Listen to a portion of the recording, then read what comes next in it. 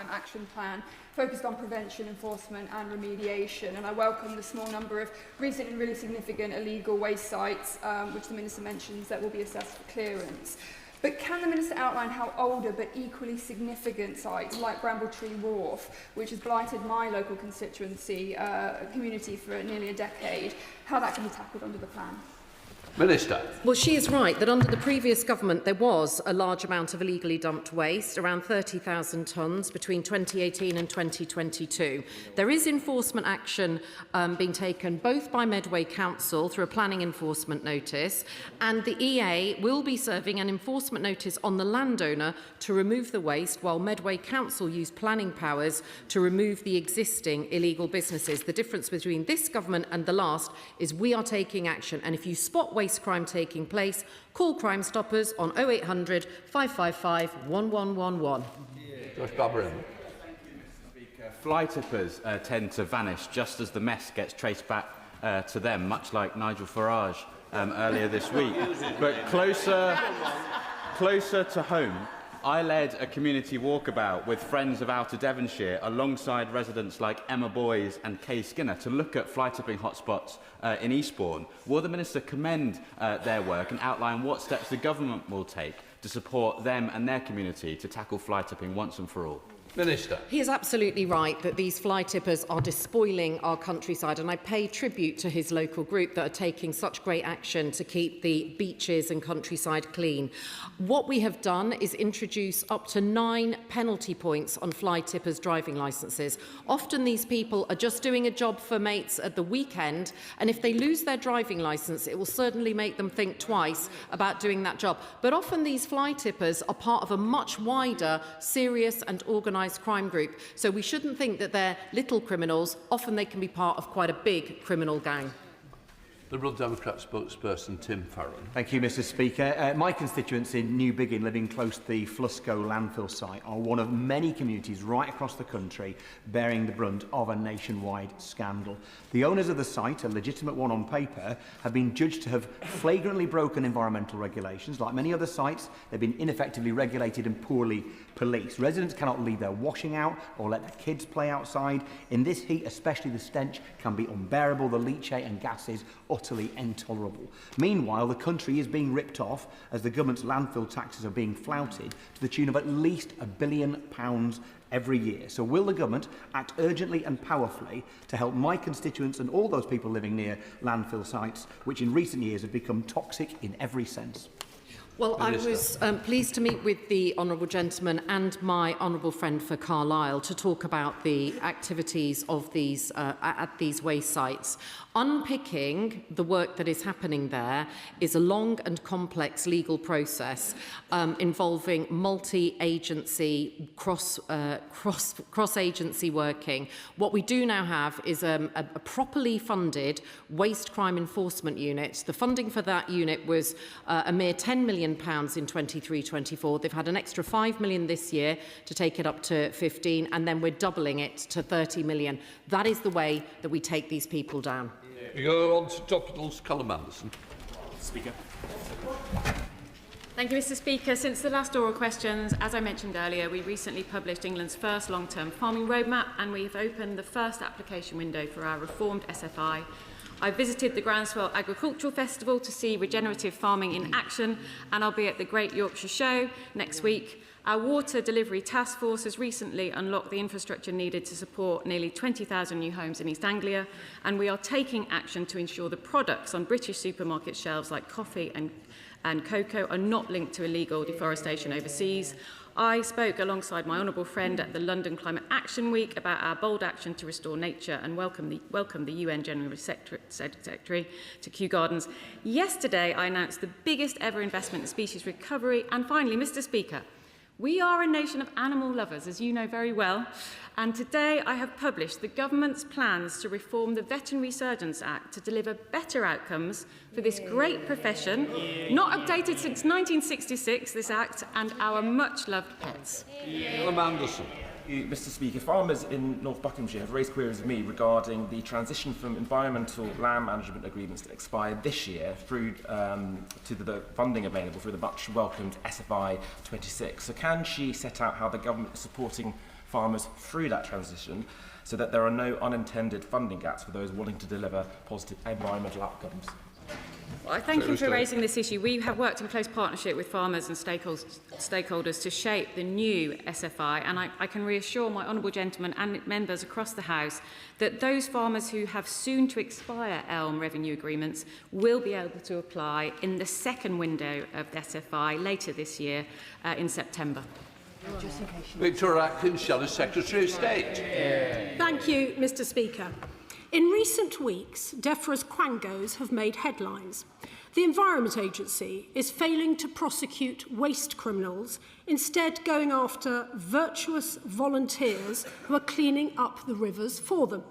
Natural England is demanding more madcap fish schemes at Hinkley Point C, on top of their recommended £700 million fish disco policy, all of which will be paid for by our constituents. And Natural England's threat to Dartmoor ponies was the quickest U-turn yet by this government. Does the Secretary of State feel she has control over these quangos? Some brass neck, Mr. Speaker. When the whole issue around the Dartmoor ponies was created under her government, because they rejected several of the Thurston Review recommendations and they put the future of Dartmoor ponies in doubt, and we're having to clear up their mess, so I shall take no lectures from the Honourable Lady. Victoria Atkins. Oh dear, soon we will have... this may be the last time the Secretary of State gets to give such an inadequate answer to what is a reasonable question about her grip over her department. But let's look at Labour's wider chaos. After 2 years of record-breaking tax rises and the highest number of farm closures, the next version of a Labour government is coming back for even more, with rumours of a brand new tax on land value, which will target rural residents from their gardens to their farms. Has Labour learned nothing from their family farm tax fiasco, which every one of them voted for? I can say to the Right Honourable Lady, she lectures us about regulators. We have a tighter grip on our ALBs than they did when they were in government. I have issued strategic policy statements to all ALBs early this year, writing to the chairs of those organisations, telling them what the direction of travel is of the government. Under their government, the reason we saw record levels of pollution in our waterways is they took the foot off the gas, took a blind eye to water companies polluting rivers, and introduced a system of self-monitoring which is equivalent to Ofsted not sending anybody out to do any inspections of schools. Joe Paul. That Thames Water had slowed its reporting of pollution incidents by 70% since 2022. Yet another example of institutional failure that has hurt residents across the region. Given Thames Water's creditors are now saying that they will bid for the company if a special administration regime is set up, can the Secretary of State reassure me that consumers who continue to pay the bills and suffer the consequences of serious pollution will be the first priority of this government? I can reassure him of that, and he will have seen that I wrote to Ofwat setting out my early concerns that the current proposal of the creditors does not do enough to protect customers and the environment, and that protection of consumers and the environment is at the forefront of all of my thinking. And can I just reassure him that we will always act in the national interest. We stand ready for all eventualities, including applying for a special administration regime if that becomes necessary. Austin. Mr. Speaker, last week this House debated EPR, and I was pleased to grill the Minister on the impact that's having on brewers like Asahi from Woking. Please will the Minister explain why EPR costs so much more in this country than in Europe, and agree to publish the results of their pilot projects in councils like Fife? Well, what I can tell him is that our systems are completely different to the waste collection systems in Germany and France, where they have a wide network of bring banks for glass. We have the privilege of having glass collected in our household waste collection schemes. What I am conscious of is the dual burden that is falling on pubs, and I have tasked my officials with working at pace on this issue to find a solution for the pubs that we're all enjoying in this hot weather with the great football, and wishing England the best for their match at the weekend. Scotland. Thank you, Mr. Speaker. I welcome the waste carrier, broker and dealer reforms, which will replace the outdated registration system with a more robust permit-based regime, introduce stronger background checks and give regulators greater powers to tackle waste crime. Given that waste crime costs the economy $1 billion a year, can the Minister set out how these reforms will help crack down on rogue operators while ensuring legitimate businesses can continue to operate and grow with confidence? Well, as we push the waste criminals out of this sector, we are going to have more business for the legitimate operators. What it also means for householders is that the carrier registration number has to be carried on the Facebook ads, the leaflets and the vans of waste transporters. So we have confidence that the people we're giving our waste to will dispose of it correctly. But we're not going to have a system where dead dogs and cows can be registered. We're going to introduce criminal record checks, identity checks, and make sure everyone knows what they're doing when they're transporting hazardous waste. Bob Blackburn. Thank you, Mr. Speaker. The current heat wave shows no sign of abating, and during that time, of course, demand for water increases. Already the water companies are imposing restrictions on the supply of water. So what assessment has the Secretary of State made on the water supply and when she will consider nationwide restrictions? Minister. The Honourable Gentleman raises an important point, and just last week on Thursday I met with some of the water companies who are going to be in the areas of the extreme heat wave to be reassured that they won't be running out of water during this period. Ofwat has also launched a public information campaign talking about the value of water as well. He'll know from previous answers I've given in here that we have the Water Delivery Task Force, which is looking at water supply, house building ambition and growth to make sure that we have the water that we need. But it's also one of the reasons why we need to get on with building the 9 reservoirs, as none were built under the last 30 years. Steve Resch. Thank you, Mr. Speaker. The Secretary of State recently met with my constituent Ruben Santa, whose case was featured in the Dirty Business documentary. Ruben is campaigning to ensure real-time sewage information is established is available to bathers at the beachside. Would the Minister work with local councils and with water companies to explore the feasibility of such a scheme? Minister.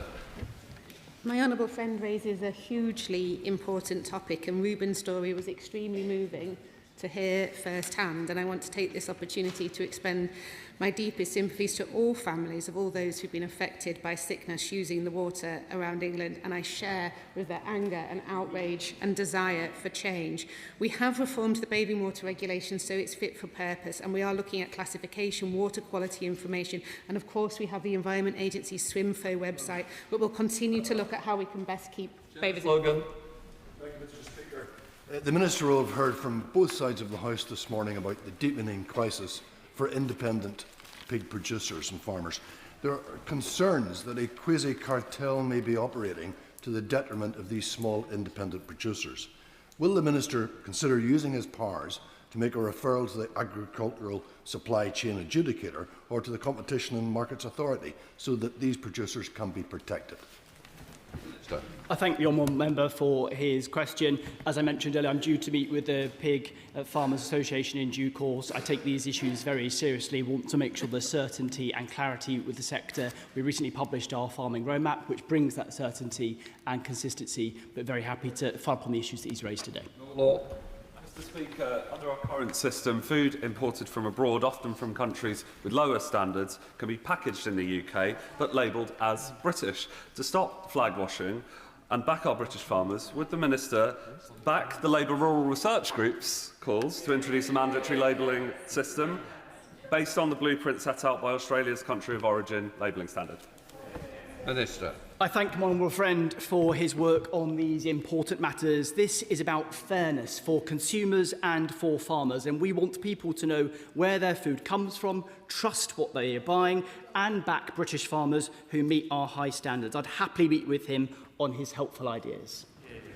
Thank you, Mr. Speaker. The beautiful River Wey runs through my Farnham and Borden constituency, but storm overflows from the Farnham sewage treatment works are increasingly polluting the river, affecting my residents and businesses and further afield, including the Pepper Harrow Park fly fishers in the constituency of my honourable friend right honourable friend for Godalming and Ash. So I asked the Minister, what discussions is she having with Thames Water about stopping the discharges from the Farnham sewage works? Minister. The honourable member is right to feel outraged at the amount of pollution and the situation with Thames Water. He'll have heard the Secretary of State's comments over what we're doing in regards of Thames Water and her views on the her early views on the original deal put forward by the creditors to clean this up. But it's why we've taken action with this Water Special Measures Act to take tougher regulation. And just yesterday we've announced automatic penalties for companies that continue to pollute. Ingham. The flooding outside Tesco in Stafford is a really good example of why holding local authorities to account on matters of drainage really matters. I recently learned that these drains weren't cleaned since 2020 during COVID, and without regular maintenance, they'll continue to block. Yep. So while I'm glad there now looks like a fix finally looks like it's on its way, routine drain clearance shouldn't require an MP's intervention. Yep. So can the Minister please tell me and the House what she can do to ensure Council leadership meets its basic maintenance obligations before the next rainfall shows us that it's not been done again? My honourable friend is absolutely right. There is no excuse for not maintaining flood defences, and this government needs to hold the local authority to account for this. They've had an increased settlement. They have the money in which to do the job, and I hope this lack of action by the local authority is noted by voters at the next election. Chair of the Select Committee, Alistair Carmichael. Speaker, can I welcome the new Farming Minister to his post and welcome his willingness to meet with the National Pig Association and presumably the NFUS pig sector as well.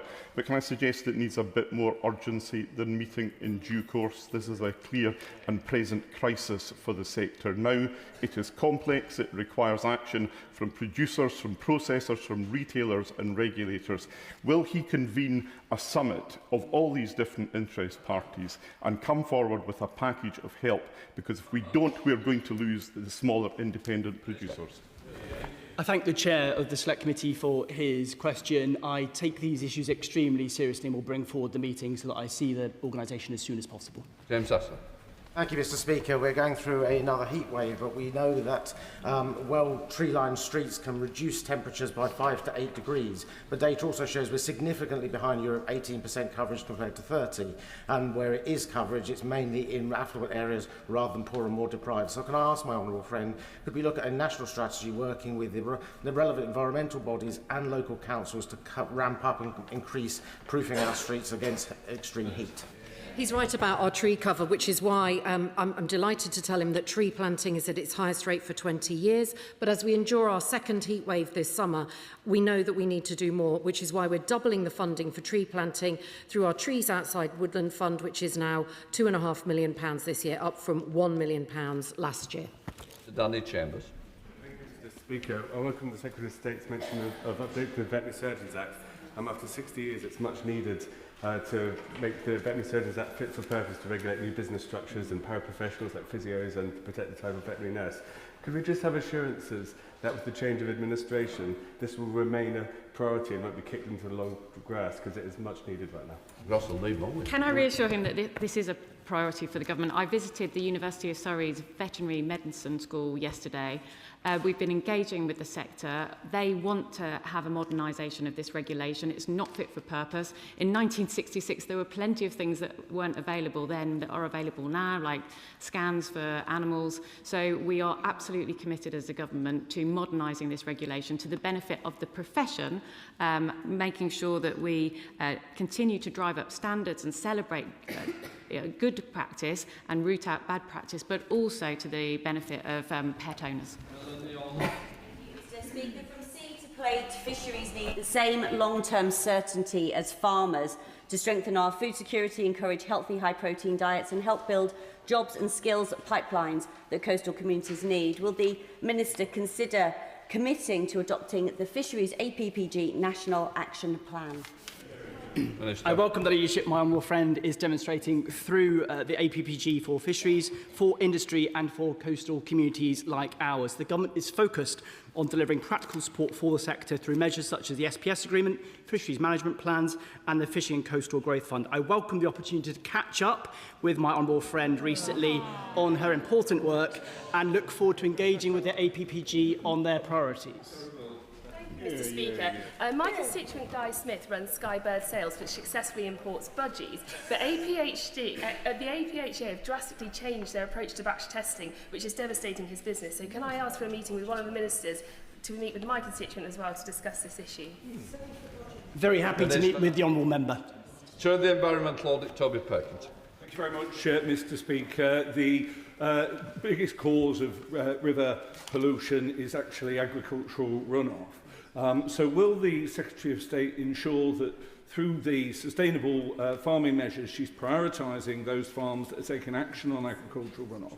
And through the Clean Water Bill, the issue of agricultural runoff will also be considered alongside taking action on failing water companies. Secretary of State. I can reassure my honourable friend that agricultural pollution is top of mind for me as Secretary of State and indeed the Water Minister. It will form part of the Clean Water Bill. We need to really crack down on water pollution from agriculture in partnership with farmers, making sure that they have the tools that they need to do the right thing, because it is around 42% of overall river pollution. Final question, Adrian Ramsey. Thank you, Mr Speaker. At the Environmental Audit Committee yesterday, the Nature Minister didn't have a clear answer to why the National Security Assessment on Ecosystem Collapse has not been released in full form to MPs. I got the impression it wasn't her decision to withhold that full unredacted report from MPs. Whose decision was it?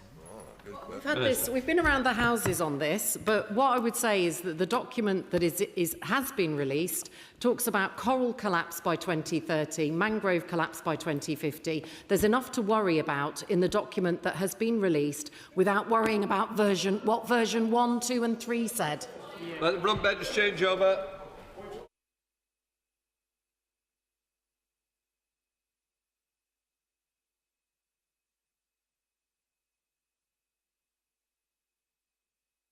We come to Solicitor General. Come on, David. Dr. Caroline Johnson. Question number 1, Mr Speaker. Solicitor General. Mr Speaker, with permission, I will answer questions 1, 3 and 7 together. Jury trials remain a cornerstone of our justice system and will always be in place for the most serious crimes. The government must guarantee everyone a fair trial. Timeliness is essential for fairness, and the fairness of the system is being undermined by the record backlogs in the Crown Court that we inherited from the last Conservative government. Dr. Caroline Johnson. Mr Speaker, in restricting access to jury trial, the government have lent quite heavily on the Leveson report, but they go much further than the Leveson report. Could the Minister explain why? Well, Leveson, in his report, stated that investment alone wasn't enough, the system needed reforming as well. And on investment, we've made a record £2.7 billion investment into the courts, including unlimited sitting days, increase in defence fees and £500 million for victims' services. This is fixing the mess that we inherited. Sir Bernard. Thank you, Mr Speaker. But what is the evidence that it is jury trials that are causing the delays?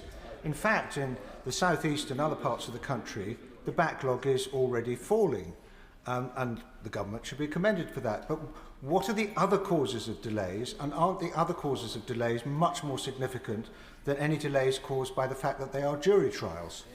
Okay. Well, we've put record investment into the courts with things like unlimited sitting days. The CPS has increased the number of Crown Advocates on the Crown Advocates panel and increased support to victims. But Leveson was clear that investment alone wouldn't fix the problems that we inherited, and that 80,000 backlog. I think the proposals suggest that it will speed up cases by 20%, and that's being backed by the Institute for Government. Thank you, Mr Speaker. Juries are a bedrock of our legal system, and public involvement in the justice system is central to public trust and consent. It cannot be eroded, and it should not be eroded. And it's a prime example of this failing government implementing reforms for no good reason. So why will the Solicitor General not call this out, the attack on the rule of law that it clearly is? Well, Solicitor General.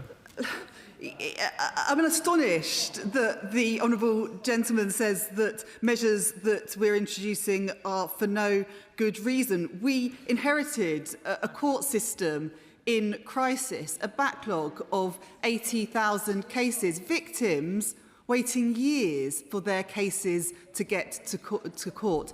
Doing nothing wasn't an option, which is why we've invested record amounts into our courts, and it's why Justice Ministers are looking at reforming the system. Andy Slaughter, Chair of the Committee. Mr. Speaker, Sir Brian Leveson made 180 recommendations, very few of which concerned juries. His review covered the whole criminal justice system, including the CPS. But the government has never responded to Sir Brian's review. It's never said how each of those recommendations will be treated and how they will contribute to reducing the backlog. So are they still going to do that, and if so, when? Solicitor General. Well, I thank my honourable friend for his question. And, of course, we've considered all of Sir Brian's recommendations. I've met with him to discuss the recommendations in relation to the work of the CPS and continue to meet with the CPS regularly to discuss what more they can be doing to support the criminal justice system. For example, just this week I announced the Early Victims' Right to Review will be rolled out nationwide. We're also offering more support to victims of domestic abuse, offering them a pre-trial meeting with the prosecution. It is important that we do everything we can to speed up cases, but also make sure that victims have confidence in the justice system. Brenda Just. Thank you, Mr. Speaker. The Solicitor General has just mentioned the Early Victims' Right to Review, the VRR. As a West Midlands MP, I am really proud that we were the first area in the country to trial this scheme for victims of rape and serious sexual offences. Can the Solicitor General confirm that jury trials will still be available for such cases, and can she please tell the members here what assessment she has made of the impact of the VRR scheme? Thank you. Solicitor General. Well, jury trials will always remain in place for the most serious cases, but he raises a point about the Early Victims' Right to Review scheme, which will be rolled out nationwide on Monday. He is right that the West Midlands led the way with the first pilot of the scheme. Under this scheme, victims of rape and serious sexual offences will have the opportunity for their case to be reviewed by a second independent prosecutor before any decision is taken to stop the case before trial, giving victims a second chance of justice and a greater say in their case. And I'm really pleased that the West Midlands did lead the way on that. Nick Smith. Mr. Speaker, whilst a civil matter where a jury trial can't apply, yesterday we found out that Virgin Media have been fined a record £28 million for ripping off their own customers. The chief executive appears to be getting off scot-free. I think the shareholders should be considering his future and the bonuses being returned. Does the Solicitor General agree with me that constituents will be asking who is accountable for this predatory corporate behaviour? Good luck. Well, I thank my honourable friend for his question. He is a great champion for his constituents of Blaenau Gwent and Rumney and all of those affected by this issue. I share his concerns about accountability, and whilst this doesn't sit with the Attorney General's office, I will ensure that his question is passed on to the relevant minister and that he receives a response. Shadow Solicitor General Helen Round. Thank you very much indeed, Mr. Speaker. At Justice Questions last Tuesday, the Courts Minister restated her total support for the government's attack on jury trials. She described it as pragmatic structural reform. She suggested that those who oppose it are burying their heads in the sand. She also said it's a point of principle to limit trial by jury, which she would pursue regardless of the crisis in the courts. So in addition to any practical concerns, are the proposed changes to jury trials also a point of principle for the Solicitor General? Yes or no, please? Well, I thank the Honourable Lady for her question. As I have set out at this dispatch box over recent months, Sir Brian Leveson said in his report that investment alone wasn't enough, that reform was also necessary to bring down the backlog of 80,000 cases that we inherited from the last Conservative government. Inaction just wasn't an option. The Ministry of Justice have had to take difficult choices, but I'd remind the Honourable Lady that unlike the previous Conservative government, we've invested in our courts, introduced unlimited sitting days, invested in victims' services. We are doing everything that we can to get the backlog down so victims can have their cases heard without having to wait years and years for justice. Ellen Grant.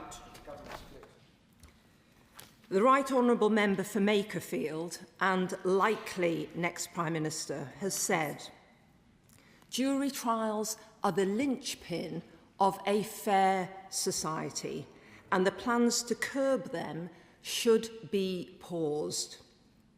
So when the Right Honourable Member for Makerfield takes over, can we look forward to the Minister supporting the scrapping or watering down of the very same changes she has robustly supported?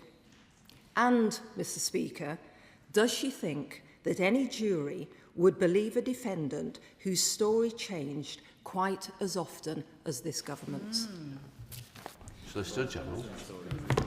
Well, the Honourable Lady will know that I'm not the spokesperson for the my Right Honourable friend, the member for Makerfield. But like all of us in the House, I'm sure he shares the concerns over the unprecedented court backlogs that this government inherited, and that he will engage with Ministry of Justice ministers as the sentencing bill progresses through Parliament. Look, victims are waiting years for a date in court. That's why the government has invested record amounts into the court system and will continue working to bring down the backlog. Tell Liberal Democrats spokesperson. Thank you, Mr. Speaker. I visited Croydon Crown Court a few weeks ago with the Bar Council and listened to some of their members. And it was clearer than ever that the demands of jury trials are not what is leaving victims waiting years for justice. The real question is how we get the most urgent cases listed, prioritised and heard fast to deliver timely justice for our constituents.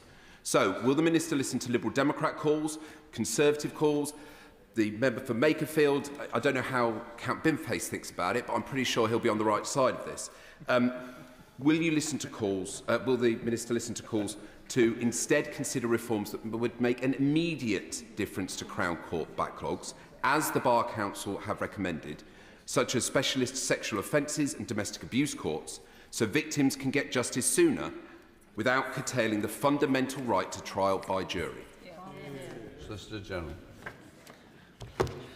I thank the Honourable Member for his question, and he will know that a national listing framework is being introduced to tackle some of the issues that he describes. He'll also know that it was a manifesto commitment to introduce specialist rape courts, and I know that the Ministry of Justice is determined to do that, so that victims of rape and serious sexual violence are not waiting years for their cases to get to court. Swallow. Question 2, please, Mr. Speaker. Solicitor General. Mr. Speaker, with permission, I will answer questions 2, 4, 6 and 8 together. This week, I announced the national rollout of the Early Victims' Right to Review scheme. From Monday, if the CPS is considering dropping a case, rape and serious sexual assault survivors across England and Wales will have the right for it to be reviewed by a second independent prosecutor before a final decision is taken. I've sat with advocates and survivors who fight every day and have been determined that the system changes. This week, we've done exactly that. Can I thank my right honourable friend for that answer? She is right that the system does need to change. I've been contacted by a constituent who has waited for 4 years for her day in court following her ex-partner being charged with coercive and controlling behaviour. She's seen her trial date repeatedly pushed back and often within 2 weeks of that date due to start. My right honourable friend will know that this is a very well-known tactic used by abusers to continue the harassment of their victims, to delay justice, and ultimately to frustrate their victims and urge them to drop out of the trial altogether. What work is the government doing to stop this tactic and make sure that victims like my constituent see the justice that they deserve?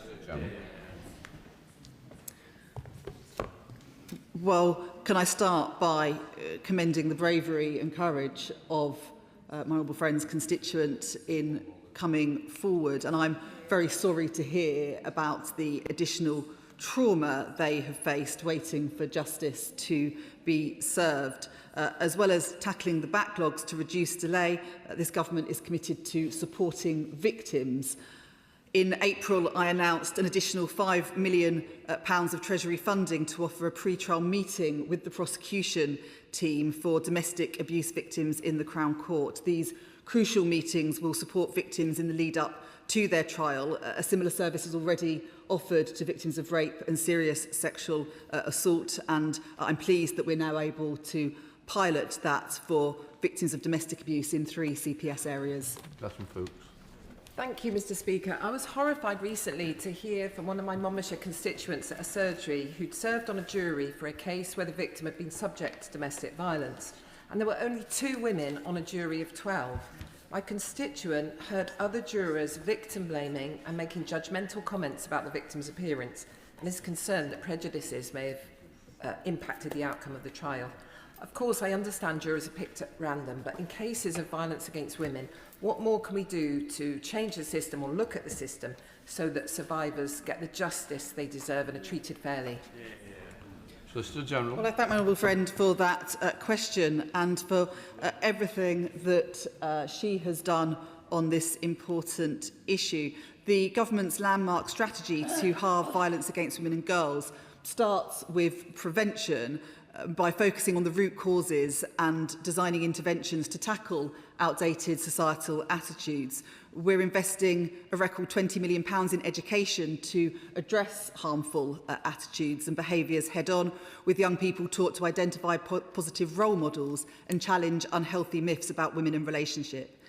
In trials by jury, the judge gives directions that each juror must evaluate the evidence before them dispassionately, putting aside any bias towards the victim. Liz Twist. Thank you, Mr. Speaker.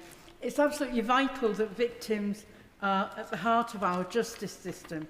Now, my Blavenham constituents know that for too long, the system for victims of rape and serious sexual offences has not been working. What impact does the Solicitor General believe the early victims' right to review will have for victims? Solicitor General. Well, I thank my honourable friend for that question. I want to start by paying tribute to the tireless campaigning of Jade Blue. Jade was a victim of rape, but the CPS wrongly dropped her case just 13 days before trial. Ever since, she has campaigned for change. The early victims' right to review gives rape victims the chance for their case to be reviewed before the CPS makes a final decision. If that had been in place for Jade Blue, her case would have continued, and in the pilot, cases that would have previously stopped have carried on. I'm determined that we put victims at the heart of our justice system, and because of that, we're rolling out this scheme nationwide. Andrew George. Mr. Speaker, that so many colleagues have raised questions again today is a clear indication of how serious the situation is with regard to low and slow prosecution rates. If the primary purpose of custodial sentences is public protection, does the Minister understand that constituents, rather victims in my constituency, who have witnessed situations where violent offenders have been given very low custodial sentences or have been granted early parole in spite of the danger that they represent to society, is a clear reason why a lot of them feel very discouraged. Solicitor General. Well, I thank the honourable gentleman for that question. And can I just say that tackling violence against women and girls is my #1 priority as Solicitor General. One of the things that I do in my role is oversee the unduly lenient sentence scheme, and in cases where a sentence is clearly unduly lenient, I have the ability to refer the case to the Court of Appeal for review. Members of the public, victims, family members of victims can all refer under the scheme, and it's a really important way of ensuring transparency in our system, but also the ability to challenge where things go wrong. We're Hamas. Mr. Speaker, I work with a wonderful charity in Bath called Voices, who support women through their trauma to cope with a complex and often unsympathetic court system. What is the government doing to make it easier for survivors of abuse to actually cope with a system that often seems to add insult to injury? Solicitor General. Can I start by commending Voices in Bath who support women. It's so important. The CPS has introduced an enhanced service for victims of rape and serious sexual abuse. They now have a dedicated victim liaison officer who they can contact throughout their case, and are offered a pre-trial meeting with the prosecution before trial. Following the success of that, it is now being trialled for victims of domestic abuse, and I've secured £5 million of funding to pilot victims of domestic abuse in the Crown Court being offered the pre-trial meeting as well. We're leaving no stone unturned when it comes to supporting victims. Very much, Mr. Speaker. Too many abusers escape justice in court, leaving victims, including my constituents, without proper justice. In May, I called for the mandatory involvement of independent domestic violence advisors in the family court process. In response, the Justice Minister said it cannot be warm words, there needs to be action. What steps has the government taken to make independent domestic advisors mandatory in family courts to help deliver justice? Solicitor General. Well, I thank the honourable gentleman for his question and for championing the role of independent domestic abuse advisors. They do incredibly important work. In relation to the specifics around the family court, I will ensure that his question and his comments today are passed on to the Ministry of Justice Minister so that he receives a full response. Thank you, Mr. Speaker. I am relieved that ahead of the summer recess, the government has not brought back to the House its controversial proposals to curtail jury trials, which I had opposed at second reading of the Courts and Tribunal Bill. However, also included in that bill were crucial measures to repeal the presumption of child contact in family court cases after years of campaigning by Women's Aid, Claire Throssell and more. Can the Solicitor General confirm, with some reports suggesting that the jury trial proposals have now been shelved, that the government will still continue to deliver on the commitment to abolish the presumption of contact through alternative legal means? Solicitor General. My honourable friend makes an incredibly important and powerful point. I want to commend her for all of the work that she has done in relation to tackling violence against women and girls, and the courage that she has shown. The presumption of contact changes are incredibly important and will progress in the usual way as the bill goes through Parliament. Final question, Dr. Danny Chambers. Mr. Speaker, it is well recognised that people who inflict deliberate pain or injury or violence against animals are more likely to be involved in domestic abuse. And yet if someone is prosecuted for deliberately injuring an animal, they are prosecuted on animal welfare laws, and that means that their conviction is unlikely to show up in a domestic abuse disclosure scheme. Would the Minister look at how we can change the recording of these offences so that people who deliberately harm animals are very likely to be reported as a risk to committing domestic abuse against people? The Honourable Gentleman makes a really important point, and there's been some research that has shown that if someone abuses their pet, then there is a correlation between that and domestic abuse. It's something that is touched on in the cross-government Borg strategy, and I think it's important that vets are aware of that research and that link and are able to detect those issues and signpost and escalate when necessary. Please questions. Let front bench change over. Not my fault to the honourable lady. She may be disappointed. The length of questions, we've done 30 minutes on the 15-minute area. So please look to other people, or your colleagues, who ask the longest questions going.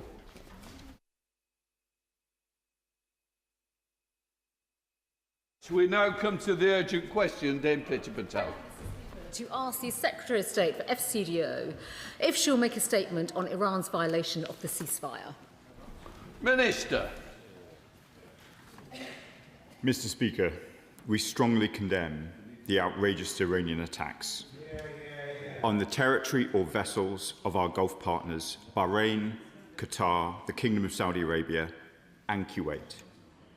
This is a serious escalation. Strikes into countries in the region and their waters are a clear violation of international law and must stop. I have been in touch with my counterparts from all mentioned countries to express our solidarity and condemn these attacks. Iran's attacks on civilian vessels were in Omani waters.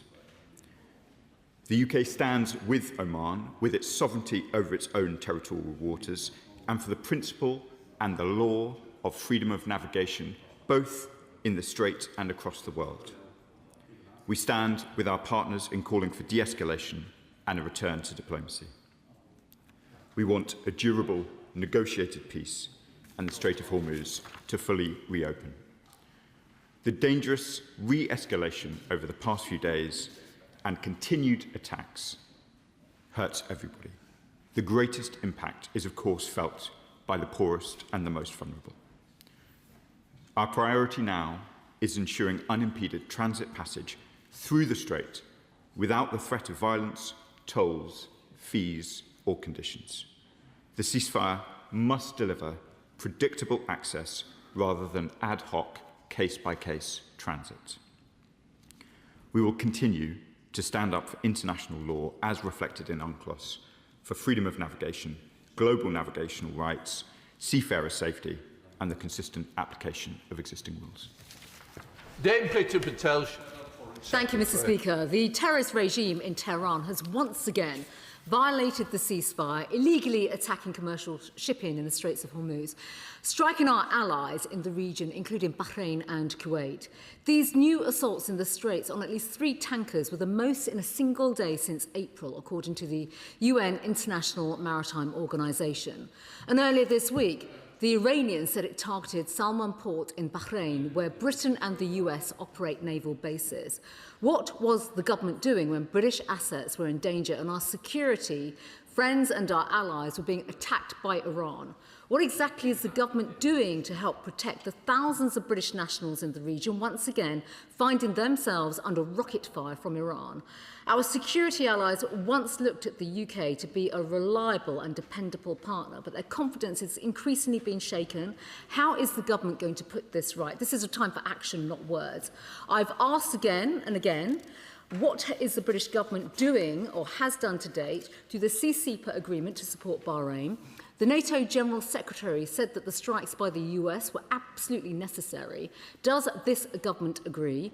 We've heard very little substance from the government in recent days, other than the Foreign Secretary's tele-remarks yesterday saying she was very concerned by the Iranian strikes.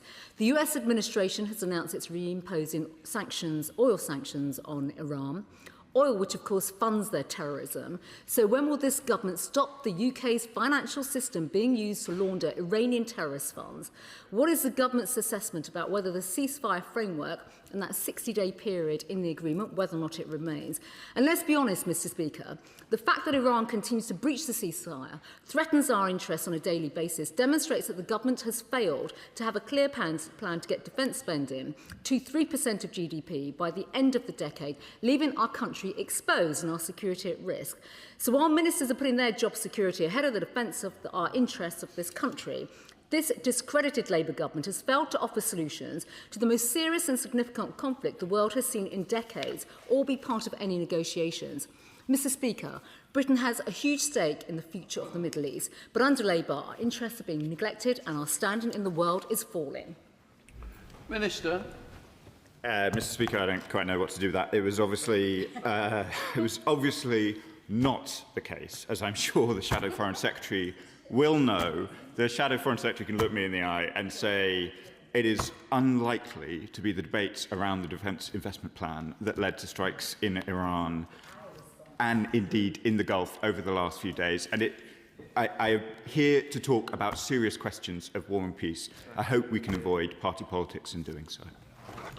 Chair of the Foreign Affairs Select Committee, Dame Emily Thornbury. Thank you very much, Mr. Speaker. Can I begin by associating myself with my honourable friend's condemnation of Iran's attacks on its neighbours? I wonder if the Minister might agree that at least part of the problem and the fragility of the deal is its very ambiguity. It's a deal that was negotiated in haste and at a distance and through third parties, and it inevitably doesn't reflect agreement, but rather fudges some of the deep differences between the parties. I wonder if he would agree that what we need is a sustainable deal that is thoroughly negotiated, one with more detail and with recognition that inevitably concessions are needed on both sides. Mr. Speaker, as a former negotiator myself, I'm reluctant to criticise fudges and creative language. Negotiators often must reach for them, but there are many areas which cannot be fudged and where there is no ambiguity. For example, the location of Oman's territorial rights, waters and the rights that flow from that. These strikes conducted by Iran this week were not only against land targets, they were against commercial shipping. There was no ambiguity whatsoever about the location of those vessels. Oman's waters, their rights, UNCLOS, these are not questions that were at the negotiating table in relation to the MOU.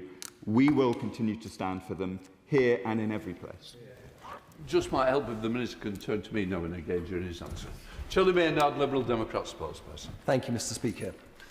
Iran is continuing to hold the global economy to ransom through its reckless strikes in the Straits of Hormuz. We all agree on that. Meanwhile, Donald Trump's continuing tit-for-tat retaliations risk dragging the whole region back into a full-blown conflict. This would threaten the lives of citizens across the Middle East while also heaping even more economic harm on millions of Britons already struggling with the spiralling cost of living. Donald Trump has claimed the war has been a huge success. In reality, it's been a humiliation for the President and a costly one. Can the Minister confirm what steps the Department is taking to get both sides back to the negotiation table? Are we working with our reliable allies to secure a diplomatic resolution? Can the Minister also update the House on the status and health of Craig and Lindsay Foreman, still imprisoned in Iran? Will the Minister recognise their detention as arbitrary? And will he refer the case to the International Court of Justice? And can the Minister also confirm that after the State Threats Bill was passed yesterday, will the government move immediately to prescribe the IRGC, the exporter of Iranian terror? Minister. Mr. Speaker, I will not get ahead of the process laid out in the legislation passed last night, but it is clearly an important step forward, providing the British government and Britain as a whole as another weapon in our armoury to tackle hostile state threats. I'm pleased, Mr. Speaker, to update the House, since I haven't had an opportunity since doing so. I summoned the Iranian Chargé on Monday. We will all have seen the judgment handed down in the case on Friday related to Iranian threats in this country against journalists. I reiterated in the strongest possible terms to the Iranian representatives the strength of feeling on these benches, the strength of feeling across the country, and the fact that we are taking concrete steps, including the ones he mentions, in order to ensure that no agent of the Iranian regime can commit violence in this country. I am very much focused, as he knows, on the case of the foremans in Iran. For reasons of sensitivity, I don't wish to be drawn further into the case at this moment. Senator Beckham. We are still waiting to learn the full extent of British military involvement in this conflict. The Minister must surely confirm whether the UK's authorisation for the US to use British air bases continued as the ceasefire has collapsed, with 170 US airstrikes on Iran over the past 2 days. Is the UK undertaking case-by-case authorisation for each individual strike?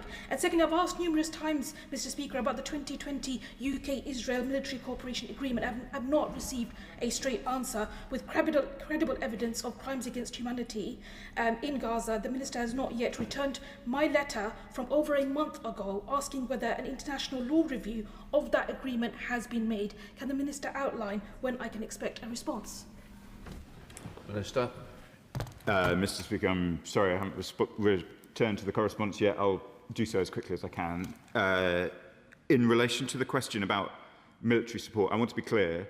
The UK stands with our Gulf allies in a defensive capacity. We do, as the Shadow Foreign Secretary was alluding to, we do provide capability to our friends and partners in the Gulf to be able to protect themselves against these attacks. We do also continue to provide permissions to the United States to use our air bases where they are taking defensive action on behalf of our partners and allies. Those arrangements have been discussed by the relevant ministers from the Ministry of Defence on a number of occasions, and they remain in place. Sir Bernard. Thank you, Mr Speaker. Can I ask, in all sincerity, throughout this conflict, the government has pleaded for de-escalation. But if Iran is gratuitously escalating, shouldn't we give unambiguous support to the Americans for retaliating? Who else is going to retaliate against gratuitous escalation by Iran if it's not the Americans? And rather than hedging our bets, can't we give more unambiguous support, if not military support, but more ambiguous political support for the United States' efforts to resolve this conflict? They have already given so much ground in the negotiations.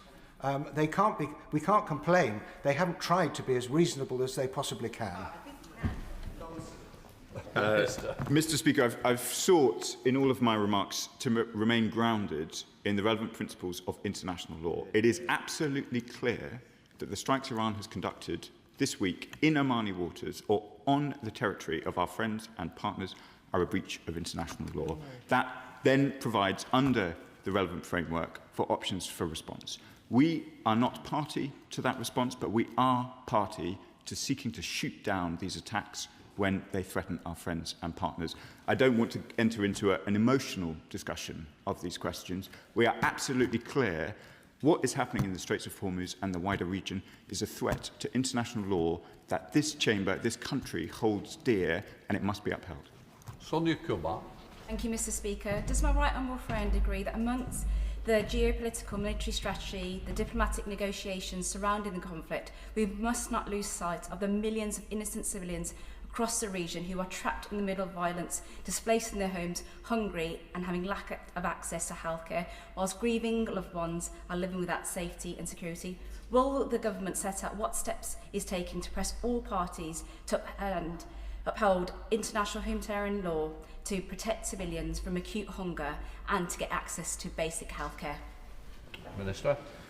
Mr Speaker, as I alluded to in my statement, obviously the impact on the cost of living here in this country through the events in Straits of Hormuz is obvious and pronounced, but that is even more acute across the region. In places like Yemen, for example, where people already face severe and acute malnutrition, the economic pressure that is now put by these continued closures will plunge some of the most vulnerable people in the world even deeper into hunger and into poverty.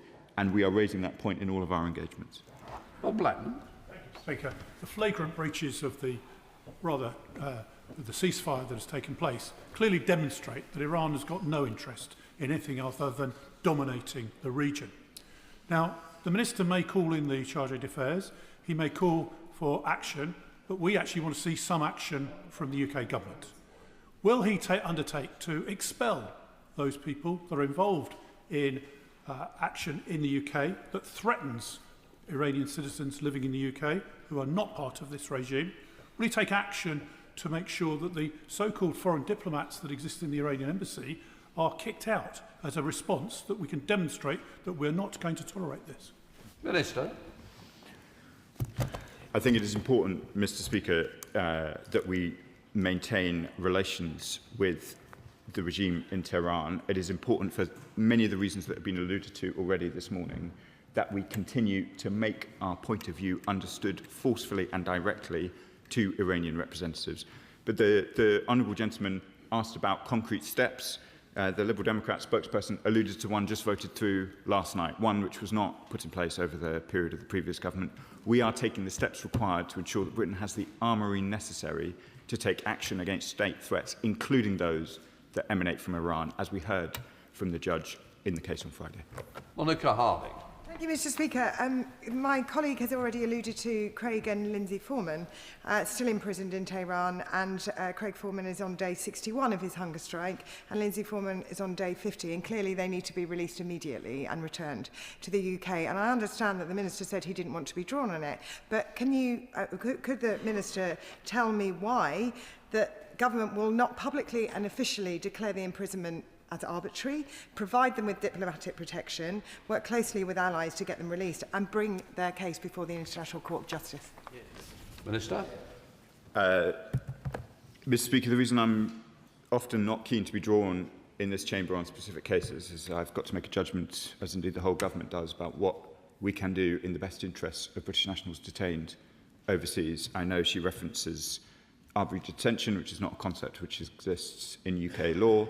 She's mentioned the ICJ as well. I think she's referring to a previous case that was withdrawn, and a view that is held by some that that would be a helpful thing to do in other cases. Unfortunately, the responsibilities that fall to me mean that I do need to be careful publicly what I say about particular cases, particularly where those cases are about two named individuals who are under the jurisdiction at the moment of the Iranians. All of the responsibilities for the welfare and Craig and Lindsay Foreman fall, for now, on the authorities in Tehran. Until they are released, which they should be immediately, Iran must take full care of our nationals under their control. Mark Pritchard. Thank you. Can I join the Minister in condemning Iran's attacks in the region, but say to him, I think at some point very soon, the UK will need to review its own defensive posture vis-à-vis UK armed forces responses in the region. On Iran, its nuclear programme is diminished, not destroyed. Its ballistic missile programme is diminished, not destroyed. And the Iranian regime is diminished and not destroyed. Meanwhile, the Iranian people continue to suffer. Many of them have been executed in the last few days. And so do our friends and allies in the region, as we've seen over the last few hours. And so too my constituents in the region in Shropshire, because of higher fuel prices. So given that President Trump is supposed to be the great deal maker, the United States has been around 250 years, Iran, Persia, 2,500 years. Does the Minister agree with me, perhaps the Iranians are a little bit better at doing deals or not doing deals in the way that President Trump first thought when he set out on this adventure? And would he agree with me that perhaps it's time for the United Nations to get more involved? Minister. Mr. Speaker, I'm grateful to the honourable gentleman for the opportunity to comment on the role that the United Nations has played in recent weeks, particularly the role of the IMO. We support the IMO's efforts. There are many seafarers whose welfare depends on being able to get out of the Straits of Hormuz safely. We have been in regular contact with the IMO. We support their efforts. It's absolutely vital that they can do so. I will decline, Mr. Speaker, for diplomatic reasons, to comment on age versus youth as a superior skill in diplomacy. Alistair Carmichael. Mr. Speaker, I'm glad the Minister made that point. Can I welcome the Minister's acknowledgement and recognition of the implications for domestic industry, especially for our food producers and food price inflation of what's happening in the Gulf? The Minister's department has an enormous amount of expertise and knowledge. Can he give me some assurance that that expertise and knowledge is being deployed across government so that we can mitigate the worst effects for our own domestic economy, especially in relation to giving some early warning of what's going on? Minister. It's a very important question from the honourable gentleman. I was involved in foreign affairs before I came to this House, Mr. Speaker, and I recognise that perhaps more so than in practically any period in recent history, Foreign Affairs is determining the cost of living for every one of our constituents, and indeed setting the circumstances in which every business in every constituency is now operating. The Foreign Office is seeking to play its full role across government in helping British businesses and Britons navigate what are difficult times.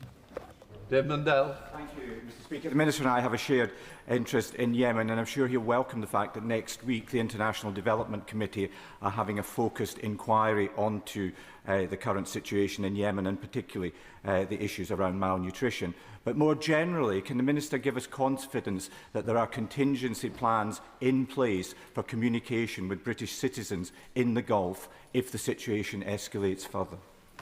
Minister. Mr. Speaker, I welcome the honourable gentleman's focus on Yemen. I'd just like to reassure the House that I do remain focused on Yemen, as do other ministers. It is vital that what we see in Yemen includes a release of the detained humanitarian workers, access to humanitarian supplies for the Yemenis, and vitally, peace and security for a country that is much benighted. I can reassure him that we do have contingency plans in place. I would encourage both members and honourable members of this House to encourage their constituents to look at travel advice. We have relaxed the travel advice, particularly in the Gulf region, in recent weeks. We do our best to try and make sure that our advice is as up to date as possible. People should look at it before they travel. We try not to be overcautious. We will do all the contingency planning that we can, but it is also a responsibility on British nationals to take sensible precautions too. Dr. Ellicher. Thank you, Mr. Speaker. Iran's attack on commercial shipping in the Strait of Hormuz is clearly a flagrant breach of international law and incredibly dangerous and irresponsible. The escalating US response is also extremely dangerous, and this isn't just tit for tat. This is a disproportionately escalating response. Let us not forget that this war was started by the US and Israel choosing to launch attacks on Iran on the 28th of February. Can the Minister say what the UK government is doing to maximise pressure on both parties to come back to the negotiating table through sanctions and so forth for Iran, and on the US to pull them back from the brink of this incredibly dangerous escalating moment? Minister. Mr. Speaker, I hope I was clear in my response to the Shadow Foreign Secretary. There are international principles at play here that go beyond simply Iran or the United States or even the region. There are principles about the freedom of navigation and the global commons, which is why I sought to focus so much in my response on those issues. She asked what we're doing, Mr. Speaker, in order to try and ensure the talks succeed. We are in close contact with all involved, including making points directly and forcefully to Tehran, and of course talking to our friends in Washington. We want diplomacy to succeed, but we also must see these international principles, these absolute linchpins of international law, sustained and maintained, both in the Straits of Hormuz and globally. Thank you, Mr. Speaker. The ongoing conflict puts our own energy security at risk. So can the Minister assure us that our energy supply routes are safe and there is no risk of blackouts this winter? Minister. Mr. Speaker, I'm sure the Minister from the Department for Energy will give him such assurance. I don't think there's any concern in that area. But let me just be direct. We get a lot of energy via the Straits of Hormuz. The Straits of Hormuz are clearly not open. So if he asks me, what do the supply chains for British energy look like? They look like global energy supply chains under very considerable pressure, more pressure because of what Iran has done this week. Thank you, Mr. Speaker. Could I take the Minister back to the question raised by the member for Poplar and Limehouse? How many US flights have recently taken off from the UK to bomb Iran? In decisions on granting permission for those flights to take place, is the Minister consulted on the target, the purpose of it, and is he really satisfied that anyone in Iran thinks these are anything other than aggressive attacks on the people of Iran? This is an awful situation. It's very, very dangerous in many, many ways. Is it not time to try and bring the good offices of Pakistan back in to try to arrange a further ceasefire and some long-term peaceful arrangement to stop this conflict, which is so dangerous in the Straits of Hormuz? Mr. Speaker, the arrangements which govern UK US military cooperation and the use of our bases have been set out in some detail by defence ministers. They remain in place, and they include provisions which I think the Secretary of State for Defence has discussed on the floor of the House a number of times before. I agree with the right honourable gentleman that we do want to get back to a ceasefire. Pakistan have played a vital role, as have Qatar and other mediators too. I have been in regular contact with mediators from a range of countries, and I was very glad to discuss some of this during my recent visit to Islamabad. Taylor. Thank you, Mr. Speaker. The Iranian regime is abhorrent. It's oppressed their people for decades, murdered protesters and activists, and is no friend of ours. Their attacks on civilian shipping risk a global crisis. Yet Donald Trump's escalation and the US's poorly targeted attacks have put civilians and our friends in the Gulf at huge risks and risk a large-scale regional conflict. Can the Minister assure us that the FCDO keeps plans for evacuation of British nationals in the region under review, should they be required? Mr. Speaker, I can reassure the House that the Foreign Office keeps contingency plans for the regions under very close review. We were incredibly grateful for the cooperation of our partners and indeed the support of British nationals themselves in the very speedy departure from the Gulf during the outbreak of this conflict. It is absolutely clear that should there be any difficulty, and there's no suggestion that there is, should there be any difficulty in the region for travelling British nationals, that we will need the cooperation both of British nationals and the region. Very unlikely, and it's quite a distant prospect, that a further evacuation will be required. That now brings us to Jim Shannon. Thank you, Mr. Speaker. Can I thank the Minister very much for his answers as well. They're always very well chosen words, and I think they encapsulates the energy and opinion of this House, and I thank him for that. The IRGC continued to wage war against humanity, executing prisoners, ruthlessly spying on dissidents on British soil, orchestrating severe targeted persecution against religious minorities, including our brothers and sisters, Christian brothers and sisters in Iran. The IRGC also continue to block the Straits of Hormuz and attack peaceful neighbours. So what discussions has a Minister and Government had with our Nato and USA allies to collectively respond to show Iran that their continued state-sponsored terrorism will no longer be tolerated? The honourable gentleman is right to point to the threats that the IRGC has posed in the region and internationally. As I said in an earlier answer, there are domestic measures being introduced in relation to state threats, and I imagine that we will have more to say about the employment of that new tool shortly. In relation to the international position, we've made a series of interventions both internationally and in the region to try and ensure that Iran's malign role in the region is reduced. We've spent most of the session discussing what's happening in the Straits of Hormuz, where there are clearly Iranian militias right across the region continuing to threaten civilians, threaten stability and threaten the security of the region. That completes the urgent question. On the front bench, change over.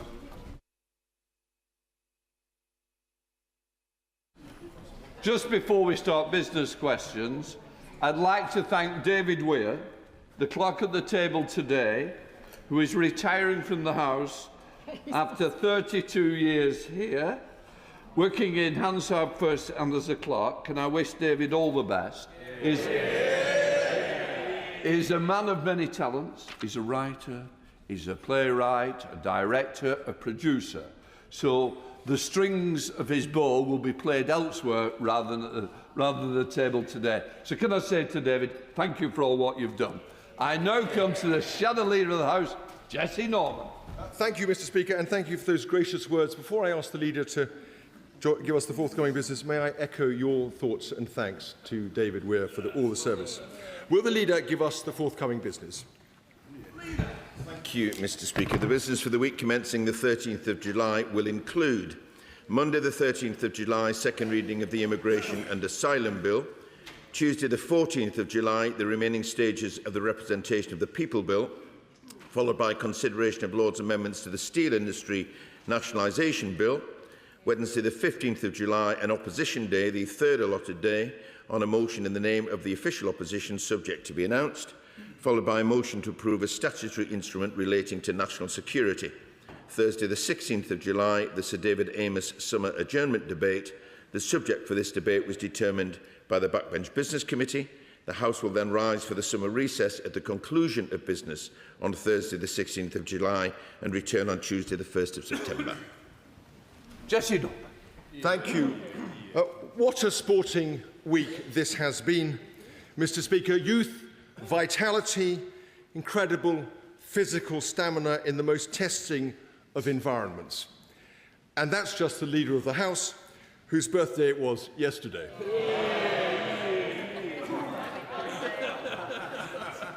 The Leader has never begrudged me my own naivety and inexperience, and I know everyone present will wish to join me in wishing him a massively happy birthday. In other news, the England football team decisively defeated Mexico at the Azteca, and we look forward with keen anticipation to their taking on Norway on Saturday evening. Mr. Speaker, we send our congratulations and commiserations to the United States of America on the tragic wrong turn they took towards independence 250 years ago. As Edmund Burke famously said, in this character of the Americans, a love of freedom is the predominating feature. Whatever temporary disagreements we may have, let us never forget this deepest of shared commitments. And finally, Kim Jong-un himself would admire the North Korean precision of the Labour leadership vote, which has opened today with precisely one candidate on the ballot paper. How very different from the forthcoming by-election in Clacton, which appears to be a choice between a novelty comedy act with no real policies and Count Binface.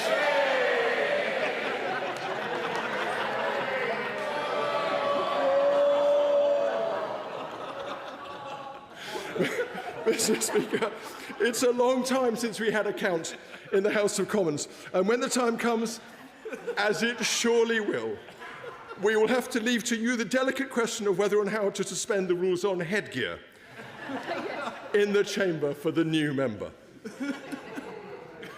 On a more serious note, the House has already expressed its great sorrow at the recent death of Sir George Howarth. But I would also like, if I may, to draw attention to the very sad death on Monday, at the age of 99, of James Mackay, Lord Mackay of Clashfern. He was a brave, energetic and imaginative reformer of the law as Lord Advocate in Scotland and then as Lord Chancellor. It's hard to think of a man more widely respected in public life. We send our very best to his wife, Bet, and their family. I have just one item of business today. It's related to the River Wye, which the House will know is not only a particular obsession of mine, but an issue of national importance. When the last government cancelled the actual plan for the Wye, it also cancelled the accompanying commitment of £35 million in clean-up funding and replaced it with a paltry £1 million supposedly aimed at research. But I was very distressed to receive the news this week that only £115,000 of that £1 million will actually be spent on research, and that even that tiny sum will be spent over 3 years, and that the balance of the £1 million will be consumed by administrative costs. Could the Leader instigate an immediate inquiry and ensure that ministers clarify to me, my constituents and national campaigners on this issue that the full £1 million will be kept intact and used for the purposes for which it was intended? Leader of the House. Thank you very much indeed, Mr. Speaker. And can I thank the Shadow Leader for his remarks, particularly on wishing me a happy birthday for yesterday. Can I just advise him and other members that as they approach these age themselves, the more birthdays you have, generally the less you have to celebrate. But there we are. I do thank him for his kind remarks. Can I also join you, Mr. Speaker, and the Shadow Leader of the House in thanking David Weir for his service to the House over 33 years. And let me just say that I look forward to his play or book based on his experiences in this House. The Shadow Leader mentions that the Labour leadership contest has started. He's misread the rules, I'm afraid, because it's the opening of nominations today. therefore, to be so presumptive as to say there'll only be one candidate. It rather depends on how the next few days play out.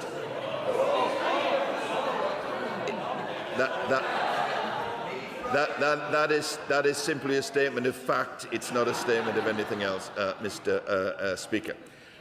Can I also join him and thank him for his kind tribute to Sir George Howarth, who recently passed away. George was a dedicated politician who served his constituency of Knowsley for 38 years, and I'm sure the House will join me in sending our condolences to his wife Julie and to his family and friends at this sad time. And can I echo his words about the death of Lord Mackay. And also, Mr. Speaker, I'm sorry to say that this matter having been raised with me reasonably recently at Business Questions, I'm also very sad to learn today of the death of Bonnie Tyler. And I thank my honourable friend, the member for Neath and Swansea East, for giving us the opportunity at that point to wish her well, and I'm sure her family and friends are devastated by their loss, and we send them our very best wishes indeed. Also, Mr. Speaker, this year marks 21 years since the London 7/7 bombings, which killed 52 people and injured many more. I know that the thoughts of the whole House will be with those whose lives were changed on that terrible day, and recall the bravery and commitment of our emergency services, including particularly the NHS, who continue to show such exemplary service. It's also since our last Business Questions, we've celebrated the 2 years, second anniversary of the election of this Labour government, which saw a huge intake of new and talented MPs on both sides of this House. And we thank them for the contribution that they have made thus far. And since that election, we've taken action as a government to fix the foundations of our country and deliver the long-term change that Britain needs. That means cutting waiting lists, cutting net migration and the asylum backlog, 500,000 children lifted out of poverty, and we have the fastest growing economy in the G7. We're also, Mr. Speaker, and I just need to update the House in the reference to what the Deputy Prime Minister said yesterday. Through the Hillsborough Law, we are changing the balance of power in Britain, ensuring that the state can never hide from the people that it is supposed to serve. And as my right honourable friend, the Deputy Prime Minister, outlined yesterday, significant progress has been made to bring the bill back to, and I hope we can bring back the bill to the House soon. Turning to other matters, an issue that's been raised with me during these sessions on a number of occasions on the veterinary sector. Pets are part of the family, but for too many households, the cost of caring for them has become a real worry. So today we're setting out the biggest reforms to the vet sector in half a century, which helps owners avoid unexpected bills, compares prices more easily and get the best value of care for their pets. And I know that's something that you take a keen interest in, Mr. Speaker. In terms of the Wye Valley, I will raise this matter with DEFRA, but I understand, and I haven't seen the response of the Minister, but I understand that the matter was raised in DEFRA questions before earlier today, but I will take that back to DEFRA colleagues. And on the matter which he also raises, on the question of the by-election in Clacton, this is a by-election that should not be taking place, let me make clear that from the dispatch box. When we stand for election in this place, which is an honour to do so, we give an undertaking that the highest standards should be kept, including openness and transparency in terms of political donations. And that, Mr. Speaker, is the issue here, and that will be the issue in this unnecessary by-election. Nigel Farage has serious questions to answer, and he can't run away from them. Thank you, Mr. Speaker, and can I add my birthday wishes to the Leader of the House. I recently had the absolute pleasure of attending not one but two wonderful theatre performances. The first, dress rehearsal by Stage Right Theatre Group, and the second, Aladdin by the Rocket Theatre Group. Now, these wonderful theatre groups give our young people the opportunity to build skills, grow confidence, and do have a fantastic time. So could the Leader of the House advise on how we can best make an opportunity for us to celebrate the contribution that theatre groups like this right across our country give to our communities, but particularly to our young people. Mr. Speaker, and I thank the honourable friend for bringing this to the House. She will know from an earlier confession that I am indeed a fan of musical theatre. Amateur and youth productions truly are a great vehicle to build confidence, harness creativity and build community. So let me congratulate all of those involved in treading the boards this summer. I know this is a topic of interest across the House, so might I recommend that my honourable friend looks towards a Westminster Hall debate, perhaps when we return, or indeed look towards the pre-recess adjournment later this week. Wendy Chamberlain, Liberal Democrat, spokesperson. Very much, Mr Speaker, and may I start by associating myself with your remarks, and both the Leader and Shadow Leaders of the House, as both remarks of congratulations and condolences. In relation to the business that the Leader of the House has given, I do have to say that I am very disappointed that it means that the Deputy Prime Minister's remarks to my friend, the Honourable Member for St Albans yesterday, were not accurate in relation to the Hillsborough Bill, and I hope that we will be seeing it return after the summer recess. In relation to the World Cup, all I will say is that, like fellow Scots, I'm probably looking out my Viking helmet at the moment. But we all know that the former member for Clacton's resignation is nothing but a stunt designed to distract the country from the raft of allegations facing him, and it appears increasingly his colleagues. Such allegations must be fully investigated so that voters have all the facts about the candidates they are voting for, whether that be a bin or a politician who sees being a Member of Parliament as a part-time job. And now that the writ has been moved, does the Leader of the House share my regret that the Standards Commissioner investigation into the former member for Clacton must pause? And does he agree that in circumstances where the nature of an allegation is sufficiently serious, that there is merit to continue it, even if the member is no longer an MP? Does he agree that it should and could continue regardless? And obviously, the Liberal Democrat benches wish Count Binface well. But moving on, Mr Speaker, it was interesting to read overnight that the Right Honourable Member for Makerfield has plans for changing the culture and narrative of the Labour Party. I'm sure those in the government benches are looking forward to that newfound freedom. But for all the talk of collaboration and modernisation, we still don't know anything about the legislation that the new Labour government is planning to bring to this House. We know more about the Right Honourable Member's love of guitar and rugby league than we do about his plans for fixing the problems facing the country. So we, the Lib Dems, would welcome detail on his plans to fix social care, tackle the SEND crisis and support the small businesses bearing the brunt of the government jobs taxes. So will the Leader of the House commit to doubling the length of PMQs next week and give the Prime Minister in waiting the opportunity to answer questions and outline his views on the issues that really matter? Leader. Thank you, Mr Speaker. And can I just gently say to the honourable lady that I sat on the bench yesterday, and I don't believe that the Deputy Prime Minister did say something which was inaccurate, because, as I have said in my opening remarks, we are doing all we can to get the Hillsborough Bill across the line.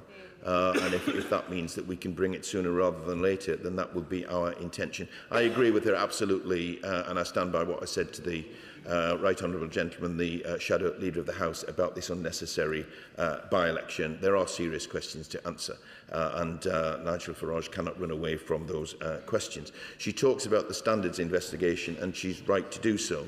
The Commissioner's investigation is independent of the government and indeed of the House, and it is important, Mr Speaker, and I want to emphasise this, it is important that all members of the House respect the House's standards procedures. Members should not interfere with live investigations or do anything to prejudice them. And she talks about what happens if a member is no longer a member and an investigation has begun. The procedural protocol in respect of the Code of Conduct sets out what happens to an ongoing Commissioner inquiry if a member ceases to be a member of the House. And that is what I would expect to happen in this instance. She talks about the manifesto of if the Right Honourable Member for Makerfield is successful in becoming the Prime Minister, what his manifesto will be. Let me just say this, that there is a Labour government with a legislative programme which we have set out. There will be continuity of that Labour government. Even if the administration changes, this will remain a Labour government, and I would expect that to be the case. In terms of PMQs being extended next week, by any stretch of the imagination, I cannot see a situation where the member for Makerfield will be the Prime Minister by the time of next Wednesday. Dr. Priti Patel. Thank you, Mr. Speaker. Today we're launching our petition to save Scout Dyke Activity Centre in my constituency with fantastic local campaigners Darren Paget and Nick Stubbs against Barnsley Council's plans to sell off this valuable community asset for development. Scout Dyke Activity Centre has served local people for generations and offers an incredible outdoor space, including a Quidditch pitch, for young people to develop life skills, confidence and access to wildlife at the heart of our beautiful South Yorkshire countryside. Selling it off snuffs out these opportunities forever. Will the Leader of the House advise me on how I can work with the Ministry of Housing, Communities and Local Government to reopen the centre to benefit the next generation of young people? Thank you, Mr. Speaker. And I certainly join my honourable friend in recognising the work of local campaigners like Darren and Nick. We absolutely recognise the importance of sites like this and are empowering local people through the new Community Right to Buy, but also our Pride in Place programme. And I'll ask the Secretary of State to write to my honourable friend on this important matter and give her the information that she needs to take this campaign forward. Chair of the Backbench Committee, Bob Blackman. Thank you, Mr. Speaker. Of course, we don't know if the leader will become the Prime Minister in a few days' time.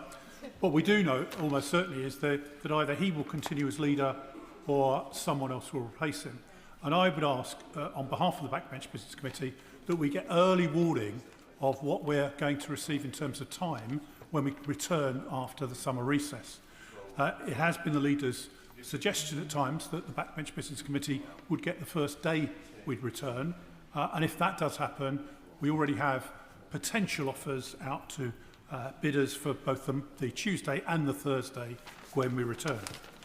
The business in Westminster Hall, Mr. Speaker, next week on the 14th of July, we'll have a debate on isolation and hidden deprivation in coastal communities. On Thursday, the 16th, a debate on the impact of national planning policy framework changes, followed by a debate on capital funding for changing places toilets. On Tuesday, the 1st of September, when we return, we will have a debate on provision of face-to-face banking services in rural areas. And on the Thursday, a debate on vaccination rates in England, followed by a further debate to be confirmed. On Tuesday, the 8th of September, there will be a debate on the safety of the Jewish community. And on Thursday, the 10th, a debate on reform of vascular sector, followed by a debate on the contribution of fathers and positive male role models to families and society. And finally, Tuesday, the 15th of September, a debate on building safety remediation of residential buildings. So as you can tell, Madam Deputy Speaker, we are getting on with the job of allocating the time that we have available to us. Now, Mr. Speaker, Madam Deputy Speaker, the leader will probably be aware that there is a current scandal going on where both local authority social rented properties and potentially housing association properties are being let on Airbnb. Now, the reality is I've been a strong campaigner for more social housing to be built in this country, but it's clearly important that the people who have those tenancies actually live in those properties and use them. And if they don't use them, then they should be vacated and used for those people that desperately need them on the waiting list. So could the leader arrange for a minister to come and give a statement in the House next week on what the government's going to do to not only expose this scandal, but ensure that the tenants that are due to be in these properties are actually living there, and that if they're not living there, the properties can be released for those that desperately need them. Thank you, Madam Deputy Speaker. And I thank the honourable gentleman, as ever, for his work and the work of his committee. He raises the question of what business will be like when we return in September, and I'd say to him that I expect to be announcing business in the normal way in next business questions next Thursday. But in terms of the first day back, he knows my view, and the House knows my view on this, and it hasn't changed, that we need to be cautious about putting on a lot of business on that day, because invariably there are many important things to report back on after such a long recess. The Honourable Gentleman has a very strong record on raising matters around social housing. And as we announced yesterday, people illegally subletting social housing will be identified and may be removed from their property following a new data-sharing partnership between the Cabinet Office and Airbnb. By working with Airbnb, we're sending a clear message to those cheating the social housing system and saying that they will be prosecuted.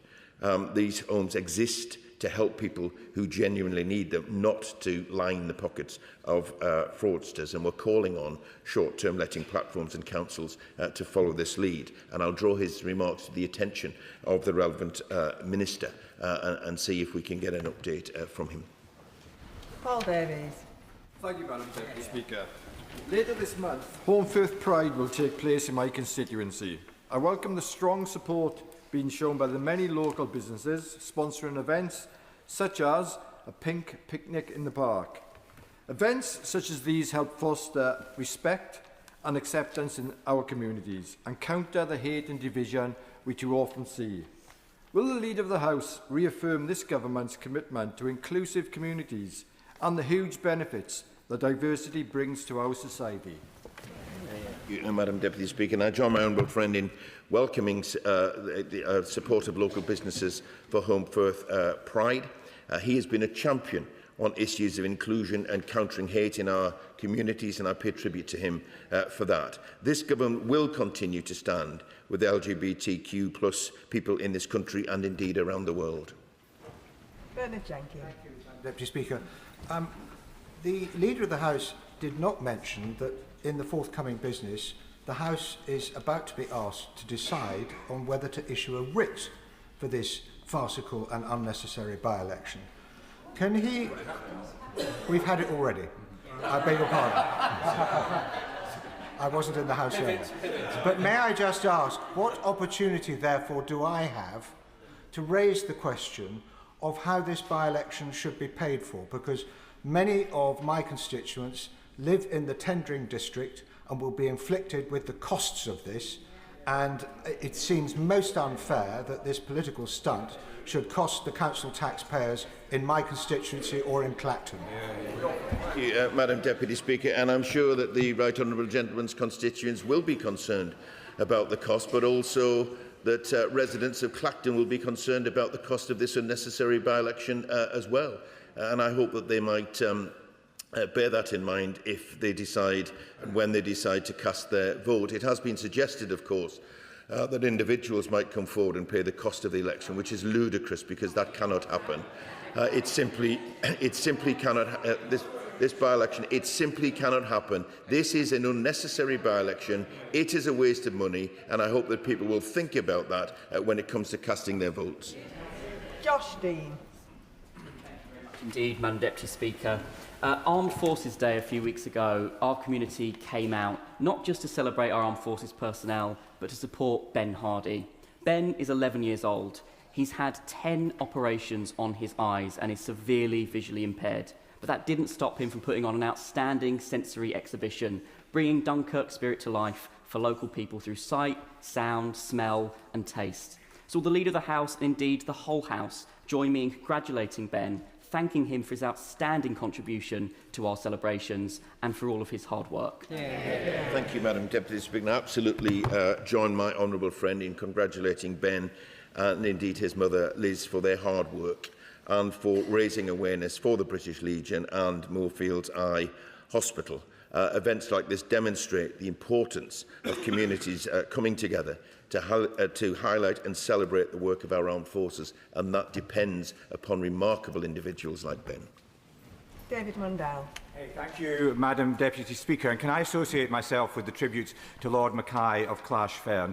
He was a giant of the Scottish legal profession. He was Lord Chancellor in 2 governments, and he was a strong voice for Scotland and the Union in the other place. And I personally benefited immensely from his wise counsel during my time in the Scotland office. So my thoughts are with his wife and family at this time. The Leader of the House will be aware that in the Government's recent Green Paper, it was suggested that it might be possible that terrestrial television, and that is free-to-view television, would be switched off in 2034. This would be a hugely detrimental move for many people across the UK, particularly elderly people, people living in rural areas who don't have the best internet access, and would mean that everybody would have to pay for the internet in order to receive television services. So can he have a word with the Right Honourable Member for Makerfield as he takes office and ensure that his administration rules out this possibility? Thank you, Madam Deputy Speaker. There will be no immediate changes to how people watch TV. Terrestrial TV will stay until at least 2034. But as the Right Honourable Gentleman knows, and the House knows, TV is increasingly moving online. We do recognise the particular challenges in remote and rural areas, particularly for older people, people with disabilities and others who might spend more time watching TV than others. And I want to emphasise that we want to ensure that the transition is managed responsibly and that no one is left behind, which is why we are consulting on 2 dates for the switchover, with any date, either of the dates, contingent on a full and watertight transition plan. But I will make sure that ministers hear of the Right Honourable Gentleman's concerns. Mark Sewards. Thank you very much, Madam Deputy Speaker.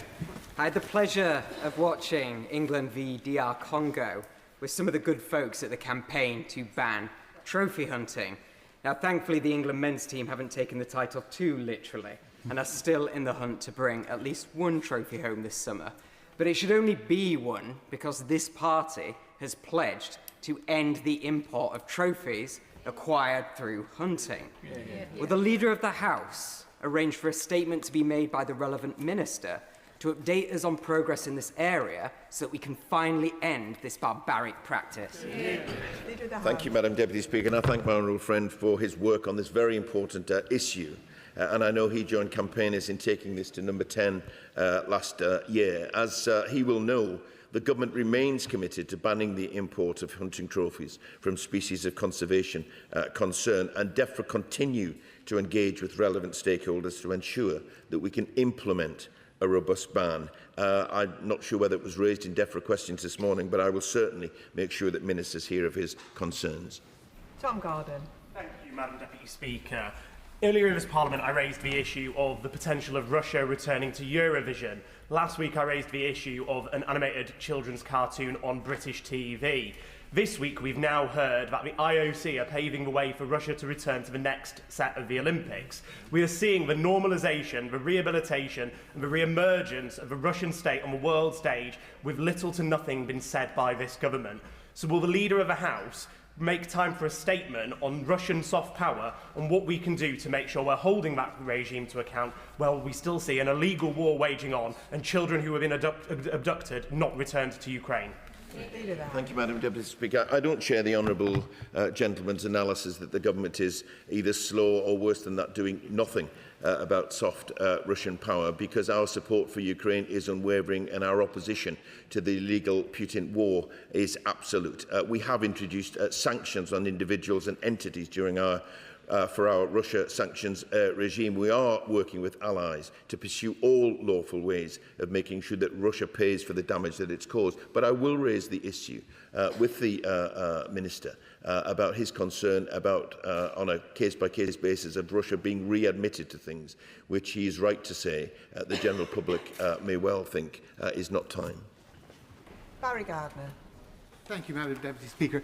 We know how much land and we know the extent of our inland waters and seas in the UK, so we can know how much we've got to do to protect them, as we're required to do by Target 3 of the Global Biodiversity Framework. Item 2 of the Global Biodiversity Framework says that we need to restore 30% of degraded land. But the government has not published the amount of degraded land. It hasn't published the amount of ecosystems in inland waters and marine environment that are degraded. How are we supposed to meet our global commitment when we don't know what we've got to do? Thank you, Madam Deputy Speaker. And the honourable gentleman has considerable experience and knowledge about these matters, for greater than would allow me to respond in the detail that this requires. And therefore, I'm going to offer to him a meeting with the relevant ministers so that he can make his case, because the government will be committed to meeting these timelines and these qualifications. And it's important that he makes the case to the relevant minister. Richard Tice. Thank you, Madam Deputy Speaker. It is clear to me that the National Crime Agency have released details of my company bank statements, my individual bank transfers, as well as private conversations between me and my bank managers to The Guardian, which have been published. This involves multiple criminal offences, Leader, and I believe that there should be a full investigation. Does the Leader agree with me that there should be such an investigation? And if people at the National Crime Agency have committed serious criminal offences, then they should face the full force of the law. Thank you, Madam Deputy Speaker. There's a great deal of if in that matter. I find it astonishing that a party's finances should need to be investigated by the National Crime Agency, frankly. But these are serious matters. These are very serious matters, and individuals should make sure that they do have the protections and that those protections are respected, though where investigations are necessary. Let me take that away, if I may, and raise with the relevant authorities, because it is important that even the National Crime Agency or others are held to account. But just let me say that I have absolute faith in the National Crime Agency getting off the important job that this House gives them. Melanie On. Thank you very much, Madam Deputy Speaker. Now, last week I asked a question about a new cafe opening in my constituency, and it's caused a bit of a kerfuffle. As much as I can't mention every single fantastic cafe that is in my constituency, I have got a list of few. I have got a name, Rick's Cafe. I apologise to them profusely for not mentioning them last week, which was an oversight, obviously. And also some others. Susie's Cup of Joy, L's, Darracot's. The list goes on. The Leader is very welcome to come and visit me in my constituency to enjoy any or all of these very fine establishments. I wonder if you could tell me, on a serious note, when is the next opportunity going to be that we can come together to discuss the very important issue of hospitality venues and the support that the government is giving them? Thank you, Madam Deputy Speaker. And my honourable friend simply illustrates the power and influence of business questions. She is a true champion for supporting small businesses in her constituency. Small businesses, I've said on a number of occasions, are at the heart of our local communities, and we are absolutely committed to supporting them, including through our £10 million Hospitality Support Fund. She has listed, I'm sure, just a few of the fantastic cafes in her constituency, and should I find myself in Grimsby, I will be delighted to accompany her to one or more of them. If she wants to raise the issue of hospitality more widely, then during the pre-recess adjournment debate, or indeed through a Westminster Hall debate when we return, I'm sure if she was to raise these questions, then others would join in, because these are similar concerns across constituencies. Vera Hophouse. Thank you, Madam Deputy Speaker. Just a very quick remark on this wonderful summer of sports. Not just football potentially coming home, but what about tennis coming home? With the amazing Arthur Ferry, whose performance at Wimbledon is an absolute joy to watch. Madam Deputy Speaker, Bath Royal United Hospital has supported promising early-stage research to improve endometriosis diagnosis. This has the potential to reduce diagnosis times and spare women from invasive surgery. Women are waiting on average about 9 years for diagnosis. Research like this is crucial to help them access and support much sooner. Will the Leader of the House join me in congratulating this pioneering work that is supported by the RUH. Thank you, Madam Deputy Speaker. And let me wish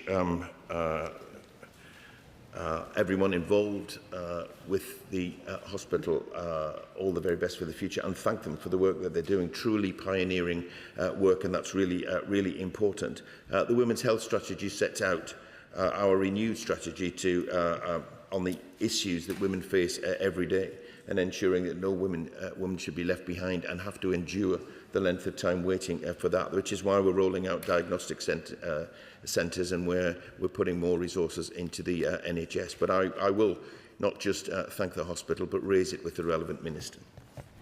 Gareth Snell.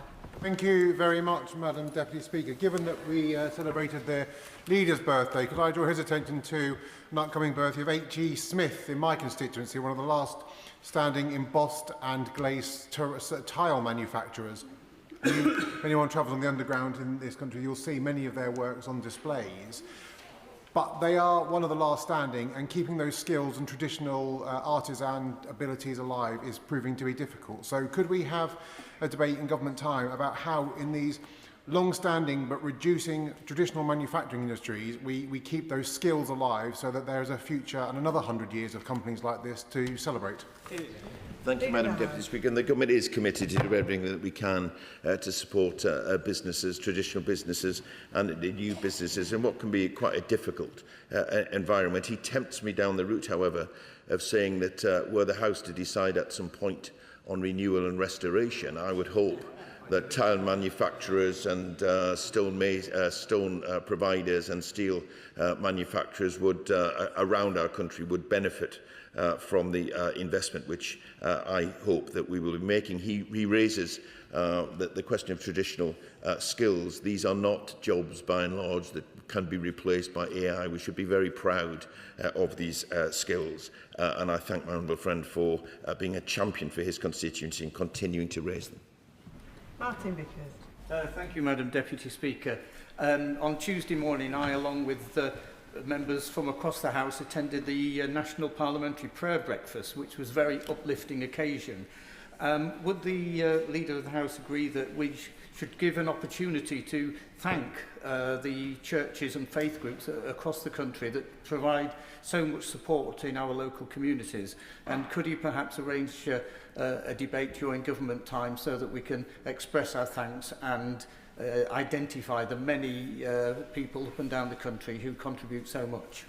Thank you, Madam Deputy Speaker. And I thank the honourable gentleman for this question, and it is absolutely right when he says that churches and faith groups do an incredible amount of good work in our local communities. And the National Prayer Breakfast in Westminster Hall was a fantastic way to celebrate their contribution in Parliament. Should the honourable gentleman wish to raise the importance of churches in our local and faith groups in our local communities, then he's got an opportunity on Thursday in the pre-recess adjournment, or indeed a Westminster Hall debate when we return. Joe Powell. Madam Deputy Speaker, thank you. My constituent, Billy Hood, a son and a father, has now spent more than 5 years in a UAE prison after being convicted of possessing trace amounts of CBD vape oil. His family are deeply concerned about his welfare, the conditions of his detention and the lack of progress on the pardon process, and are disappointed by the support they've had from the FCDO. Given the UK's close relationship with the UAE, will the Leader of the House make time for a debate on supporting British nationals in overseas prisons and what proactive steps the government can take to bring people like Billy home? Thank you, Madam Deputy Speaker. My honourable friend raises a concerning matter. We are committed to strengthening support for British nationals overseas. I will ask the Foreign Office to, in the first instance, write to my honourable friend with an update on this case. I'm sorry that the family feel disappointed by the response so far, and following that, I'm sure a Foreign Office Minister would be happy to meet with my honourable friend. Mark Pritchard. Thank you, Madam Speaker. This Saturday we have the Newport Agricultural Show. Does the Leader of the House agree with me that agricultural shows are the lifeblood of many rural communities? They're a great showcase for rural way of life. They are a great family day out. And could we have a debate on the importance of agricultural shows, not only for Shropshire but other counties as well, and a belated birthday present to him if he'd like to come to the Newport show. I don't know if it would be the first time, it may be the last time, but invite him to get on and drive a tractor. Leader of the House. Thank you, Madam Deputy Speaker. It's a very tempting offer, I have to say. I have been to a number of country shows, and I do appreciate the importance of them for the rural communities and the rural economy, actually. For the important work that, that people involved in agriculture do, but also the wider rural communities. And he's right to raise that, the importance of that. And again, I invite him on Thursday too, because it's timely to raise this matter during the pre-recess adjournment. Apsana Begum. Speaker, it's Muslim Climate Action Week and mosques, youth groups and community organisations are coming together to explore environmental action through the lens of Islam in a campaign led by the charity Islamic Relief since 2024. Will the Leader of the House join me in paying tribute to all those in Poplar and Limehouse and across our country taking part in workshops, river cleanups, film screenings and much more, encouraging and celebrating Muslims connecting our faith with practical environmental action? Thank you, Madam Deputy Speaker. I absolutely do, and I pay tribute to everybody involved in Muslim Climate Week. It is important that we take this issue seriously, not given the period in which we are living through. I wish them well, and it is important that faith groups come together, and indeed interfaith groups come together on what is, in many ways, the defining issue of our age. Seamus Logan. Thank you, Madam Deputy Speaker. Hospitality Together recently reported that across the UK, 84% of small independent hospitality businesses said that it was either possible or very likely that they would face closure in the next 12 months. A range of punishing policies have been inflicted on these small, locally owned outlets, but, Madam Deputy Speaker, the government could address this by reducing VAT from 20% to 10%, exactly what my presentation bill, Hospitality Value Added Tax Bill, which is due for a second reading next year, would do.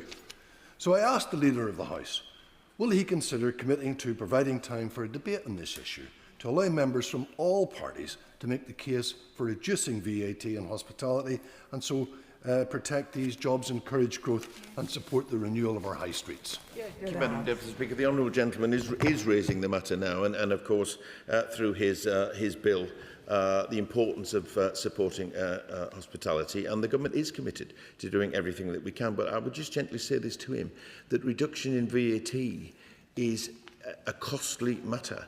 And we can't have it both ways. We cannot have it both ways, where the honourable gentleman wants to reduce VAT, but at the same time, he and others will be looking for more money for our public services. Jenny Riddle-Carpenter. Thank you, Madam Speaker. Over the last 6 weeks, I've had 430 pieces of casework about uncollected bins in my constituency of Suffolk Coastal. Now, I'm sure every single one of those would be able to tell the former member of Clacton how infuriating and indeed unsuccessful it is to shout at a bin for 6 weeks. Now, does the Leader of the House agree with me that there is no more an essential service for a council to get right than bins and waste collection? And constituents are right to expect better, and at the very least, expect better updates and communications on what is going wrong and when it will get better. Thank you, Madam Deputy Speaker. My honourable friend is absolutely right. Her constituents do deserve better from their local council. Blaming teething issues and technical problems simply isn't good enough, and my honourable friend is right to raise this and stand up for constituents. I hope that East Suffolk Council, which I understand is Lib Dem and Green run, how you can have a situation where Greens get themselves into a situation about environmental management is beyond me. But it is important that she raises these matters. I hope that the Council has heard what she said, and I hope that they get on and resolve this matter. Sarah Booth. Thank you, Madam Deputy Speaker. Now, Silverstone put Northamptonshire on the map this week with having the highest attended Grand Prix ever, with 564,000 people visiting over 3 days, which is amazing. But the next date I want to put in members' diaries is the Blakesley Show, which is going to be on the 1st of August in its 141st year. It is the perfect opportunity for locals to celebrate our farming community. So I hope that the Leader will join me in encouraging people to come along and support our farming and agriculture. Thank you very much. much indeed, Madam Deputy Speaker. And I certainly, as I said to the one of the previous questions, I certainly respect the importance of shows for the farming community, and I would encourage everyone who can to go along, get a better understanding of the rural community and the importance of rural matters in our economy. And she refers to Silverstone, also recognising the importance of Grand Prix, the importance of Formula One in particular for technological invention, for jobs and for its wider contribution to the economy, and I'm delighted that it's put her area on the map. Jo Platt. Thank you, Madam Deputy Speaker. Historic buildings are a huge part of our national identity, but yet restoration remains harder than demolition. So as the former manager of Lee Spinners Mill, not sure I've mentioned that in this House before, I've seen firsthand that the barriers that regeneration projects face, and with more than 600,000 potential homes locked up in historic buildings, will the Leader of the House agree to a debate on the reuse of existing buildings and ensure that this issue is prioritised within the forthcoming High Street strategy? Thank you, Madam Deputy Speaker. My honourable friend is right to champion restoration and the reuse of historic buildings. I know there have been many such cases in her area that have been successful, and this is a really important matter for local communities. On housing, she raises an important point. I'll make sure that she gets a reply from the relevant minister so that she can hear more about what the government is doing and intends to do. And in the meantime, should she consider applying for a Westminster Hall debate or the pre-recess adjournment debate, she can give further voice to these very important issues. Monica Harding. Thank you, Madam Deputy Speaker. Would the Leader of the House join me in congratulating all the young people, particularly in my constituency of East Walton, who have completed GCSEs, A-levels, BTECs, T-levels and degrees, and all the brilliant teachers who have got them there, and wish them all the best for the summer holidays and a well-deserved rest. The brilliant Isha Sixth Form College in my constituency is hit by post-16 underfunding compared to lower secondary brackets, and the confirmed base rate funding is well below inflation, meaning that these high-achieving institutions may be forced to cut their academic cloth. So would the Leader of the House give time to debate this sector specifically that is so important to our country's prosperity? Thank you, Madam Deputy Speaker. It is important to our country's prosperity, and the government is absolutely determined to do everything that we can, including getting investment into post-16 education and indeed employment more widely. I'm happy to join her, more than happy to join her in congratulating all of the young people in her constituency who've undertaken examinations. I wish them well when the results come out. I pay tribute to them, but I pay tribute to the staff, but I also pay tribute to sometimes their long-suffering parents. Rachel Maskell. Thank you, Madam Deputy Speaker. Spark is York's frontline incubator for the next generation of food, drink and creative businesses, supporting young entrepreneurs establish their businesses with strong values and good practice. They have identified that that's the problem and are calling for the government to support a 10% cut in VAT to enable their businesses to flourish in hospitality. Can we have a statement from the Treasury as to the impact, including how we will enable CICs like Spark to support these startups to thrive? Thank you very much indeed, Madam Deputy Speaker. And my honourable friend raises an important matter, and as a stout defender of the interests of her constituents, we do recognise the contribution that hospitality businesses make to jobs, growth and local communities across the UK. But HMRC estimates, it follows on from a question earlier, estimates that reducing VAT in the way she refers to would cost around £11 billion a year, which, to put that into context, is roughly equivalent to the total expenditure on the Royal Navy. We are, however, committed to supporting the sector through targeted measures, such as our £4.3 billion business rate package and the Great British Summer Savings Scheme. Neil Shastrahurst. Thank you very much, Madam Deputy Speaker. Solihull's Men's Walking and Talking Group is a huge success. It can lay claim to be, if not the most successful one in the country, certainly amongst it. And it improves both physical and mental well-being. Will the Leader of the House join me in paying tribute to all of those who are organising that group and making it a success? And can he set out what more we can do in this place to make sure we're promoting such groups? Madam Deputy Speaker, I certainly pay tribute to his local men's walking and talking groups and the important contribution that they make, not least to mental health. The government is absolutely determined that we tackle the issue of mental health head on, because it is really important that men are able to play a full part in their family life and local communities without the scourge of mental health. He asks how we can raise these matters. He can raise it during a debate which he calls, or the pre-recess adjournment, but he's just done it this morning. Chris Kane. The Highland Games season has gatherings across my constituency in Blackford, Balquidder, Lochernhead and Strathire, Bridgevallon, Killin and Stirling. These games celebrate Scottish culture, they boost local economies, they bring communities together, and no gathering would be complete without Scotland's remarkable pipe bands. Will the leader join me in wishing the talented young musicians of Stirling and District Schools Pipe Band every success this year, and thank their tutors, Chris Gibb, Andrew Wallace and Chloe Taylor, for all that they do to nurture the next generation of pipers and drummers?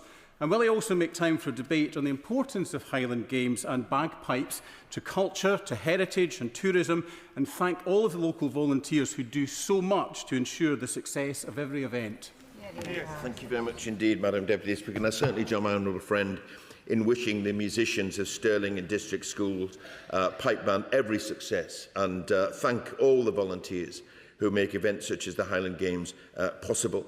Tutors like Chris, Andrew and Chloe, who pass down their skills to future generations, are invaluable and are responsible for keeping important traditions such as these alive. And if my honourable friend is able, I'd encourage him to highlight the success and the importance of these matters, perhaps during Thursday's pre-recess adjournment. I'm aiming to finish business questions around 12:15, so if we could have very short questions and answers. Charlie Dewhurst. Thank you, Madam Deputy Speaker. Now, without wishing to disappoint colleagues with excellent local agricultural shows, the Driffield Show is the biggest and best one-day show in the country, and this month we'll be celebrating its 150th edition. So could the Leader of the House join me in thanking all of those involved in the Driffield Agricultural Society, both present and past, and can we have a debate in government time on food security and the importance of the rural economy? Thank you, Madam Deputy Speaker. I certainly make a special case for the Driffield Show and everybody involved. 150 years is a remarkable achievement. As I've said, they're an important part of local communities. The government takes food security very safe, very importantly indeed, and the honourable gentleman has an opportunity on Thursday to highlight the importance not just of this society, but for all the others, I'm sure, in his constituency. Elaine Stewart. Madam Deputy Speaker, this month Ayrshire College won UK's Training Provider Skills Champions Award at the Ingenuity Skills Awards for the Working Development, Engineering and Aerospace. Engineering and aerospace remains critical for Ayrshire's economy, and this is a national recognition demonstrates vital roles that further education colleges play in developing our young workforce. Yet colleges across Scotland continue to face financial pressures despite delivering exactly the kind of outcomes governments want to see. Will the Leader of the House make time for a debate on the importance of investing in further education colleges across Scotland? Thank you, Madam Deputy Speaker. And first of all, let me congratulate Ayrshire College in my honourable friend's constituency on their well-deserved award. We are committed to creating a skilled workforce fit for the future, and aligned with the local needs with our £182 million industrial strategy engineering skills package. Should she wish to apply for a Westminster Hall debate, I'm sure it would be well attended, not least by the Right Honourable Gentleman, the Shadow Leader of the House, who does some fantastic work in this regard in his own constituency. Douglas Lumsden. Thank you, Madam Deputy Speaker. Crooked SNP Chief Peter Murrell had his hand in the SNP piggy bank to the tune of hundreds of thousands of pounds, buying camper vans, crockery and even toilet paper. And now we learn that Police Scotland are also probing the Yes Scotland movement. So will the Leader of the House bring forward a debate in government time on the financing of the SNP and the independence movement? Thank you very much indeed, Madam Deputy Speaker. As I've said before, the SNP should come clean on these matters and authorities should hold them to account. He does talk about an investigation which is underway. I'm not going to comment on that. If we are going to debate these matters in the future, let's await the outcome of the investigations. Richard Baker. Thank you, Madam Deputy Speaker. At the end of May, a 94-year-old woman in my constituency was hospitalised with serious life-threatening injuries after she was run over by a teenager recklessly and illegally driving a Suron e-bike. This government is right taking action on the seizure of these bikes being driven illegally, but will my honourable friend consider allocating time in this House for members to consider what action might be taken at point of sale to tackle this huge problem which is causing damage and harm in our constituencies? Thank you, Madam Deputy Speaker. E-bikes and e-scooters can be a great way to travel around the city, but we've seen too many tragic stories of unsafe e-bikes and e-scooters. Rogue sellers not only risk bringing dangerous products into homes, but undermine confidence in active travel as a whole. So I will make sure that my honourable friend's concerns are raised with the Department for Transport, and should he seek a meeting with the relevant minister, I'll help him to arrange one. Vicky Slade. Thank you, Madam Deputy Speaker. As well as being World Cup and Wimbledon season, we are in the middle of Sports Day season, and I'm sure many honourable members will be heading home to take part in parent races. My honourable friend for Twickenham raised the transitional relief for the reduction of sports premium in schools with the Secretary of State for Education, who responded by saying there was a misunderstanding and that she would speak to her. Well, the head teacher of St James Gaunt's Common, double award-winning sports school, and trust leaders in my constituency are equally confused and need clarity before schools break up to plan. So will the leader ask the Secretary of State or a minister to come back to the House and provide us all with the clarification? Thank you, Madam Deputy Speaker. I certainly wish everyone involved in sports days all the very best indeed. I have to say, in my experience, it triggers memories that were less than happy. But that's another matter. If she lets me know the detail of the particular school, I know it's a general concern of the particular school, I'll raise it with the department and see if we can get the clarification she seeks. Kirstine Sullivan. Thank you, Madam Deputy Speaker. 2026 marks the 500th anniversary of the Battle of Linlithgow Bridge, a pivotal moment in Scottish history with a power struggle for the regency of King James V.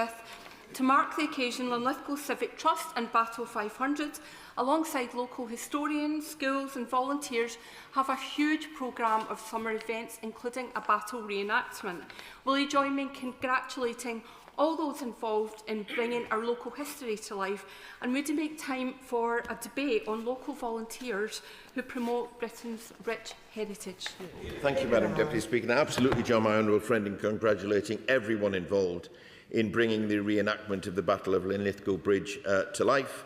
As she rightly points out, volunteer organisations like Linlithgow Civic Trust play a vital part in our living historical memory, and it allows us to connect with our heritage. I pay tribute to them for their work, and if she wishes to discuss that further or enlighten the House further, there's the pre-recess adjournment the day after tomorrow. Anne Davies. Madam Dirprwy Llefarydd. Before I start, can I just welcome a very special school from Carmarthenshire who have come today. They've got 3 learners up the whole way from West Wales and their support staff. So really welcome to Westminster.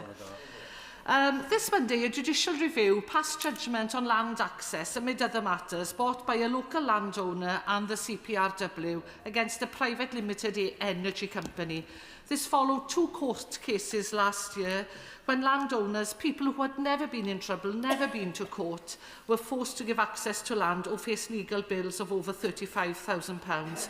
And why should farmers be forced to pay tens of thousands of pounds to defend their livelihoods? Can the Leader of the House allow in government time a debate on meaningful community engagement between private limited energy companies and landowners in order that this bully boy tactics can stop? Thank you, Madam Deputy Speaker. It sounds like a very concerning situation for her constituents. New energy infrastructure is important to ensure energy security, but it should be delivered with robust and proportionate consenting processes. Should the Honourable Lady seek a Westminster Hall debate, I'm sure it will be well attended. James Asser. Thank you, Madam Deputy Speaker. And I'm very sorry to report to the House that last week a 13-year-old boy lost his life in the Royal Victoria Dock in my constituency, and it follows a similar incident in the Thames in my constituency last year. The Royal Life Saving Society has reported evidence that there's been an 80% increase in child deaths related to drowning over the last 5 years, and this week I joined the Port of London Authority launching a water safety campaign ahead of the summer holidays. But as my right honourable friend be aware, this has been an issue across the summer around the country. So could I ask the Leader of the House if we could have a debate in government time on water safety, so we look at what more we can do to improve safety around water, particularly for our young people and children. Thank you, Madam Deputy Speaker. And my honourable friend refers to tragic cases, and I'm sure the whole House send our sympathy to the friends and family of everyone who have lost their lives during the extreme weather and indeed previously in water incidents. The National Water Safety Forum brings together a wide range of national groups to provide consistent guidance. There was a Westminster Hall debate on this matter last month, and I understand it was agreed that a meeting would take place to convene all responsible departments to look at what further action should be taken. And I will get an update from my honourable friend on what is happening with that regard. Sarah Perchin. Thank you, Madam Deputy Speaker. Businesses in Runcorn and Helsby are adversely affected, penalised in fact, by the Merseyflow bridge tolls, which make it impossible and difficult for them to compete with companies over the bridge in Widnes, and indeed difficult to recruit from over the bridge. The 10-year funding review is due to happen this year. Will the Leader of the House ask the Transport Secretary to make a statement as to how those businesses' views and needs can be represented in that process? Deputy Speaker, let me raise that. I understand the concerns the honourable lady raises. Let me raise that with the relevant minister and get her an update on how they may be able to do that. Paul Wall. Thank you, Madam Deputy Speaker. More than 1,000 British Jews and British Israelis have written to the Middle East Minister to urge a ban on settlement goods and services by the United Kingdom. That's because Netanyahu's government is expanding illegal settlements at such a rapid rate that what we're effectively seeing is the annexation by stealth of the West Bank. Does the Leader agree with me that while this Labour government has taken the historic step of recognising a state of Palestine, that is put at risk by Israel's actions, because not only do we need to show that we share the anger of the British people over the death and displacement of the Palestinian people, but we also need to stand up to Israel and make sure that a Palestinian state will become a reality rather than be wiped off the map, which is what Israel is proposing at the moment. Thank you, Madam Deputy Speaker. Let me say the government's position remains clear. Settlements are illegal under international law. They undermine international efforts to secure a just and lasting peace in the Middle East, and they risk doing permanent damage to the prospects of a secure and viable Palestinian state being able to live in peace alongside a secure Israel. We have a debate, Madam Deputy Speaker, this afternoon. I hope that the honourable gentleman will be able to attend it to make his case. Tessa Mullins. Madam Deputy Speaker. Last month, the High Court issued its judgment permitting development of 119 homes in a flood risk area in the village of Yatton in Somerset. This site had failed the flood risk sequential test, and the judgment prioritises building and development over protection against flooding and imperils existing homes and businesses in the area. This flies in the face of everything insurers, lenders, Flood Ray, the Environment Agency and DEFRA are trying to do. Can the Leader of the House ask his colleagues in DEFRA and the Department for Housing to assess jointly the likely input of this judgment, and that which may set a national precedent whereby flood risk assessments shall be ignored? Yes, I will, and I'll seek an update for the honourable lady. Leingham. Thank you, Madam Deputy Speaker. Yesterday was one of my favourite days of the year, not because it's the Leader of the House's birthday, but because my Stafford students came down for the summer school. They met with the Chancellor, the Speaker, other MPs and the Minister. They are passionate and inspiring young people keen to use their voices for good. Would the Leader join me in thanking those people who gave their time to them yesterday, but more importantly, those people around the UK who regularly volunteer to support young people and give them a safe space to be themselves? Thank you, Madam Deputy Speaker. I do indeed join my honourable friend in thanking everyone involved in making her summer school a success, and all the volunteers who support youth groups in all of our areas. I've heard many good things about her summer school. Long may it continue. Shannon. Deputy Speaker, can I ask the Leader of the House, would he ask the Secretary of State for FCDO what his recent assessment has the Secretary of State made of the case of Uyghur Muslim Rahil Dewat, a folklorist and academic imprisoned in China solely for her faith and cultural identity, and what steps have been taken by His Majesty's government to secure her immediate release and uphold freedom of religion or belief across the United Kingdom of Great Britain and Northern Ireland's foreign policy commitments. Thank you. Thank you, Madam Deputy Speaker. As ever, the honourable gentleman raises a serious issue. As he knows, we stand firm on violations of human rights. We've raised our concerns regarding the treatment of Uyghur Muslims with the highest levels of the Chinese government, and I'll make sure that he gets a response from the Foreign Secretary, who will have heard his remarks, so that we can get the specifics of the case he raises. And the final question, Sonia Kumar. Thank you, Madam Deputy Speaker. The 14th of July is Black Country Day. The Black Country is a lot to celebrate. It was the heart of the Industrial Revolution. We have Dudley Castle and we've got the Wren's Nest Nature Reserve where you can pick up a fossil, and of course to celebrate the people of Black Country. So will my right honourable friend join me in wishing all those celebrating the Black Country Day a great day, and will he grant a debate on the Black Country? Thank you, Madam Deputy Speaker. I certainly echo my honourable friend's words about the importance of Black Country Day, and I wish everyone involved a success. We've got a pre-recess adjournment. I said the day after tomorrow. It's next week. And should she wish to raise that, then I'm sure it'll be a cause of celebration. And that concludes business questions. I'll just give the front benches a few moments to swap over.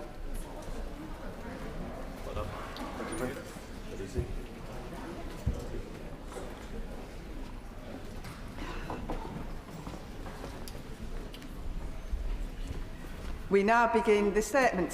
Foreign Secretary. Thank you, Madam Deputy Speaker. With permission, I would like to update the House on the NATO summit in Ankara, on the building of a stronger Europe within NATO, with major increases in European and including UK defence investment, on our continued and unwavering support for Ukraine, on our discussions with Gulf partners about the Strait of Hormuz, and on the opportunity that the Prime Minister and I took to raise with other leaders and foreign ministers the issue of Sudan. All issues that directly affect our national security and economic security here in the UK. Been for decades, where we have a war in Europe that has now been going on for longer than the First World War. Drones and missiles changing the nature of warfare, and continuing threats to the security of NATO allies, including cyber threats, hybrid threats, sabotage, industrial-scale misinformation, attempts to interfere with undersea cables and drone incursions. And just this week, we have seen Russia engaging in reckless and dangerous activity around our British aircraft carrier, which is on NATO operations in the North Atlantic. 3 weeks ago, I went to see the concrete trenches and anti-tank defences being prepared by Polish troops along the Kaliningrad border, a sign of how seriously they take the importance of deterring Russian threats. NATO has been the cornerstone of Euro-Atlantic security for over 75 years, protecting more than 1 billion people. But to ensure it remains as strong for the next 75, it needs to respond to changing threats. NATO is a defensive alliance, but we maintain our strength and security through deterrence and holding the capabilities to deal with any threat we may face. And as the summit made clear, that means building a stronger Europe in a stronger NATO. The United States remains an indispensable and fully committed ally in NATO, but the burdens must be shared, and in response to increased threats in Europe, Europe must step up. That's what allies committed to last year in The Hague, and what this year in Ankara we are delivering. European and Canadian allies are spending $140 billion this year more on defence than the year before, a rise of 20%. The UK is the third biggest cash contributor to NATO, including crucial specialist capabilities such as our nuclear deterrent. And now the Defence Investment Plan involves the biggest sustained increase in UK defence spending since the Cold War, spending almost $300 billion over the next 4 years. And as the Defence Secretary has set out, that means new capabilities, a new hybrid navy, investments in digital and autonomous systems, and enhanced strike and air defence capabilities. In Ankara, we brought together 12 allies to lead a European initiative to step up funding for deep precision strike capabilities, an initiative set to invest more than £37 billion over the next 10 years. We're working jointly with Norway on new frigates, with Italy and Japan on the next generation of fighter jets, strengthening our maritime partnership with the Netherlands with new amphibious transport ships. We agreed a new security and defence partnership with Turkey, and we discussed the importance of strong collaboration across our defence industries, which supports tens of thousands of jobs in the United Kingdom. And we are also bolstering UK leadership in NATO, appointing General Nick Perry to head up Joint Force Command Norfolk, which leads the protection of the High North and the US Eastern Seaboard. Madam Deputy Speaker, NATO met at a critical moment for Ukraine's resistance against brutal ongoing Russian aggression. Over the last week alone, Russia has launched 2 of the largest and deadliest missile strikes on Kyiv, killing at least 30 civilians overnight last Wednesday, at least 26 civilians overnight on Monday. Throughout this conflict, Putin has underestimated the strength of Ukraine and the solidarity of Ukraine's friends. As a result of Ukraine's resistance, Putin now faces deteriorating conditions within his armed forces on the battlefield and in his economy. Suffering a net loss of territory for the first time since 2023, some 500,000 Russian soldiers have now been killed since the start of the invasion. Ukraine is stepping up attacks deep inside Russia and occupied Crimea, causing Russia's worst fuel crisis in decades. Queues at the petrol pump, pet prices rising, and underpinned by continued sanctions by the UK and our allies against the Russian oil and gas and action against the Russian shadow fleet. Despite that pressure, Putin is still deluding himself that he can outlast Ukraine and at last outlast NATO allies in our support for Ukraine. And that is why it is so important that our support for Ukraine is enduring. Already since 2022, the UK has provided almost £25 billion in support for Ukraine. And 2 weeks ago, I announced £500 million of support for Ukraine's recovery and energy security alongside our military investment.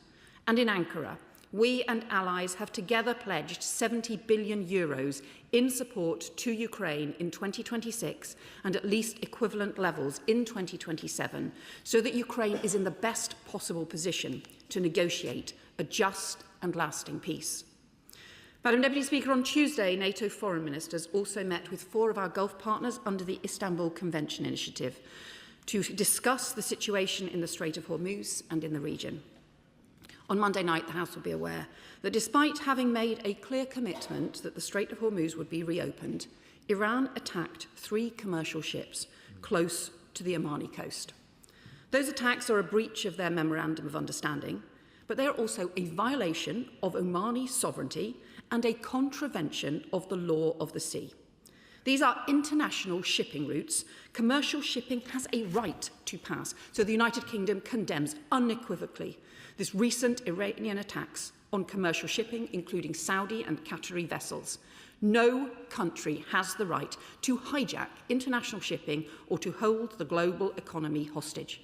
So we also condemn, in the strongest terms, the Iranian attacks on sites in Bahrain and Kuwait, and we stand in solidarity with our partners across the region.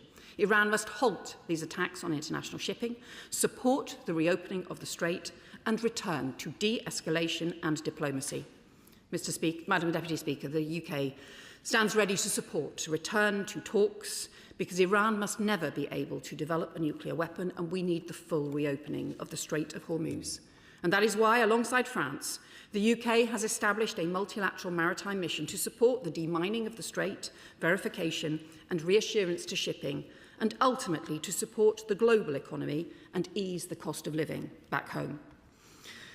Madam Deputy Speaker, while in Ankara, I also raised directly with our allies the urgency of sounding the alarm on El Obeid in Sudan, because I am deeply fearful that this Sudanese city is at risk of mass bloodshed and civilian casualties, with signs of plan for an assault by advancing rapid support forces that are already encircling the city. As they cut off supply routes and unleash repeated drone attacks on fuel and infrastructure and storage sites, and strikes that have already killed civilians and humanitarian workers. An estimated 500,000 civilians are now at risk, many of them women and girls who have already carried an intolerable burden throughout this 3-year conflict. And last year, El Fasher became the site of unspeakable violence and suffering, atrocities that the UN's fact-finding mission concluded bore the hallmarks of genocide. The world must not fail the people of Sudan again. So last week, the UK convened an urgent debate at the Human Rights Council. The UK penned resolution condemning the atrocities, calling for further urgent fact-finding inquiry and urging the RSF to comply with international law and halt this attack, urging both the RSF and the SAF to accept proposals that have been put forward for a truce, and we are calling for an end to the external support and arms flows from other countries that are extending this conflict and fueling this horrendous suffering. The UN arms embargo does not cover LOB, so it must be extended. And we are urging all our allies and countries from across the world, as we did and discussed in Ankara this week, to maximise the pressure, calling on all sides to protect the people of Sudan. Madam Deputy Speaker, effective foreign policy is domestic policy. Championing freedom of navigation supports UK energy security. Preventing bloodshed in Sudan speaks to our values as well as our interests in security. And supporting Ukraine's security is supporting our own security. And strengthening NATO is how we make our country safer, our economy stronger, and our people more secure. I commend this statement to the House. Shadow Foreign Secretary. Thank you, Madam Deputy Speaker, and I'm grateful to the Foreign Secretary for advance sight of her statement. And I want to start by recognising some of the positive commitments in the NATO summit communique, including the important reaffirmation of the alliance's commitment to the collective defence under Article 5, to the transatlantic bond and essential new defence procurement announcements. The recognition of Ukraine as a contributor to transatlantic security is overdue, and we back the reiteration of the alliance's support for Ukraine. And I absolutely share the Foreign Secretary's disgust at the Russian attacks in Kyiv in recent days. The outcome of the Ukrainian war matters profoundly to NATO, as does our collective commitment to lead the world when it comes to helping Ukraine turn the tide in this war. Now, we all know the best deterrent against an invasion like this ever happening again is Russia's expulsion from Ukraine. Now is the time to ramp up our support to Ukraine. So is the government going to provide Ukraine with additional new military capabilities or broker any new international packages of support, as we did so effectively at the outset of the war? Following the boarding of the Russian shadow fleet ships last month, will there be a sustained effort to continue to disrupt operations? And will the Foreign Secretary commit to leading international pressure on those refineries buying Russian crude oil and start cutting the financial flows that are funding Russia's illegal war? Madam Deputy Speaker, the NATO communique also refers to the conflict in Iran and touches on the Strait of Hormuz. As I said this morning in the urgent question, the despotic terrorist regime, which has been illegally attacking commercial shipping in the Straits and attacking our allies, ranging from Bahrain, Kuwait, Omani ships and territory, while repressing its own people in the most brutal and unimaginable ways, they must be made to feel the consequences of their actions. And I want to put on record our solidarity with Oman following the outrageous breach of its sovereignty by Iran. We understand that Oman has agreed to work with Britain and France to ensure that its territorial waters remain safe. And last week, a joint statement with the French, Downing Street, said that they stand ready to deploy a wider multinational military mission to support freedom of navigation in the Straits. But what does this mean in practice? Will there be a deployment? What will be the scale of the deployment? What will it consist of, and over what timeframes? And how will we reassure our strategic and security partners in the region of our commitment so they don't think we've stepped back, particularly with the rising tide of attacks from Iran? And what opportunity will we have in this House to scrutinise and debate the government's plans? As the Foreign Secretary will know, as Defence Secretary, my good friend Ben Wallace invested millions into the development of cross-cutting autonomous mine hunters. And the Shadow Defence Secretary in this previous government also delivered Britain's first ever defence drone strategy in 2024, which emphasised the use of uncrewed drones in maritime domain, including for mine detection. Will either of these capabilities be deployed in the mission? Madam Deputy Speaker, it is vital that Britain has capabilities to operate in all theatres in the world. And of course, that requires cash now, which the current Labour administration are refusing to provide. Britain is already spending less of its GDP on defence than Poland, Lithuania, Latvia, Estonia, Norway, the United States, Denmark, Greece and Finland. How can we expect others to find more for defence when we are not leading by example? Because of this Labour government, in the words of the former Defence Secretary, has been unable and unwilling to provide the money that it needs to keep Britain safe and our defences safe. Our country is now facing a huge shortfall in years ahead. By the end of this decade, Britain will be nowhere near the 3% and barely ahead of where we are now, while all our allies, Madam Deputy Speaker, will continue to surge. Now, I don't need to remind the Foreign Secretary of the numbers, but Germany is set to spend 3.7% of GDP by 2030, Sweden 3.5%, and other countries too. And of course, there'll be a change of Labour leadership in the coming weeks. £4.7 billion has been left to Andy Burnham to find at his next budget. And there's no serious detail about the billions of so-called efficiency savings that this government has identified. As the Foreign Secretary's Polish counterpart, the Polish Foreign Minister, said of Britain, under Labour, you're spending something like 65 billion on defence and 360 billion on welfare. Lucky you. You must not feel any danger. In reality, Madam Deputy Speaker, this government is prepared to plough billions into welfare, but shortchange in defence. We want to change that, and I just want to make that point to the Foreign Secretary again. Will she work with us to actually make progress on this? Because this is a serious time. Britain is under threat. We need to step up in a significant way. Now, the Foreign Secretary also mentioned Sudan and the absolutely horrific situation concerning El Obeid. We know that words are not enough. Action is needed, Madam Deputy Speaker, and I agree with her on the need for the arms embargo to be extended, and the two warring parties must be pressed into a ceasefire. Well done. Foreign Secretary. Can I thank the Shadow Foreign Secretary for her response and particularly her support for the commitments made at Ankara and the continuing condemnation of the Russian strikes. It has been an important part, I think, of the cross-party debates in this, not just in this House, but across the country, that I think the whole country has stood united behind Ukraine and in solidarity with Ukraine, and long must that continue. She is right too that we will need to maintain the pressure on Russia.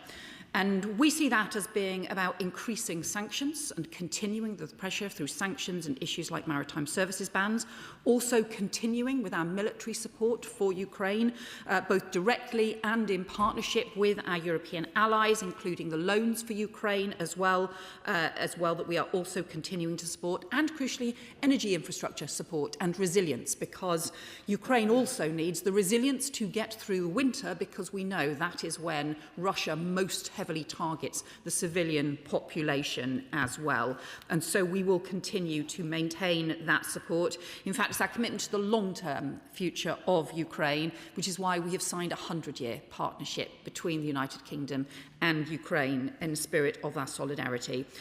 I also welcome her condemnation of Iran and its behaviour. I think it is telling that Iran, despite having signed a memorandum of understanding with the United States, seems to be continuing to persist in the view that somehow they have the right to control the Strait of Hormuz, which is an international shipping route, and also that they have the right to attack commercial ships in Omani waters. This is a violation of Oman's sovereignty as well as a violation of the law of the sea.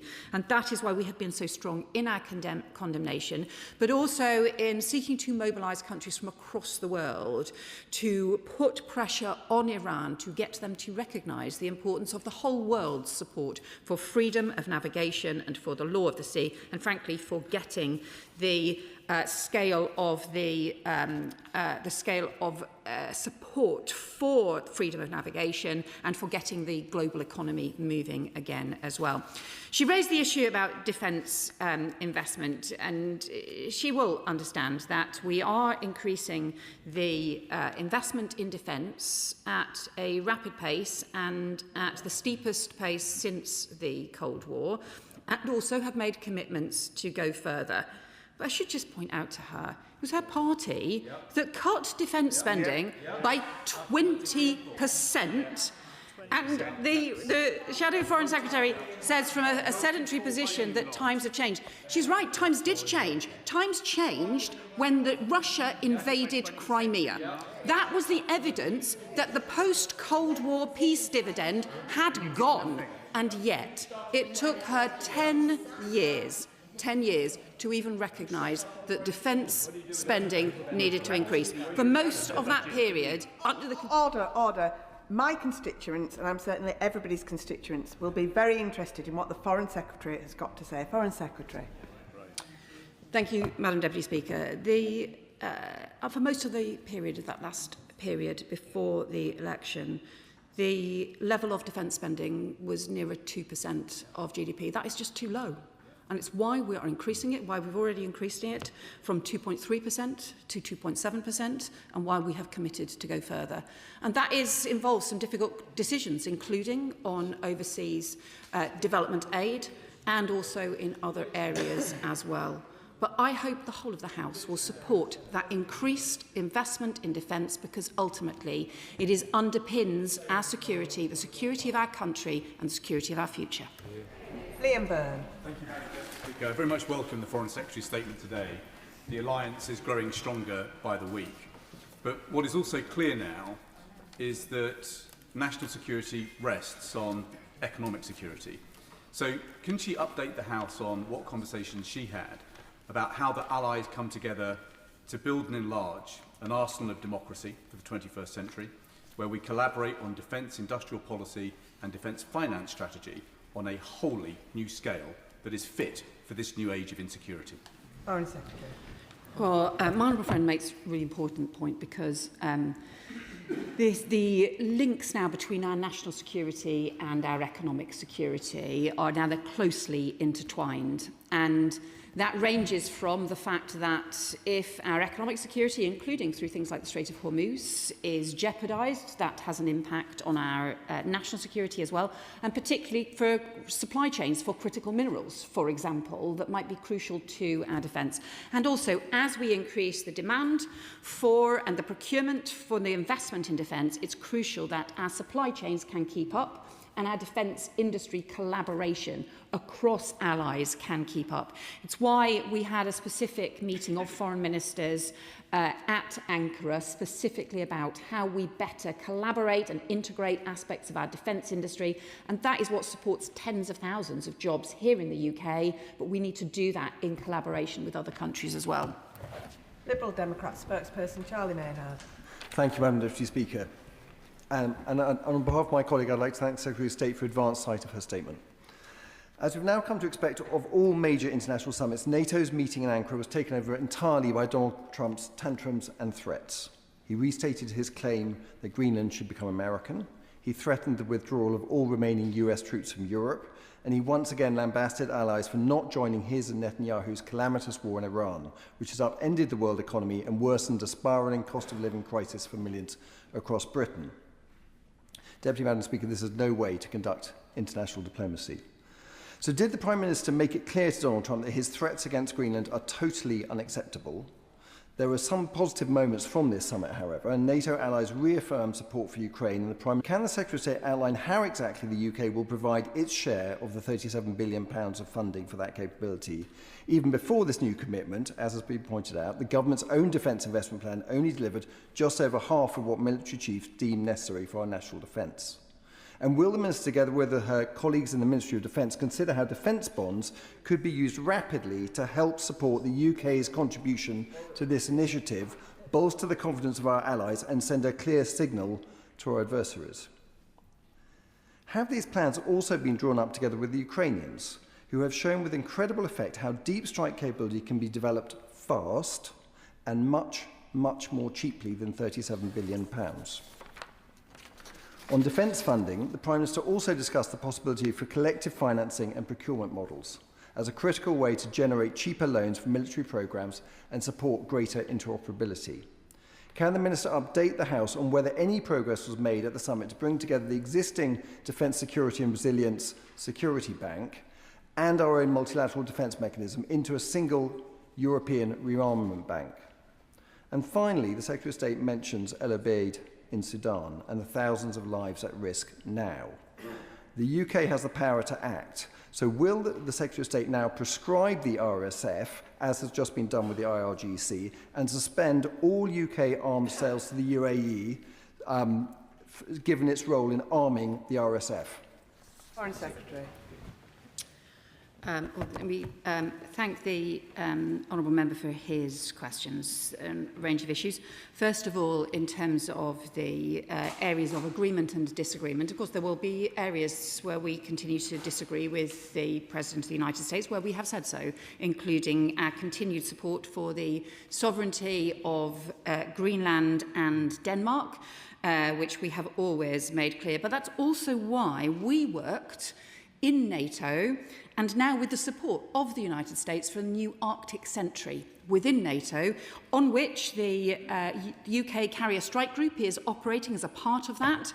And that is an important way of having a multilateral and a shared defence of the High North, which is about protecting Canada and the United States, and Norway and the western flank of Europe, including the United Kingdom and the whole of Europe as well. That is the way in which we approach Arctic security, and that has now the strong agreement from the United States, and I think is a reflection of the way we have worked to deal with those issues. On the $37 billion on the deep precision strike, we have allocated $3 billion over the first 4 years from the Defence Investment Plan, and that will help fund some of the work we are doing with Germany, and also some separate work that we are doing with France and Italy as part of a series of programmes all about deep precision strike that we have brought European allies together on. He refers to the Defence Security and Resilience Bank and also the multilateral defence mechanism, and what he may have seen, the Prime Minister and the Canadian Prime Minister put out a joint statement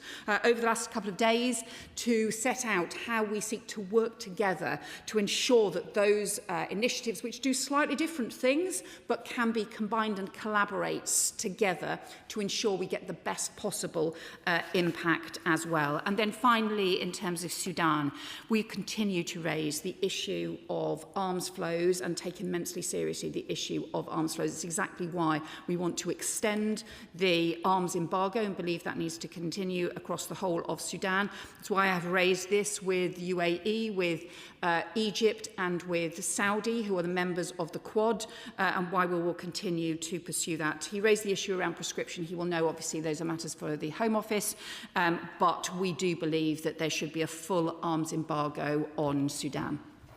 Jim Dixon. Thank you, Madam Deputy Speaker, and can I thank the Foreign Secretary for her statement and for the work she and the Prime Minister have done at the NATO summit. Can I register my huge concern and that of my constituents that the ceasefire between the US and Iran appears to be over at the moment due to the egregious breaches of Iran, and obviously has now escalated with the US taking military action. Can I ask for reassurance that those who helped to bring about the first ceasefire, including the UK, working very closely behind the scenes with allies, that they will be doing everything to try to bring about a new ceasefire so that we can in the future get a deal which will lead into a permanent peace, which will be good for the region, but also much better for the UK and the world economy? Foreign Secretary. And I welcome my honourable friend's points, because we do need to see an end to Iran's attacks in the Strait, their attacks on commercial shipping, but crucially that means Iran has to give up this claim that they somehow have the right to control international shipping routes and Omani waters, because they do not. We want to see the return to talks for the ceasefire to be sustained, and also we have offered to support the talks, both the technical talks around preventing Iran developing a nuclear weapon and also the reopening of the Strait through our multilateral maritime mission. Sir Edward Lee. I agree with everything the Foreign Secretary said in her initial statement, particularly the point about the fact we're living in a more dangerous world than ever. But I also agreed, obviously, with the Shadow Foreign Secretary. The point is this, surely, that there's no point between us apportioning blame. We are where we are now in the most dangerous position we've ever been before. So will she take this thought away in her talks with the new Prime Minister and say that both front benches, the new Prime Minister and the Leader of the Opposition, should cooperate in meeting our defence NATO commitments in full. No black holes, no creative accounting, and we should pay for it by curbing the spiralling welfare bill, which is out of control. It's a win-win situation. Defend the nation, get people off benefit dependency, work together to save our country. Yeah.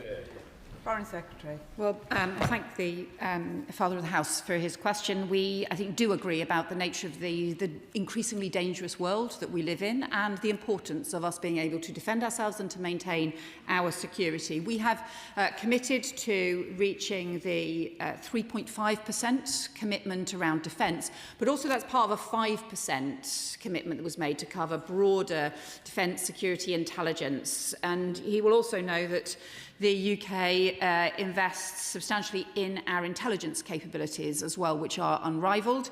And that's why if we combine that broader measure, the assessment is that we are already over 4% on the trajectory towards the 5% broader NATO figure. That is important as well. So in addition to continuing to increase our investment in defence, we also need to ensure that we're investing in that wider intelligence, resilience and wider defence issues as well. That's how we'll keep our country safe. Alan Gamble. Thank you, Madam Deputy Speaker. Can I thank the Foreign Secretary for her statement and for her focus on Sudan at the summit. The world has never been in a more dangerous place, with Russia playing a dangerous game in and around our waters and harassing our carrier strike group. But can I welcome the £70 billion pledged at Ankara for Ukraine? And can I ask the Foreign Secretary what difference that will make to Ukraine's ability to resist Russian aggression? The Secretary. Thank my honourable friend for his question, because this is both about the immediate support Ukraine needs, both in terms of its military capabilities, and we provide support, but to be honest, we also learn from Ukraine's phenomenal innovation and strength as well in the way in which they are using that investment and support, and it supports their resilience for the civilian resilience and the energy infrastructure resilience. And perhaps even most important of all, the fact of making that long-term commitment is also crucial to Ukraine's defence, because it is because Putin thinks he can outlast Ukraine and its friends that he continues and will not come to a peace agreement. Bernard Jenkins. Thank you, Madam Deputy Speaker. Could the Foreign Secretary say anything about the bilateral discussions between President Trump and President Zelensky, and can she shed any light on the discussions they had about the United States sharing their Patriot missile production licenses with Ukraine, and what can the government do, apart from welcoming that, and I hope she will, to facilitate that exchange and to make sure it happens, because it could be crucial? Foreign Secretary. Well, I can certainly tell the honourable member that we support what I think was a very positive bilateral discussions between President Trump and President Zelensky, and included a range of support that they discussed, and also the progress that Ukraine is making and the strength that Ukraine has shown. I don't have further details on the next steps, but we did strongly welcome the commitment that the US made and that the US President made in terms of the licences and Patriot missiles, but I don't have the details for the House. Gordon McKee. Speaker, can I welcome the Foreign Secretary's statement. Recent events have underlined, I think, the need for us to cooperate much more closely with our European allies and partners. So can I ask her what discussions at the summit she had with her European counterparts on joint procurement between British and European defence industries, which I think ultimately will make our country safer and stronger? So my honourable friend makes a really important point here, because we know that, especially with some of the most advanced capabilities, actually no one country can do this alone. But also, if we want really effective interoperability, then actually doing joint procurement with our closest allies is hugely beneficial, and it helps our industries, defence industries and jobs as well. One of the best examples of that, I think, is our joint procurement with Norway on new frigates, where we are effectively procuring the same frigates for Norway and for the UK, so we will have full interoperability as well as our combined strength in the procurement process. Tom Gordon. Thank you, Madam Deputy Speaker. The Foreign Secretary rightly highlights the UK's unwavering commitment to our ally in Ukraine. Her Estonian counterpart recently said, Russia wages war not only with missiles but with narratives. With that in mind, last week I sent a letter to the Secretary of State for Culture, Media and Sport about Masha and the Bear, a Russian children's TV show that's on ITVX and Netflix has recently picked up. Funding from that show makes its way back to the Russian state, funding Putin's illegal war. We've also recently seen the IOC allow Russia to potentially participate in the next Olympics, and Eurovision have said they may return to the stage. So what steps is she taking with UK counterparts, but also international counterparts, to make sure we stop allowing Russia to use the world stage to push its propaganda and its narratives? Well, I agree with the Honourable Member about the importance of challenging Russia in every sphere, in the way in which they not only attempt to use different spheres for their narratives and for their misinformation, they have also used misinformation on an industrial scale to seek to undermine democracies as well. And it's why we have used sanctions in that regard too. He will know we have strongly condemned the IOC decision on the Olympics. That is one we strongly disagree with and believe is the wrong thing to do. And I will pass on the points that he has raised to the Culture Secretary as well. Maureen de Jos. Madam Deputy Speaker, I'm really pleased that the Foreign Secretary and the Prime Minister were able to discuss Sudan at the NATO summit, because it is the biggest humanitarian crisis that the world is facing. But I wonder whether she also had the opportunity to discuss the situation in Gaza and the West Bank, because it is coming up to nearly 2 years now since the ICJ gave their advisory opinion and recommended that all states refrain from entering into economic or trade dealings that support these illegal settlements. And during business questions this morning, the Leader of the House did confirm that these settlements are illegal. So does the Foreign Secretary agree that perhaps we should follow countries like our NATO ally, Spain, in giving full effect to our obligations under international law? So I can tell him that I did take the opportunity to discuss with some of our allies and partners the situation now in both the West Bank and in Gaza. I am deeply worried that the 20-point plan for Gaza, which was hugely important and we supported and the whole world supported last year, is at risk of running into the ground. The humanitarian crisis there is not yet eased. And I'm also deeply worried about the expansion of settlements, illegal settlements in the West Bank, and also the increase in settler violence, some of which is effectively a settler terrorism that we are seeing as well, and is jeopardising the two-state solution that we strongly believe in. We are looking at what stronger measures that we can take in this area, including looking with allies, including in terms of restrictions on trade with illegal settlements, but also including with stronger sanctions regimes as well. And we will continue to work on those issues with partners. We need a two-state solution that supports the security of Palestinians and Israelis alike. It is the only way to ensure that. David Mundell. Thank you, Madam Deputy Speaker. And I recognise the Foreign Secretary's personal commitment to Sudan, and I'm very pleased that she's shining a spotlight on El Obeid. But I also recognise how difficult it is to work closely with our Gulf allies on the situation in Iran, whilst at the same time having to condemn them for their activities behind the scenes in Sudan. But surely the lessons of Al-Fasha is that unless we take a robust approach with those Gulf allies, we are not going to be able to prevent another Al-Fasha in El Obeid.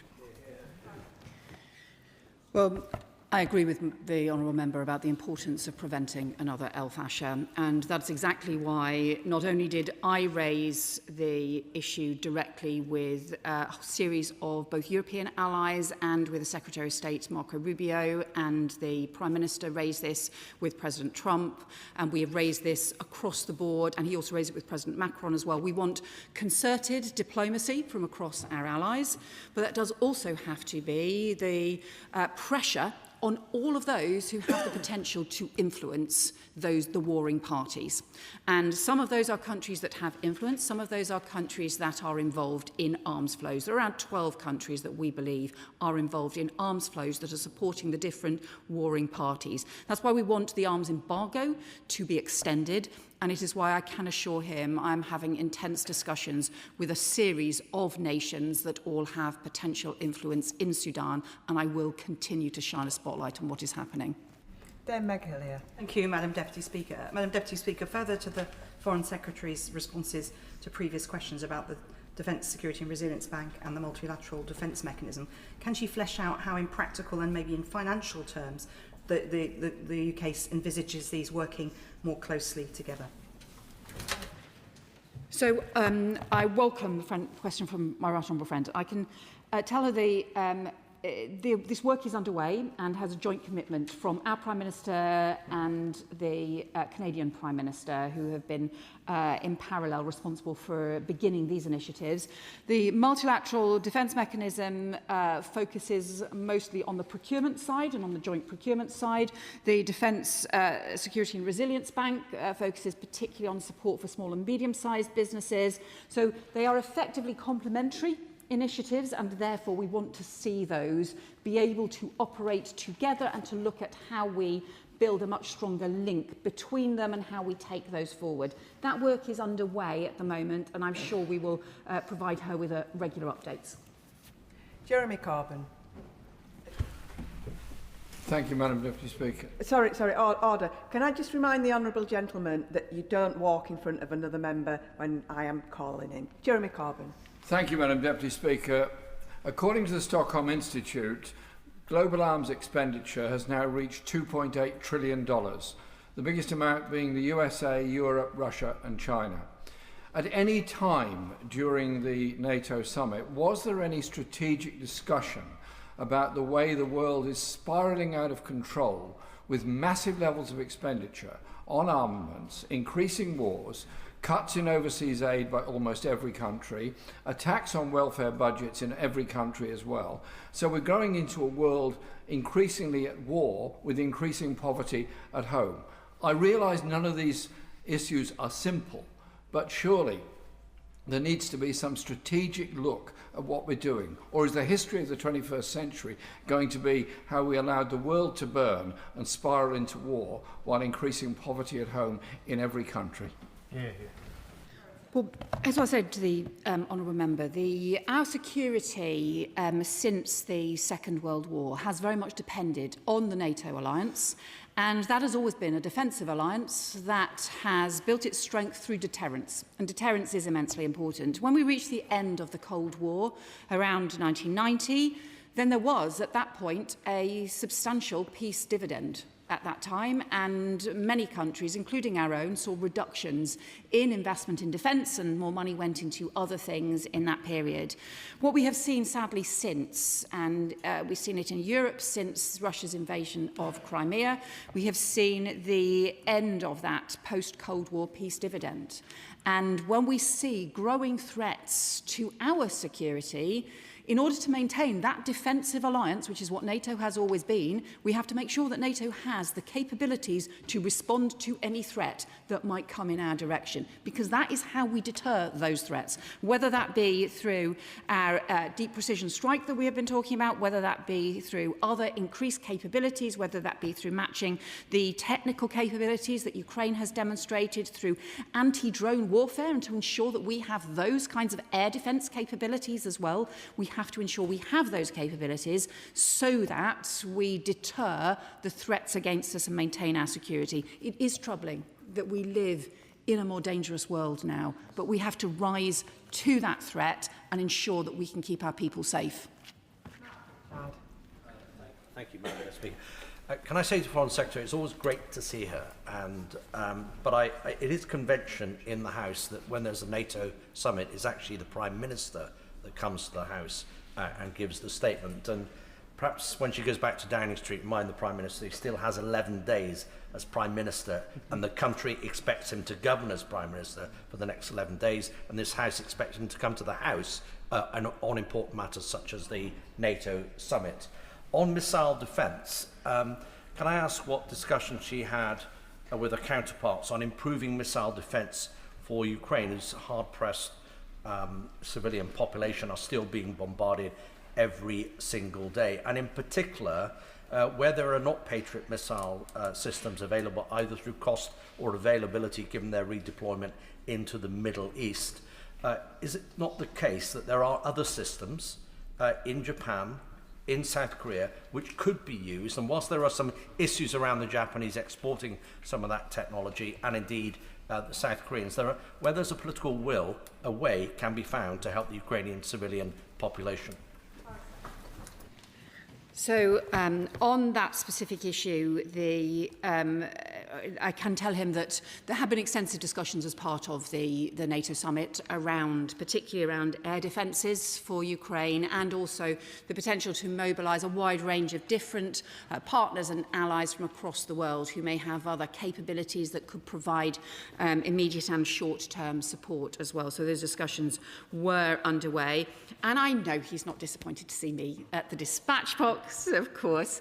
Let me just say, just in terms of the Prime Minister, that at the NATO summit, I saw him in a series of meetings, bilaterals, and in the main NATO Council as well, continually raising the importance of our 100% solidarity with Ukraine, also our support for NATO and our commitment to these long-term defence partnerships for the future, and also seeking to raise at the highest of levels with the issues around Sudan, which are about our values as well as about our interests. And I pay tribute to everything that the Prime Minister has done over the last 2 years to put the UK back on the world stage.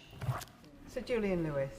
Having criticised successive coalition Conservative and Labour governments for inadequate defence spending, may I yet again remind the Foreign Secretary that during the 1980s we successfully came through the height of the Cold War by spending between 4 and 5% of GDP on defence, and that was without the creative accounting.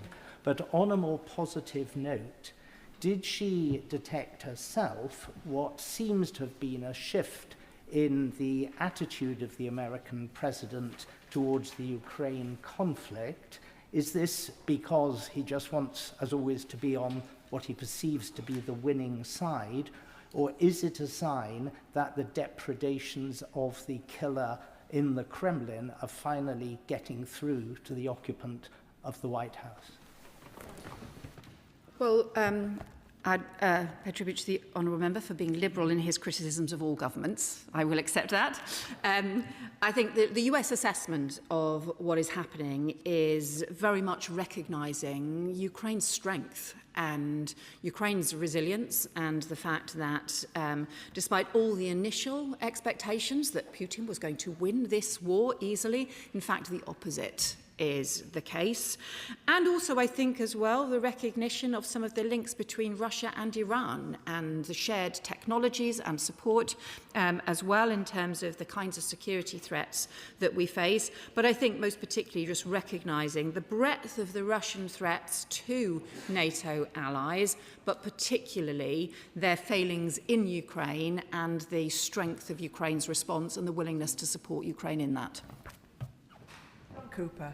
Thank you, Madam Deputy Speaker. Scotland stands ready to play its full role in the defence of Britain, with many fine young men and increasingly women in our forces, and also with a huge array of industrial companies working on defence contracts. But there is a problem, Madam Deputy Speaker, and that problem is the Scottish Executive, which, in a remarkable display of overreach, has blundered onto the world stage, and they refuse to put vital public funds into defence firms which have legitimate commercial relationships with our ally Israel. What can the government do about a fifth columnist First Minister, John Swinney, in Edinburgh, who is damaging British security and also thereby NATO as well? Well, what I would say is that defence and foreign policy are rightly reserved matters, because this is about the security of the whole of the United Kingdom. Scotland plays a crucial role as part of that, as being part of not just our armed forces but crucial parts of our defence industry, and we must continue to support that. Jim Shannon. Thank you, Madam Deputy Speaker. Can I thank the Secretary of State very much for her statement and for the vast portions of positivity and good news that there is in it. Whilst the 70 billion Ukraine package and the 5% spending target by 2035 does sound impressive, our constituents want to know just how good these declarations translate into safety on the ground. Russia continues its brutal onslaught, And as the summit rightly points out, Iran's nuclear ambitions and regional aggression are incredibly worrying as well. So how will government ensure that all NATO countries are fully playing their part, that every pound coming from our taxpayers will be matched at the same stretch by fellow NATO countries and their taxpayers? Well, I welcome the honourable member's question. I can assure him that the commitment to increasing investment in defence, both in each country's sovereign defence but also in our shared defence, was evident right around the NATO Council table from every country. I am sure that that will continue. NATO's strength has been the commitments from all allies working together, and that commitment is what I believe will make us strong into the future as well. Could I take the Foreign Secretary's back to the reply she gave to the Father of the House when by including some other admittedly vital services, she managed to come to a figure of 4%, I think she said, spending on defence. Yeah. But the reality, as we know, is the fact that Europe is still heavily reliant on the US for its defence, and bearing in mind the President's recent comments, would she acknowledge that further increases are going to have to take place over the coming years? And it's an internal debate for government, of course, whether that comes from the welfare budget, as the Father of the House suggested, or elsewhere. Yeah. I do agree we need to go further. So the Defence Investment Plan has set out a plan which takes us from 2.3% up to 2.7%. We have made commitments to go to 3%, but then to go to 3.5% in terms of the core defence spending. And so, of course, we do need to go further. We need to ensure that as we increase the investment, we also increase our capabilities. We ensure that we expand our defence industry, and we do so collectively, and we do so with the most modern technology and capabilities. And also that we show leadership, because this is not just about investment, it's also about the crucial UK capabilities and leadership, which is what, as we work with our partners, is what keeps our people safe. And that concludes the NATO statement. If I give the House a few moments for the front benches to shuffle along. Point of order, Bernard Jenkins. I'm most grateful, Madam Deputy Speaker. During business questions, I mentioned the interests of council taxpayers in tendering district, and I probably should have drawn attention to the fact there is an entry on my the register for members' financial interests. I am a council taxpayer in tendering district. I thank the right honourable gentleman for his clarification on that, and it is now on the record. We now move to the statement on the Timms Review. Minister. With permission, Madam Deputy Speaker, I'd like to make a statement on the Timms Review of Personal Independence Payment, PIP, to make it fair and fit for the future, both for disabled people who need it and for the taxpayer. Today, Madam Deputy Speaker, the Government is publishing an interim report on behalf of the Review Steering Group. Copies will be in the libraries of both houses. We are committed to openness and transparency, so it sets out the evidence gathered so far and the emerging themes. This will inform the recommendations which will now be developed for the final report to be submitted to my right honourable friend, the Secretary of State, this autumn. PIP was introduced more than a decade ago, but the benefit itself has never been fully reviewed. Since 2013, the number of people with health have changed in the workplace and wider society have evolved. We've seen a sharp rise in disability and long-term health conditions among younger people, including in mental ill health. The number of people receiving PIP has risen considerably and is forecast to continue growing. Against that backdrop, we're taking a fresh look at whether a system introduced 13 years ago still reflects the realities of modern life, supports independent living and is sustainable for the long term. The Timms Review is the first time the UK Government has co-produced reforms on this scale. Our aim has been a review not just about disabled people, but shaped with disabled people. That means working together with disabled people, drawing on their lived experience. The review is led by 3 co-chairs, that's me, Sharon Brennan and Dr. Clinton Farquharson, and a steering group of 12, which we have recruited, almost all of whom have lived experience of disability or long-term ill health. The group represents a range of impairments and different parts of the country. But no single group can represent the full range of experiences of disability, so we've set up a wide programme of engagement with varied accessible opportunities for people with differing lived and learned experiences to get involved. The interim report, Madam Deputy Speaker, brings together the evidence we've heard so far. It includes a summary of findings from the call for evidence, which received over 38,000 responses, and an existing evidence pack provided by my department to the steering group as a starting point for further evidence gathering. It's the strongest evidence base ever assembled on PIP, on the assessment process and on the experiences of those who rely on it. The interim report presents a clear message from the steering group. PIP is hugely valued for managing the additional costs of disability, but its current design and delivery are no longer fit for purpose. The assessment for PIP is often described as stressful and dehumanising, and over 90% of those responding to the call for evidence reported the experience of the PIP assessment as a negative experience. PIP provides a lifeline for many, but the fear of losing it on reassessment can create serious barriers to participation in work, in community life, and in other everyday activities. That's the direct opposite of the intention, which has always been to support independence and participation. The report also highlights that the benefit hasn't kept up with wider changes since PIP was introduced.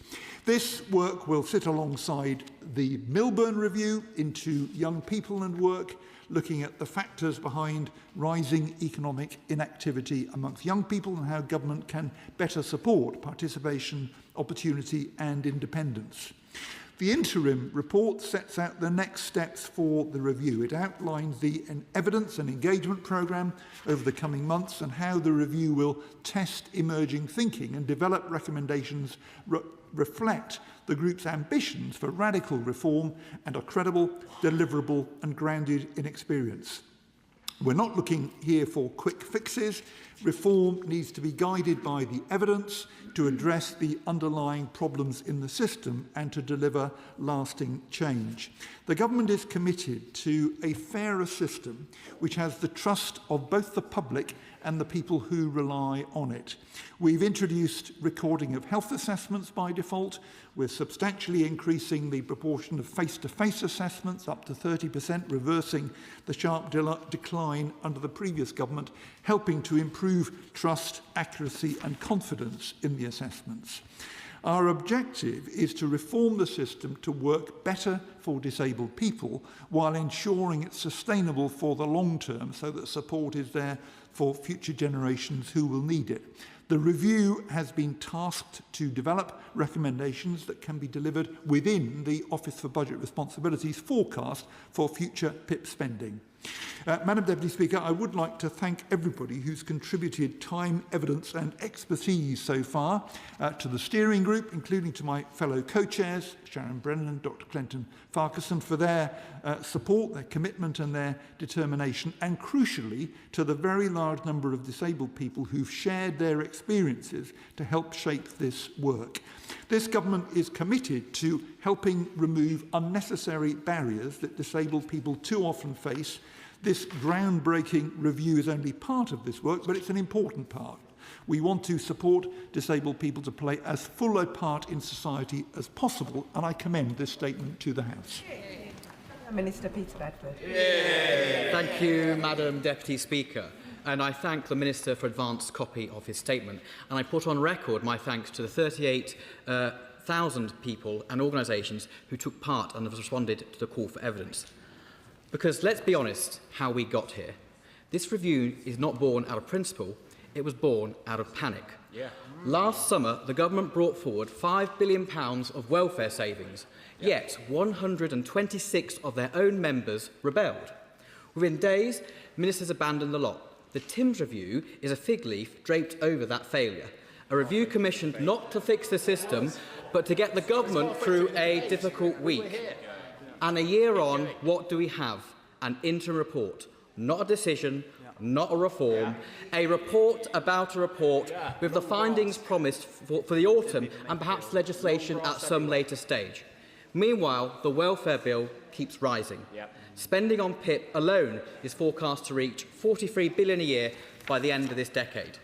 Every month of drift is paid for by working people, and every month of uncertainty is endured by nearly 4 million claimants. Madam Deputy Speaker, we on this side accept that the system needs reforming. That's why last month we launched the Conservative Party's review of disability and sickness benefits.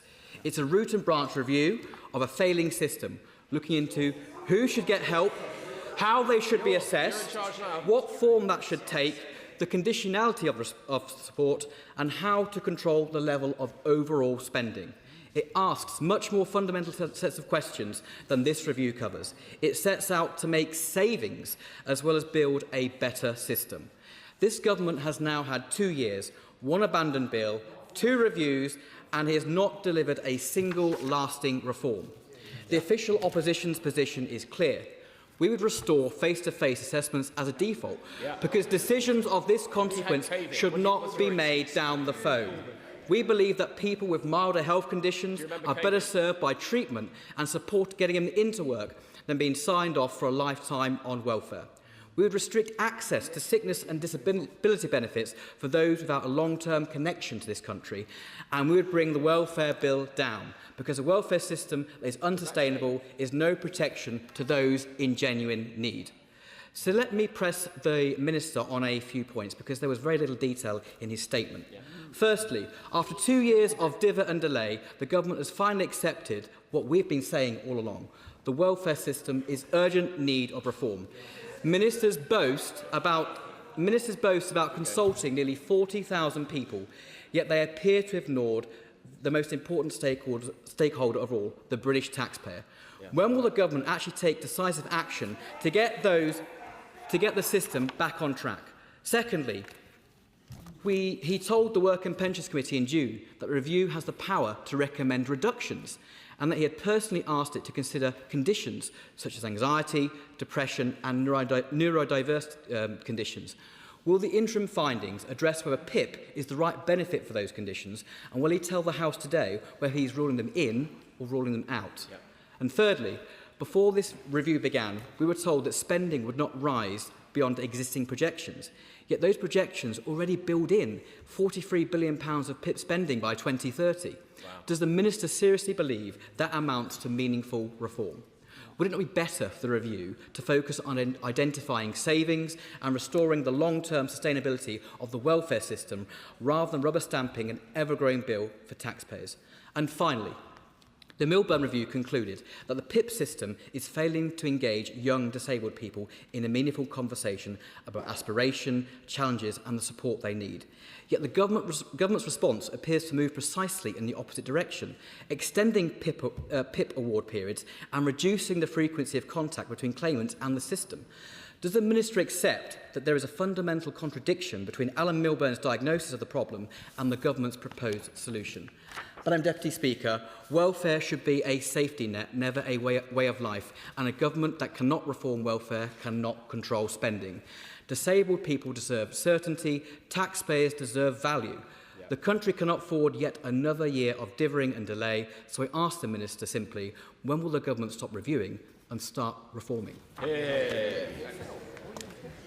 Well, Madam Deputy Speaker, the honourable gentleman has set out some trenchant criticisms of the system that his party set up and left behind. And the question, I think, in everybody's mind is, why didn't they do anything about it? They had 14 years and they've left the problems that he has referred to. The honourable gentleman should be apologising today to the House and for the system that the party he represents left behind. The biggest ever rise in the welfare bill was in their last year in government.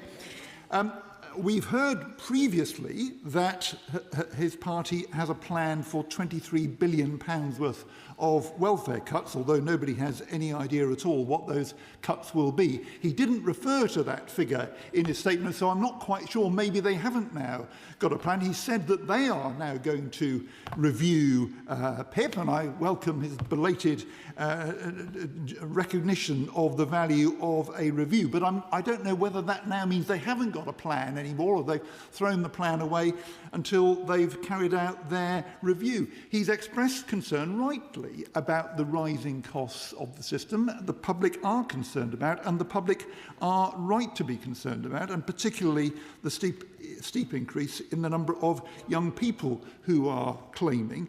But we've set up the work to address that problem. His party abandoned those young people, the growing numbers who were applying for benefits. We will not be doing so. We're changing the question that the system is asking. We're providing the employment support, we're providing the youth guarantee to give young people the chance of a decent future. He complained about the small number of face-to-face assessments. Well, that was left behind directly by the previous government. Understandably, face-to-face assessments, we moved away from those, the system moved away from them during the pandemic, but they were never brought back. That was the problem. We are now increasing the proportion of face-to-face assessments. That's an important step and a positive one. His honourable friend, the Shadow Minister, did say when we were debating one of the measures upstairs to facilitate greater face-to-face assessment that it was a kind of nice to have rather than essential. We think that face-to-face assessments are key to rebuilding trust in this system, and that's why we're making the changes that we are. The system that his party left behind didn't work for disabled people, it didn't work for taxpayers. This review will bring forward proposals to fix the problems that they created. I do apologise, I'm going to have to leave straight away to go and chair Westminster Hall, as I explained to you. Can I say to my right honourable friend, thank you for doing this work. It's a very challenging piece of work, and I think the theme of fairness for the people needing benefits and fairness for the taxpayer is right.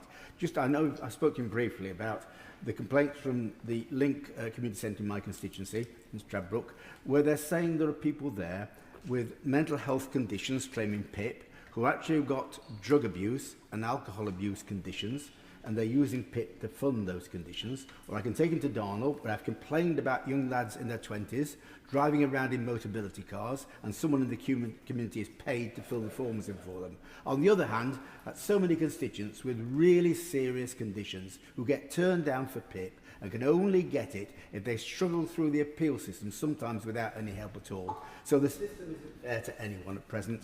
Could I commend him for his suggestions and just say, is he going to have a real look at the differences that people come to apply for PIP with and how they're properly responded to? I think my honourable friend is absolutely right, and I think we've now got an appointment in the diary to talk about the issues that he's just referred to, that he's raised about his constituency and his constituent who's drawn his attention to this. But I think he's right. The system at present does not work properly for disabled people, and neither does it give confidence to taxpayers that the funding is being well used. We're determined to turn things around and to be fair to both, and I'm grateful to his support for the efforts we're making. Liberal Democrat spokesperson Charlie Maynard. Thank you, Madam Deputy Speaker. And I'd like to thank the Minister and for everyone involved in this review for their hard work, and it is a difficult subject, so it's much appreciated. Today's report has confirmed that perhaps something all of us knew for many years, that the PIP is supposed to act as a lifeline, but is administered through a broken system. Disabled people say that the application process actively disincentivises them to stay in work and maintain an active social life. This is unfair on claimants, damaging for our economy, and should worry us all. People deserve far better. So we welcome this interim report and will engage constructively with the government to play our role in the delivery of genuine improvements to the system. We want to see a society where everyone can live independently and with dignity. We need the right support in place to ensure that disabled people and their carers can live their best possible lives, and the PIP system must be built around those principles. But we must also recognise the structural underlying challenges that the system operates in.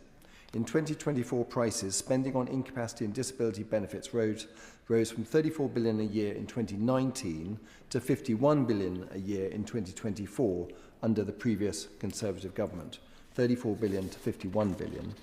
And those economically inactive due to long-term health issues also rose from 2.1 million to more than 2.8 million in the same period. The figure is stuck at similarly high levels now, and this is seriously worrying, and the UK is largely an outlier in this regard. And on current trends, the total bill for working age, sickness and disability benefits is projected to rise to 78 billion in 2030. So that's well more than double in 10 years. Managing these economic pressures is in an effective, fair and sustainable way is vital. So could the Minister expand a little bit on the work done to make sure the evidence gathered is representative? And could I ask the Minister if work is underway to address the root causes behind these challenges in a holistic way, looking at everything from employment support to mental health? And can the Minister update the House on progress towards merging PIP and universal credit incapacity benefit assessments? Well, I'm grateful, Madam Deputy Speaker, to the honourable gentleman for his support for this review and his tribute to those who put a great deal of work into it already and will be putting a lot more in between now and the autumn. And I think he's right to make the point both that the system is not working well for disabled people at the moment and the costs of it are rising rapidly to a degree which is of concern to many, and rightly, I think, of concern to taxpayers. He's right to highlight that this benefit, which is supposed to contribute to independence and participation, too often actually presents a barrier to doing that, because so many people are worried that when they get reassessed, if they're doing something, the DWP will come along and say, oh, so you didn't need your benefit after all then, and take it away. And so, there's very striking evidence of the scale of that concern about going to work or taking part in exercise or sport. There are significant barriers which the current system is presenting. We want to address those. But there are absolutely as well concerns about the rising costs. Those we need to address as well. So all of those factors will be in the minds of the steering group as we progress with this review ahead of our final report in the autumn. What I would say to him is that the steering group, as I mentioned, is made up almost entirely of disabled people, but the concern about financial sustainability of this benefit is of great concern to them as well, because if it's deemed to be not financially sustainable, then there's a risk to the future of it. We need this support to be present for the long term for the large number of people for whom it's vital. Dame Priti. Deputy Speaker, and I thank the Minister for his work and look forward to welcoming him to Grey Eye Theatre in my constituency, which is an exemplar of how to support disabled people to work and fully participate. In the discussions he's had so far, is he looking at adaptive technology? Because money can be one of the barriers to living a full life, but sometimes there now are technologies that can be perhaps in place of some of the funding that's been available for people to buy things themselves. And has he having any discussions with the steering group on that issue?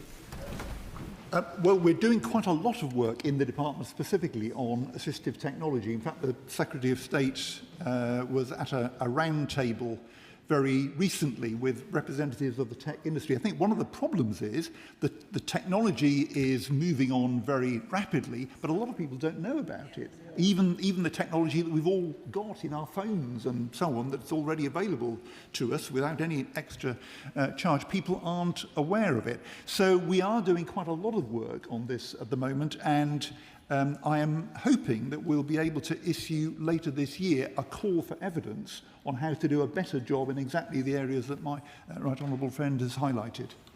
Joe Robertson.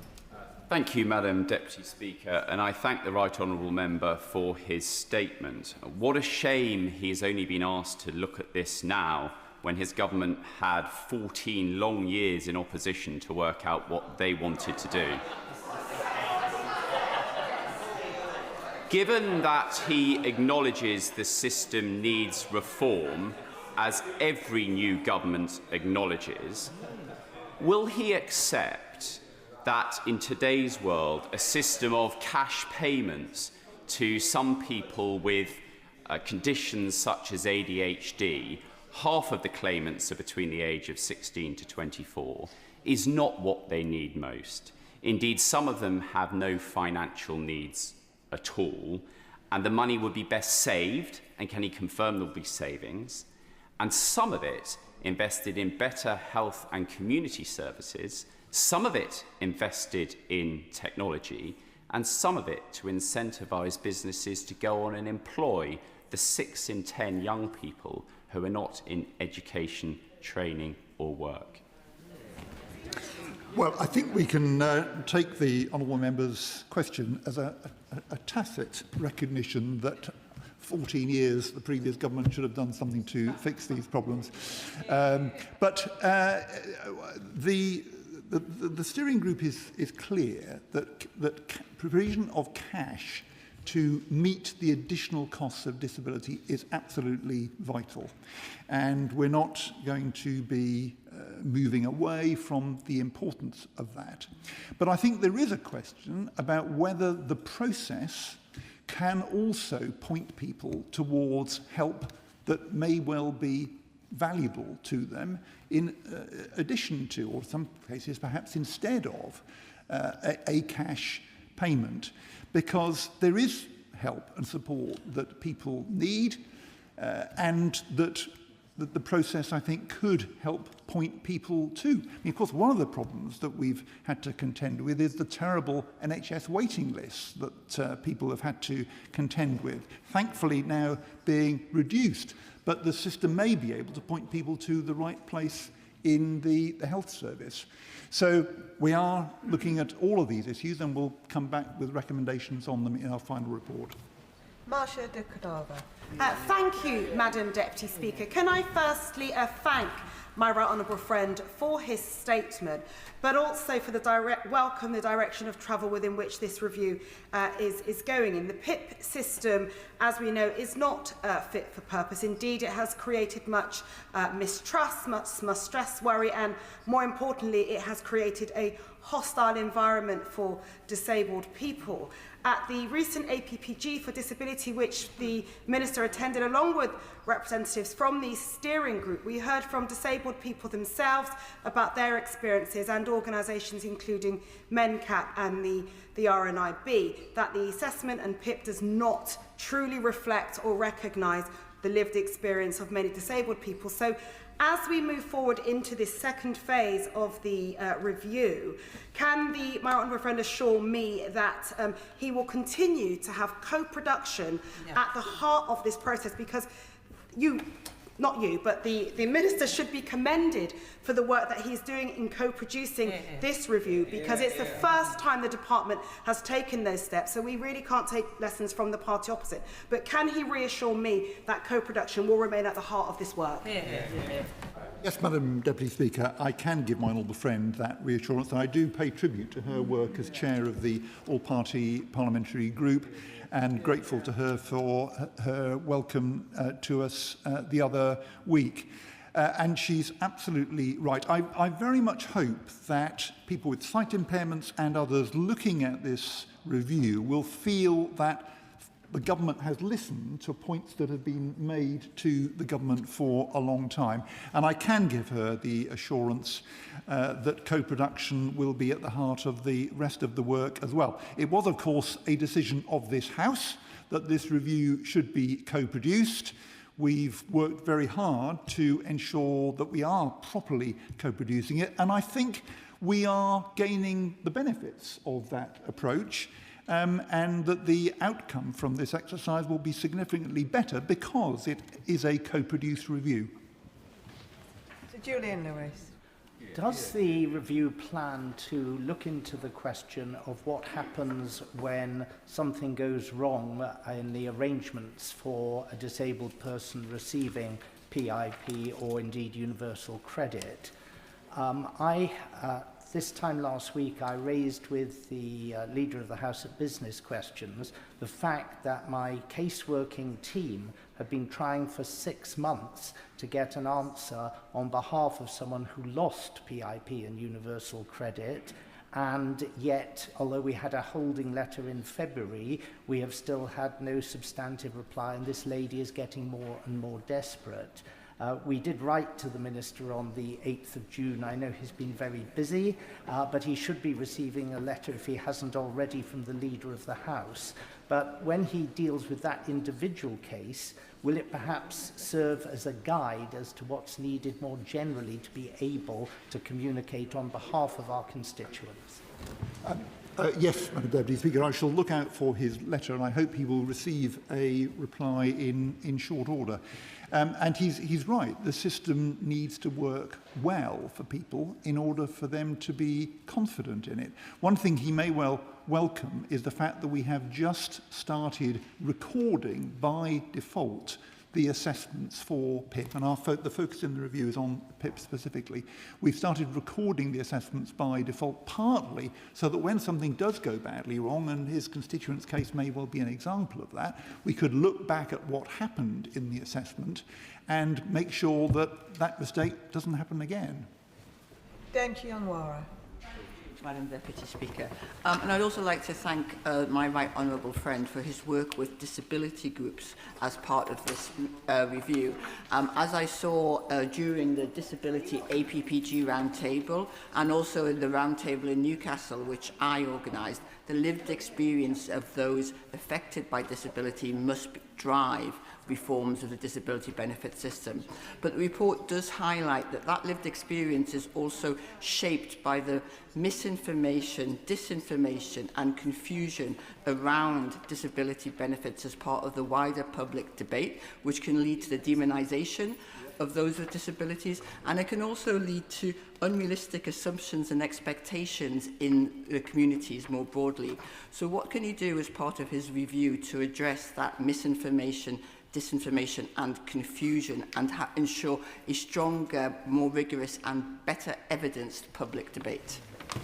Well, my honourable friend makes a very important point, and I think she's absolutely right. And certainly it's been very clear in our review the level of concern amongst disabled people about some of the misinformation that she refers to. We will be wanting to make sure that correct and clear information is provided to people, that there is clarity around the eligibility criteria for PIP and the assessment process, and I hope that is going to help. But I think there will need to be other efforts, and we'll be working with disabled people's organisations, with disability charities, I hope, to significantly improve the position.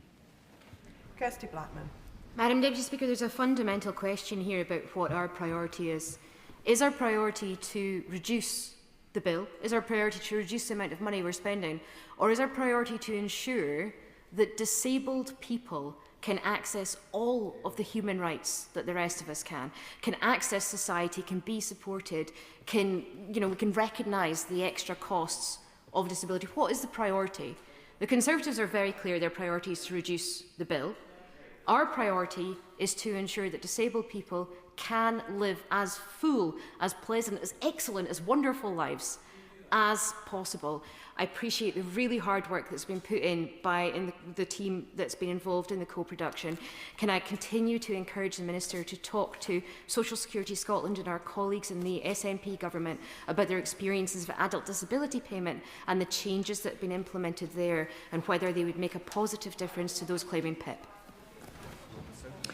Well, Madam Deputy Speaker, our objective, of course, must be both of the things that she's referred to. We do need to have a system that works well for disabled people, that helps to remove unnecessary barriers that too often hold disabled people back. But we do also need a system that has the confidence of taxpayers, and that is the objective for our review. We are certainly very interested in what's been happening in Scotland, the work of Social Security Scotland, and one of our expert evidence sessions forthcoming, we will be hearing from Adele Harris, who, as she knows, has recently undertaken a review of adult disability payment in Scotland. So we're very keen to monitor what's happened there. Dr. Marie Tidball. Thank Thank you, Madam Deputy Speaker. I welcome the review and thank disabled people who have shaped it. Last year, I was pleased the Minister accepted my amendment to the Universal Credit Bill at the dispatch box to ensure co-production with disabled people was put at the heart of the Timms Review before any future changes to PIP were brought forward. The rich and important findings today demonstrate why nothing about us without us is so crucial in shaping government disability policy. How does the Minister plan to ensure colleagues across his department, including Alan Milburn and Sir Charlie Mayfield, reviewing ways to close the employment gap for disabled people and young people with mental health problems, learn from the Timms Review to integrate the voices of disabled people? And will the Minister agree to come back to this House with the full findings of this report that ensure changes to PIP are also joined up with the findings of these two other reviews so that there is strategic coherence across government policy in getting more disabled people into work? Well, Madam Deputy Speaker, I'm very pleased to be able to pay tribute to my honourable friend for that amendment, which, as she rightly says, was what took us down the road of co-production, which I think has been a very fruitful avenue for the review.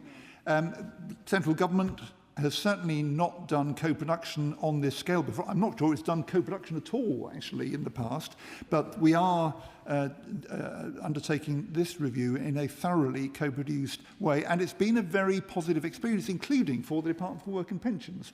And I think we are going to want to learn the lessons of this for future work. So one of the things we will be doing is evaluating this review so that those lessons can be properly documented and taken account of in the future. She's absolutely right. We need to be staying in touch with Sir Charlie Mayfield, the work of the Keep Britain Working Review, Alan Milburn's work that I've referred to, and I spoke to Alan the other day. We will be making sure that all of this work is taken together in connection, in contact with everybody, and I'm pleased that both Alan and Charlie Mayfield have been talking to disabled people's organisations to contribute to their work, and I know that will continue. Andrew George. Madam Deputy Speaker. Like my colleague, I welcome the broad direction of the review. I acknowledge, as others have referred to, that this is also in the context of some attempting to create a hostile environment. Hopefully, Camp Binface will deal with one source of that hostile environment in the weeks to come. But also, there's an issue of language as well, as the Minister, I think, acknowledges. And that is that we should use less the language of welfare benefits and dependency and more the language of investment in people, particularly investment in mental health services, if we can work with ministers in the Department of Health to ensure that people are supported before they need these benefits, but also investing in people so that their talents can be enjoyed in the workplace. I think the honourable gentleman is right to highlight the importance of language. This is a topic that the organisation Turn to Us has been thinking about lately. One of the things that I'm pleased about is that my job title is Minister for Social Security. I think I'm the first minister to have social security in my job title since the abolition of the old Department for Social Security at the end of the 1990s. I think social security is a good term, and that's what this review is about delivering. James Nash. Deputy Speaker, and I want to thank the Minister for all the work he's done, especially on the co-production front, which has been so important to disabled communities. One of my constituents had his PIP disallowed on renewal over a late form. Reassessed, he then scored 0 points with no change to his condition, which was up highest rate of daily living support, having gone 2 whole years without any help. What sort of reassurances can the Minister give me today that this type of dehumanising failure won't be seen under the new system? Well, it's certainly, Madam Deputy Speaker, our objective that the dehumanising aspects of the current system, and he describes an example very well, should not be a feature of the future system.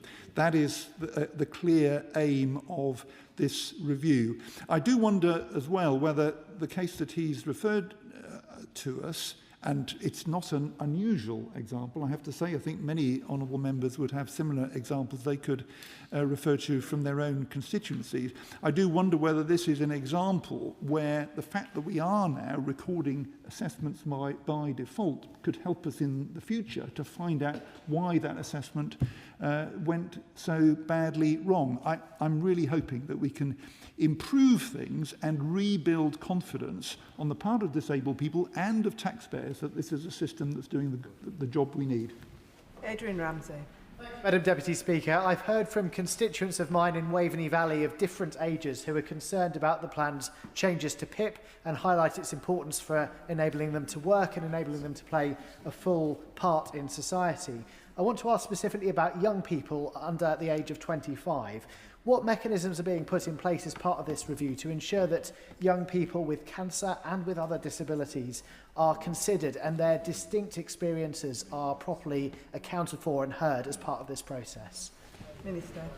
Well, the Honourable Gentleman raises an important point. The key, I think, is that this benefit is there to contribute to the additional costs of disability.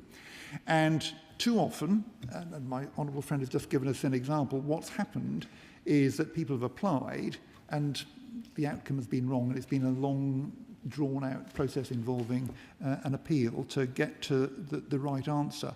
I'm hoping that we'll be able to come up with an assessment which much more frequently comes up with the right answer first time round, that does recognise in the case that he gives us, where somebody, as a result of cancer, has additional costs and is therefore eligible for PIP. We will be talking to representatives of people with cancer, including young people, as part of our work, and I hope we'll be able to come forward with recommendations that deal with the concern that he raises. Stella Creasy. Thank you, Madam Deputy Speaker. It's very welcome to hear the work that the Minister is doing. He will know of many of us long-standing concern that one of the missing pieces of this puzzle is the attitude and approach of employers to working with disabled people, and often some of the misinformation they might hold about things like PIP. He will know that disabled people often have to make 60% more job applications to get even an interview, and that 1 in 3 report experiencing direct discrimination in the workplace. I wonder if he could just update us in terms of the response he's had back so far, whether he's had any from employers about the role that they can play in changing this situation and recognising the talent that exists within our disabled communities. My honourable friend raises an extremely important point, and this is at the heart of the Keep Britain Working review work and the work that Sir Charlie Mayfield is leading at the moment. He produced his report in November, which is directly about what more employers can do to make sure their workplaces are more accessible to disabled people, and also that people who run into to a health problem or a disability in the course of their work don't just kind of automatically have to leave work, as too often happens at the moment. And the reasons for that concern are exactly the ones that she gives. There's huge talent there, which at the moment too often is being wasted. So I've been very pleased that after his report was completed, he started working with 75 Vanguard employers to develop the ideas in his report. I understand that number is now up to about 250. There is a lot of employer enthusiasm here because employers recognise how important this is, and quite often the problem is employers aren't quite sure what to do in a difficult situation when somebody has a health problem. So I think that review is going to take us a long way forward on exactly the concerns that she raises. Anne Davies. Madam Llefarydd. The Timms Review pledges to develop ambitious, evidence-based recommendations that are practical, deliverable and capable of delivering meaningful change, and I welcome this interim report. The devolution of social security to Wales is a prime contender, allowing the creation and delivery of social protections that better reflect the needs of our communities in Wales as part of the Welsh benefits system. This is widely supported in Wales, including by disabled people's organisations. So can the Minister assure me that the Timms Review won't let the opportunity for devolution pass? Well, we're certainly not wanting to let any opportunities pass from this review. It is a kind of a one-off, groundbreaking review when you want to make the most of it. I spoke this morning to the new minister in Wales and had a good conversation with her. We've agreed that we will be working closely together as this goes forward. It's very important that voices from Wales are properly heard in this review. One of our steering group is a former board member of Disability Wales, and I want to make the most of expertise and experience from Wales in the course of the work. Christine Sullivan.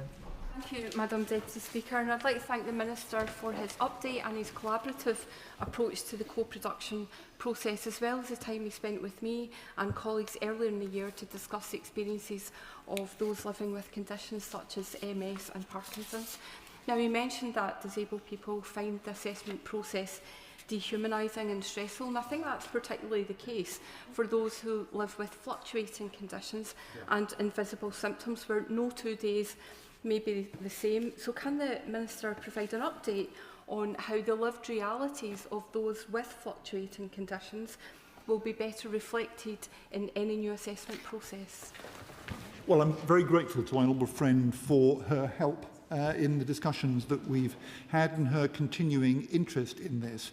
And I would say that criticisms of the way the current assessment handles fluctuating conditions is probably the most frequently aired criticism of how the system works at the moment. And it's very, very important we come up with something that does this job well. We've talked a lot to people with Parkinson's, for example. Yesterday, I and the two co-chairs were at the Multiple Sclerosis Society.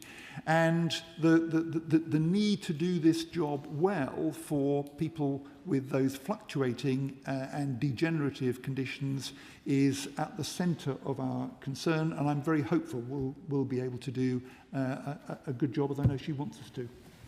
Lewis Atkinson.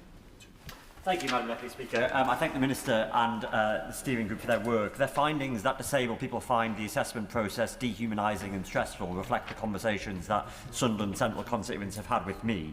Can I particularly refer him to paragraph 64 of the review, which finds that reliance on PIP has likely increased due to the difficulty accessing vital services and support, such as community and mental health services and access to work.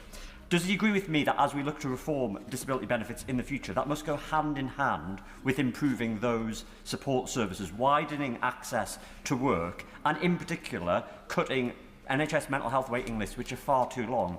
I know he referred before to falling waiting lists. I would gently say to him they are physical mental waiting lists that are falling. Mental health waiting lists have not been falling, increased, longest rate of increase since December of last year, and the government needs to get a grip on that. Well, my honourable friend is absolutely right. We need to make sure the NHS is delivering in all aspects of its work. He mentions access to work. There is a big problem at the moment with the access to work scheme, with long delays and backlogs, and we've recently announced the recruitment of an additional 480 people, which means that the number of people working on access to work applications will have more than doubled since the general election, and we're confident that will enable us to eradicate the backlog for access to work by September of next year. But he's right, all these services need to work well and support people together, and that's our aim. Jeremy Carbon.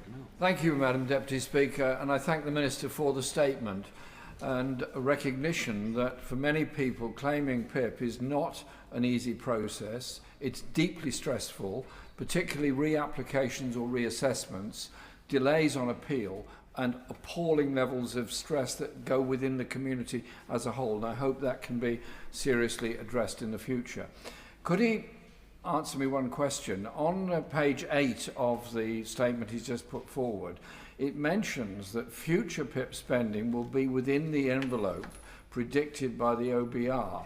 Does this mean there's going to be some form of cash limiting of PIP, or does it mean it accepts the principle that personal independence payments, which I think are incredibly valuable, are based on an assessment of the needs of people rather than a Treasury-based limit on spending?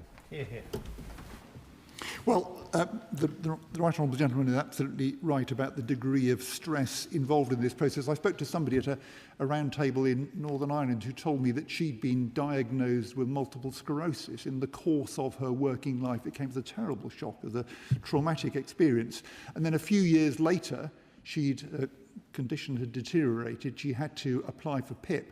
And she said that the experience of applying for PIP was as traumatizing as the original diagnosis that she received. These are very, very serious effects that people have suffered. What I can say to him is that the terms of reference for the review require us to stay within the currently projected OBR spending on PIP. There isn't a sort of a cash limit, but one can project what the spending is going to be, and the steering group is constrained to stick within the currently predicted spending. And actually, I think there may well be reductions, because if we do a better job in all the ways that we've been talking about this afternoon, I think we can do a better job both for disabled people and for taxpayers whose taxes are paying for this system. Andy MacDonald. Thank you, Madam Deputy Speaker. I very much welcome the Minister's interim report and the commitment to co-production with deaf and disabled people's organisations. The report rightly recognises that whilst PIP is a highly valued benefit, too many people experience claiming it as stressful, dehumanising and simply not fit for purpose. Frontline organisations such as the Trussell Trust and Disability Rights UK have welcomed that honest diagnosis, but they also warn that disabled people remain anxious about where the review is heading. So does the Minister agree that the real test of success will be the final recommendations being recognised as genuinely co-produced and commanding the confidence of those who rely on PIP? And can he assure the House, he's mentioned that a good system will bring about savings, but can he assure the House that this will be driven by improving support and not by achieving savings? Well, I'm grateful to my honourable friend, and I'm grateful to organisations like those he's mentioned, Trussell and Disability Rights UK, for their support for the interim report. I can assure him that the final report will be very properly co-produced. It will be led by the steering group that I've referred to. There's going to be a lot of engagement after the summer around our initial thinking on conclusions, which we'll be drawing up over the summer. So I think I can give him the assurance that he seeks, that people will be able to be very confident about the conclusions that we eventually reach. Iqbal Mohammed. Thank you, Madam Deputy Speaker, and may I apologise for earlier crossing the path of Madam Speaker and my right honourable friend behind me. I would like to thank the Minister for Social Security for his statement, for the interim update, which, as he said, is a rare thing as part of a process, and for his approach to dealing with this complex subject with kindness, compassion, and treating disabled people with dignity. And they really, really appreciate that. Nearly 300 of my constituents contacted me about the proposed changes to disability support during this consultation period.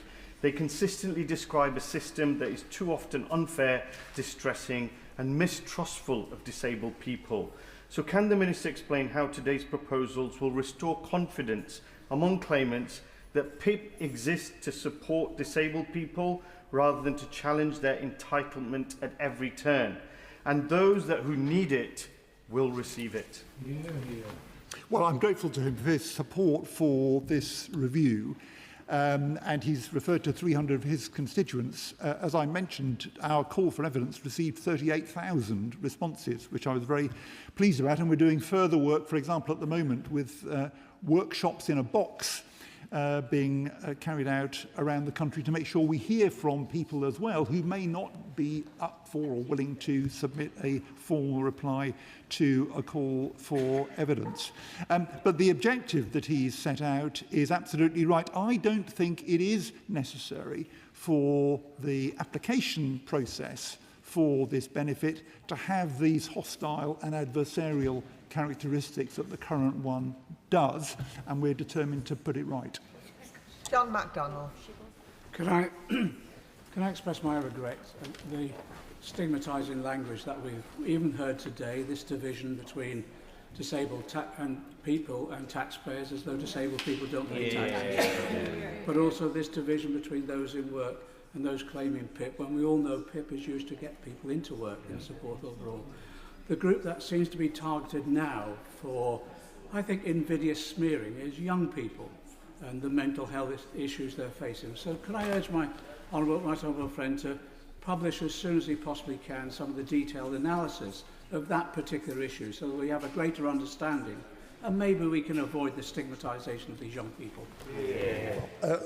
I'm certainly keen to avoid the stigmatisation of anybody. If he looks in the interim report, he will see there actually is quite a lot of evidence specifically on the point that he raises, and it's very important that evidence should be properly sifted and assessed in the course of our work, that we will do that. What we're wanting to do here is to remove barriers, because too often what's happened is, and speaking specifically about young people have started claiming benefits and then the system has abandoned them.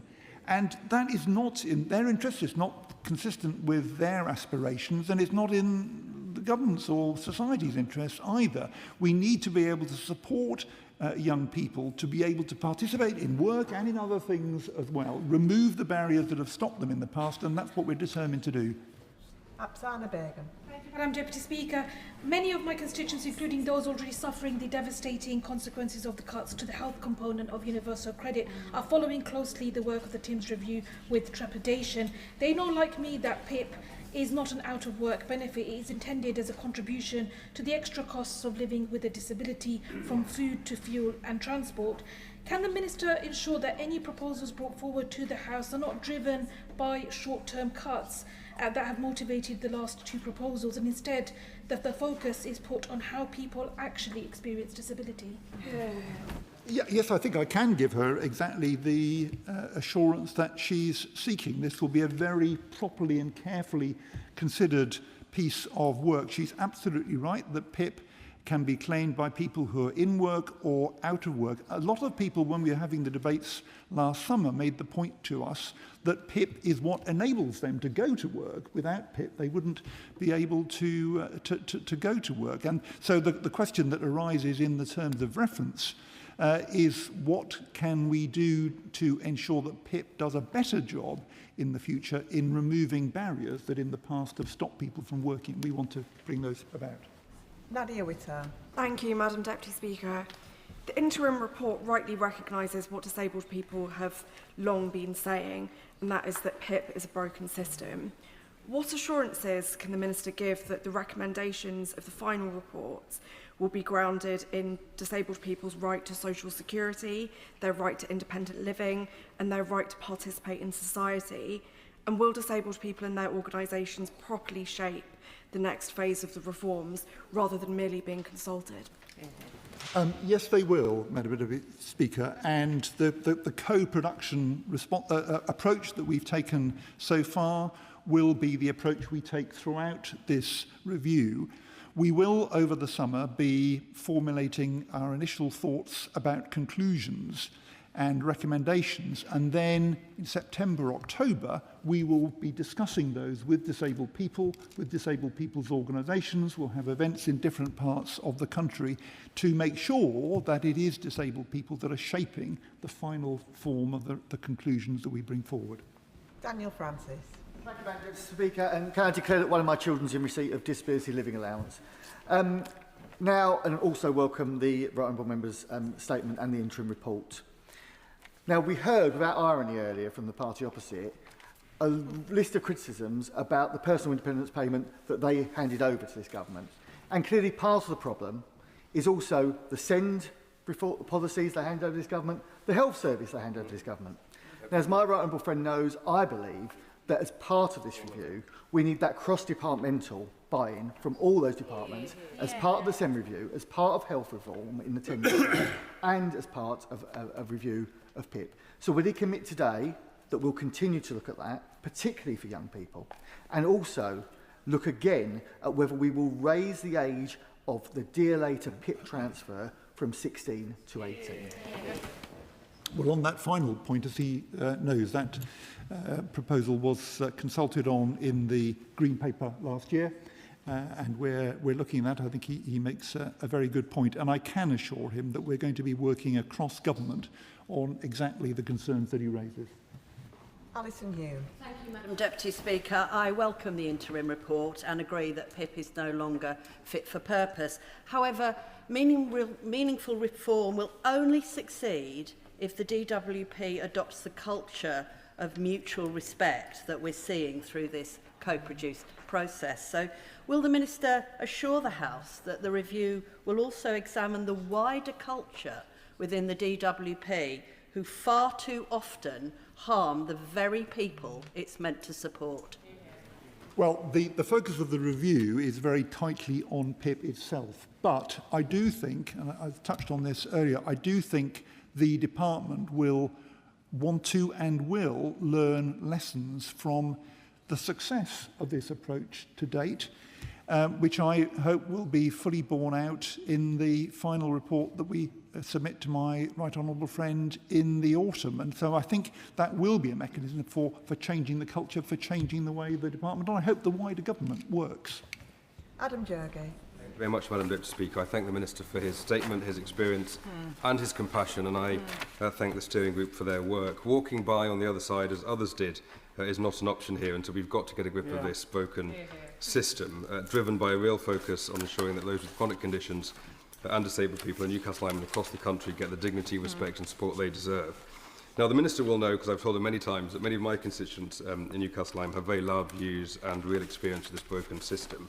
So will he come to Newcastle Island to hear himself, to meet those constituents of mine, because he'll get a very warm Staffordshire welcome if he does. Well, I'm very grateful to him for his invitation. If you'd like to drop me a line, I'll see how my diary is looking in the next couple of months.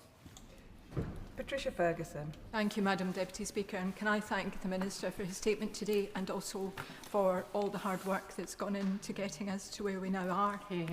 The interim report finds very low levels of trust in the current legacy scheme that we inherited from the Conservatives. So how will the Minister go about rebuilding that trust with disabled people and with people with long-term conditions, but also with the general public, to make sure that there is that understanding and that respect that we all think should be part of this system? Well, I'm grateful. I think the key first step is to complete this review in co-production with disabled people's organisations, and that we will be doing. But then I think it's going to be a question of people seeing what the new system will be and observing in due course how it works. And I hope in that way we can rebuild trust and confidence in the system, both on the part of disabled people and of taxpayers, recognising my right honourable friend's point that there's a big overlap between those two categories. Terry Jeremy. Thank you, Madam Deputy Speaker, and I thank my right honourable friend for his leadership on this issue. One of the leading causes of disability, particularly for working-age adults, is stroke. It's a subject I know all too well. My dad had a life-altering stroke at 55. 10 years later, just days after his 65th birthday, it was a stroke that killed him. And during those 10 years, PIP was an absolute lifeline for him. We learned very quickly as a family the importance of rehabilitation, which is why I was so concerned recently when I met with the Stroke Association, who said that 7% of stroke survivors are receiving the rehabilitation recommended by the National Institute for Health and Social Care, just 7%. So does my right honourable friend agree that investment in rehabilitation will not only improve people's mobility, their independence, but also reduce their reliance on PIP? Well, I do agree with my honourable friend that rehabilitation is very important, and I think perhaps the point that he's raised with me, I should refer to the Secretary of State for Health and Social Care, who I know will be very interested in it as well. But he's absolutely right that when the Health Service is doing the job that we all want it to do, then I think there will be a lower need to call on PIP. Because those needs will be dealt with by the Health Service. But I'll certainly pass on the important point that he's raised. The final question on this statement, Sam Rushworth. Thank you, Madam Speaker. I also declare an interest as a father of a child in receipt of DLA. Not fit for purpose, degrading, dehumanising, stressful. The findings of this report reflect what I hear from constituents in Bishop Auckland. But as he moves to the next phase, in co-production, will he look at moving to a more personalised and individualised approach? Because a lot of these findings are to do with the application process and the sort of arbitrary gatekeeping around entitlement to money, where what many people are asking for is support to live independently and with having dignified and productive lives. Well, my honourable friend raises an important and interesting point. And yes, I hope we will be able to come up with a proposal which will entail greater personalisation. For example, at the moment, the number of different rates of benefit paid out is not very many. It's quite a kind of lumpy system. And I think there is a question about whether something more personalised could do a better job. I think he's on to an important point. And that concludes the statement. And before we move on to the next statement, I'll just give a few moments for the front benches to swap over.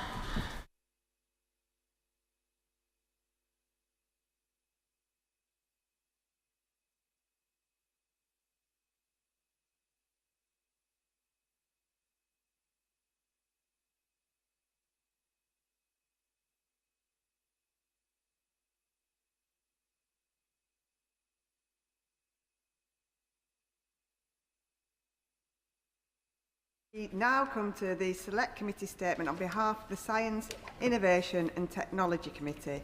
Dame Chionwara will speak for up to 10 minutes, during which no interventions may be taken. At the conclusion of her statement, I will call members to ask questions on the subject of the statement. These should be brief questions, not full speeches. Can I emphasise that questions should be directed to the Select Committee Chair and not the relevant Government Minister? Front benchers may take part in the questioning. I call Dame Chionwara. Thank you so much, Madam Deputy Speaker. And I'm grateful to the Backbench Business Committee for allocating time for this statement of the Science, Innovation and Technology Select Committee on our report, Science, Diplomacy, Sovereignty, Strategy and the Global Race. And I'm pleased to see members of the committee in the chamber. I want to put on record my thanks to the committee clerks and specialists who have supported this inquiry, as well as the many witnesses who gave evidence. Now, I may have mentioned before that I am proud to be a chartered engineer with over 20 years' experience in industry and 16 years as an engineer in the House. But as my friends, family and perhaps too many of my colleagues can tell you, I am not a diplomat. In chairing this inquiry, I have learnt much about the essential work of our diplomatic services and the international work of so many organisations and institutions, from the Royal Society to our armed forces, and I want to thank them for their contribution. My committee found, and I want to emphasise that this football analogy was in the report even before England's amazing win over Mexico, we found that the UK is in the Premier League when it comes to scientific strengths. We are in the Premier League when it comes to our global diplomatic network, but we do not know where we stand when it comes to science diplomacy. Madam Deputy Speaker, we launched our inquiry in April last year to examine how the UK government should leverage scientific research and innovation to support its diplomatic goals, growth missions and national security. We held 5 public sessions and received over 50 written submissions.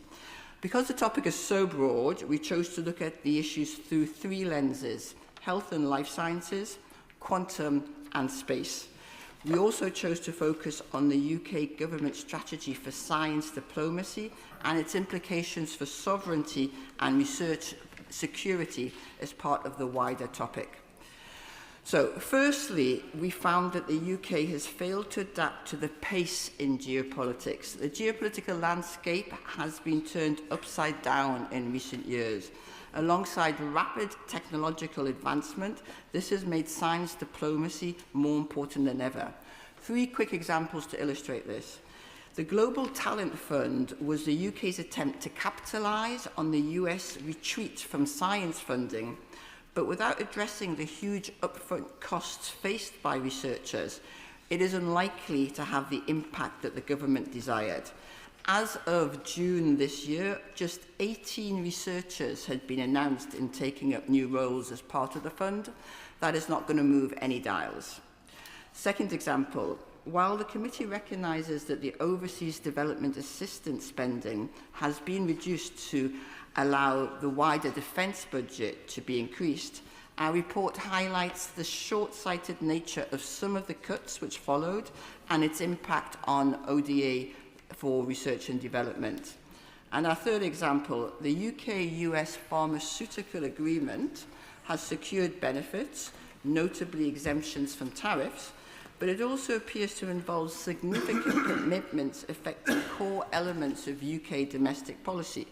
Now, although the global nature of the pharmaceutical sector inevitably means trade negotiations will have an impact, surely decisions about NHS spending, pricing, and access to medicines should primarily be driven by the needs of UK patients, balanced with the sustainability of the life sciences sector.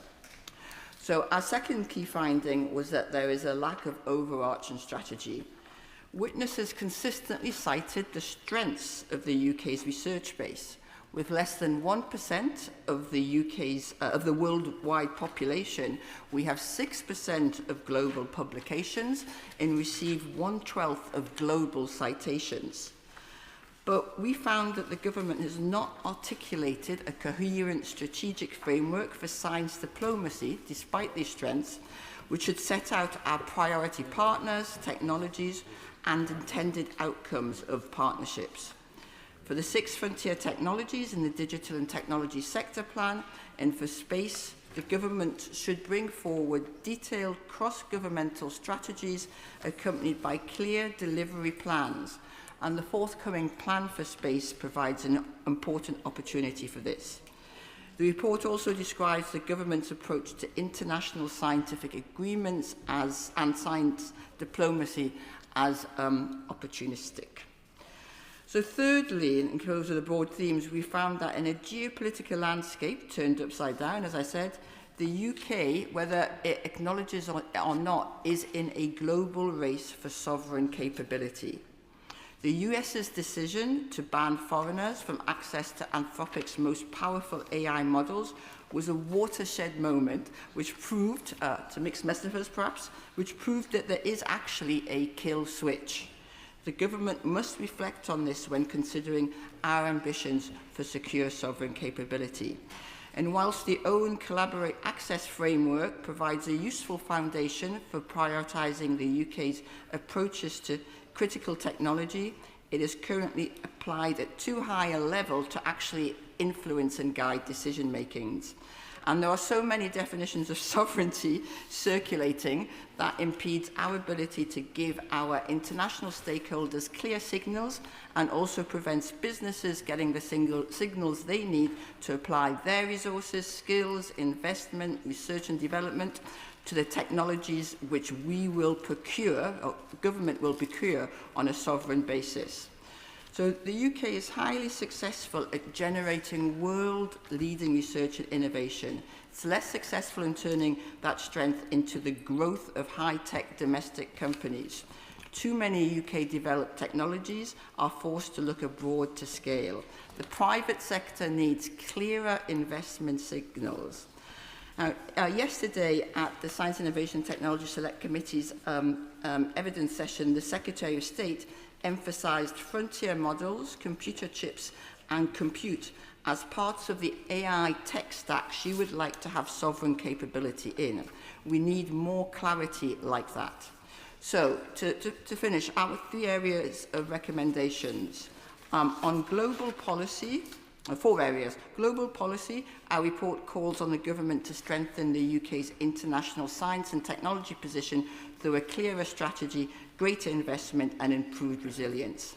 On strategy, we call on the government to publish a coherent science diplomacy strategy with clear criteria for decisions on science partnerships, with explicit strategies for engagement with the US and the EU, Commonwealth partners, other middle powers and competitors such as Russia and China. And on sovereignty, the government should define what technological sovereignty means in critical technologies, particularly AI, identify key dependencies in supply chains, and use this analysis to guide investment and procurement decisions. To support innovation, we recommend improving scale-up capital, expanding specialist investment funds, and using public procurement more strategically to help UK technology firms grow. And finally, on research security, and with the recent biobank leak in mind, our report calls for stronger research security guidance, improved information sharing between government and institutions such as universities, and a cross-government plan to develop a sustainable domestic skills pipeline in critical scientific and technological fields. So, the UK's excellence in research and innovation is a distinct strategic advantage, but to sustain it, we urge the government to outline a science diplomacy strategy. Through this strategy, we can ensure that science diplomacy remains a driver of progress as well as a pillar of soft power. Thank you. Dr. Ben Spencer. Thank you, Madam Deputy Speaker. And can I start by thanking the Chair of the Science, Innovation and Technology Select Committee and the entire Select Committee for the publication of a very interesting and timely report. Business, academia, the whole tech sector needs clarity in some ways more than anything. Does she share my concerns? I think it's particularly stated quite well in the report that the government has repeatedly outlined that building sovereign capability is a critical priority for the UK, but has not been clear on exactly what this means or how it might be measured. There's lots of different definitions of sovereignty which are being bandied around, and they mean lots of different things in different contexts. Would you agree with me that we need some clarity on when we speak and use the word sovereignty, what exactly it means in this sector? Dame Priti. Thank you, and I thank the honourable member for his question, the Shadow Minister for his question. And it is one of the thrusts of the report that we do need greater clarity on sovereignty. And it's not an academic debate. We don't need philosophical discussions of what sovereignty may or may not mean. But as he's indicated, in particular tech stacks and particular technologies and the way that their supply chains, we do need to understand what we're trying to achieve so that both business and academia and indeed government, and particularly government procurement, can move in that direction. And it was interesting that there was a kind of sort of implicit that we didn't want to say where we were looking for sovereignty or where we did not have sovereignty, because that might alert our competitors to weaknesses. And I think that China and Russia probably know our weaknesses quite well, but it is our tech startups, it is our great businesses and scale-ups that need to better understand our intended strengths so they can support them. Gordon McKay. Very much, Madam Deputy Speaker. I welcome this very interesting and timely report, and I particularly welcome the recognition that one of the barriers to developing our sovereignty or strengthening our sovereignty is the lack of access to deep capital markets at the later stages of startups development. So I wonder if she could just tell the House a little bit more about what they found in that and how she thinks the government can help make sure that companies that want to rapidly grow in the UK can get resource in the UK rather than the United States. I thank my honourable friend for that question, and he highlights a really important point in the report, looking at investment and access to investment, and particularly for sovereign capabilities, which may be what we call deep tech, like tech that requires long-term investment. It's not going to yield in a return tomorrow or even next year. And so what we recommend particularly is to set up of funds which are, to support the setting up of funds which are, if you like, dedicated to that, because it takes particular skills and particular access to, to investment vehicles in order to support that kind of long-term funding. Patricia Ferguson. Thank you, Madam Deputy Speaker, and I thank my honourable friend for the report and for all the hard work her committee has put into it. I was very interested in the section about space, and I wonder if she shares my pleasure about the announcement today that the Saxford Space Station is likely to have a launch of a rocket within the next 3 weeks. And in addition to the investment from the UK government, I wonder if her committee would agree with the Scottish Affairs Committee, which I chair, which recommended that actually we should have a Minister for Space in government, because we recognise a Minister for Government in Space. we recognise the cross-cutting nature of many of the issues that face companies who want to be involved in space and the very many jurisdictions over which they have to negotiate. I think of agencies like maritime agencies, as well as government departments, local jurisdictions and planning. So it would be helpful to have an indication. Let me thank my honourable friend and Select Committee Chair for that excellent question, and congratulate Scotland on the proposed launch. The committee chose space as one of the lenses through which it looked at science diplomacy and all the issues associated with it. And whilst we did not recommend a Minister for Space per se, I think, but we did highlight the confusion, and evidence to the committee highlighted the confusion about where the responsibility for space lies, because space is increasingly important in defence. There's an area that of already we are seeing covert and sometimes explicit conflict. So there's a huge defence programme there. It's economically incredibly important as well, and we see the role of Starlink and other private sector providers in the Ukraine in supporting communications and the rollout here. And it's important in terms of negotiations around space debris and all sorts of issues, as well as planning permission and domestic issues here as well. So she is right, I think, certainly right to advocate for greater clarity as to the responsibilities for space.